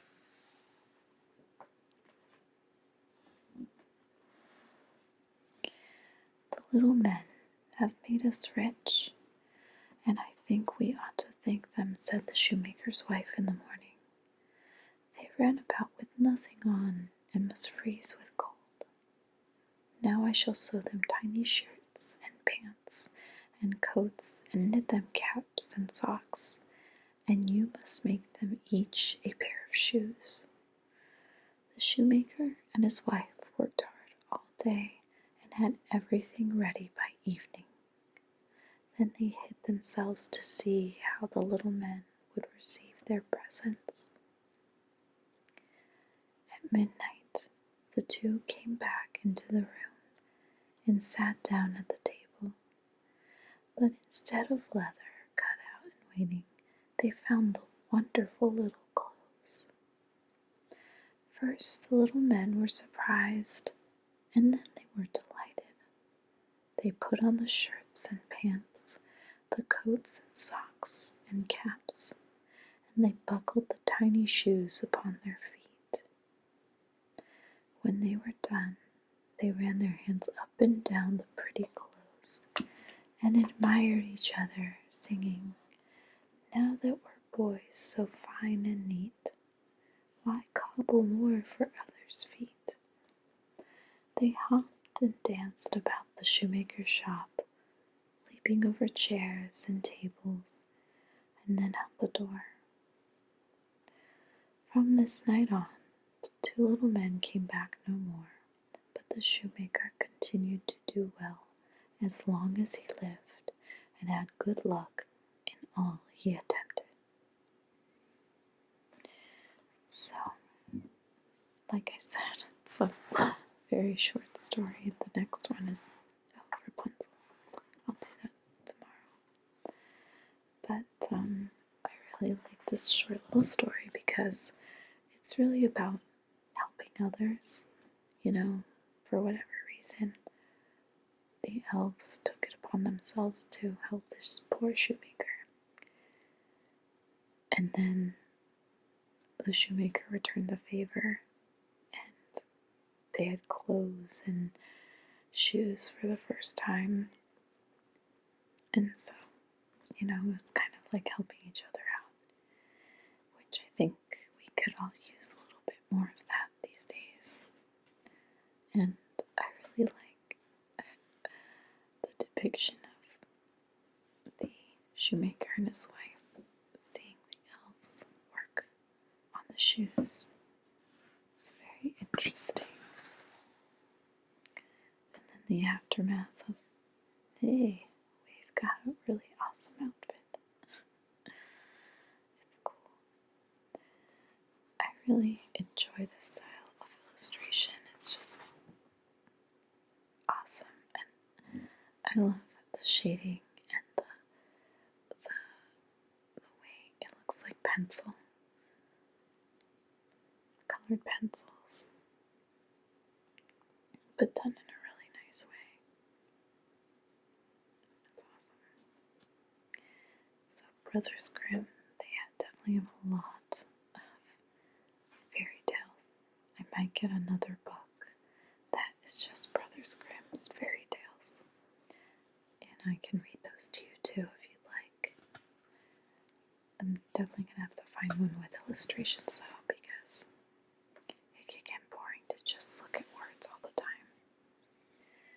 The illustrations help depict the best moments of the story. And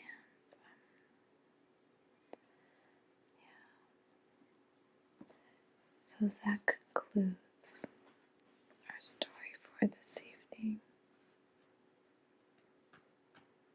I hope you all enjoyed this. And like I said, I'm just getting back in the swing of things. But I'm going to continue to read all the stories from the Random House Book of Fairy Tales. And then once I finish this out, I have a whole bunch of videos planned out. I'm so excited. Thank you all so much for watching. Good night.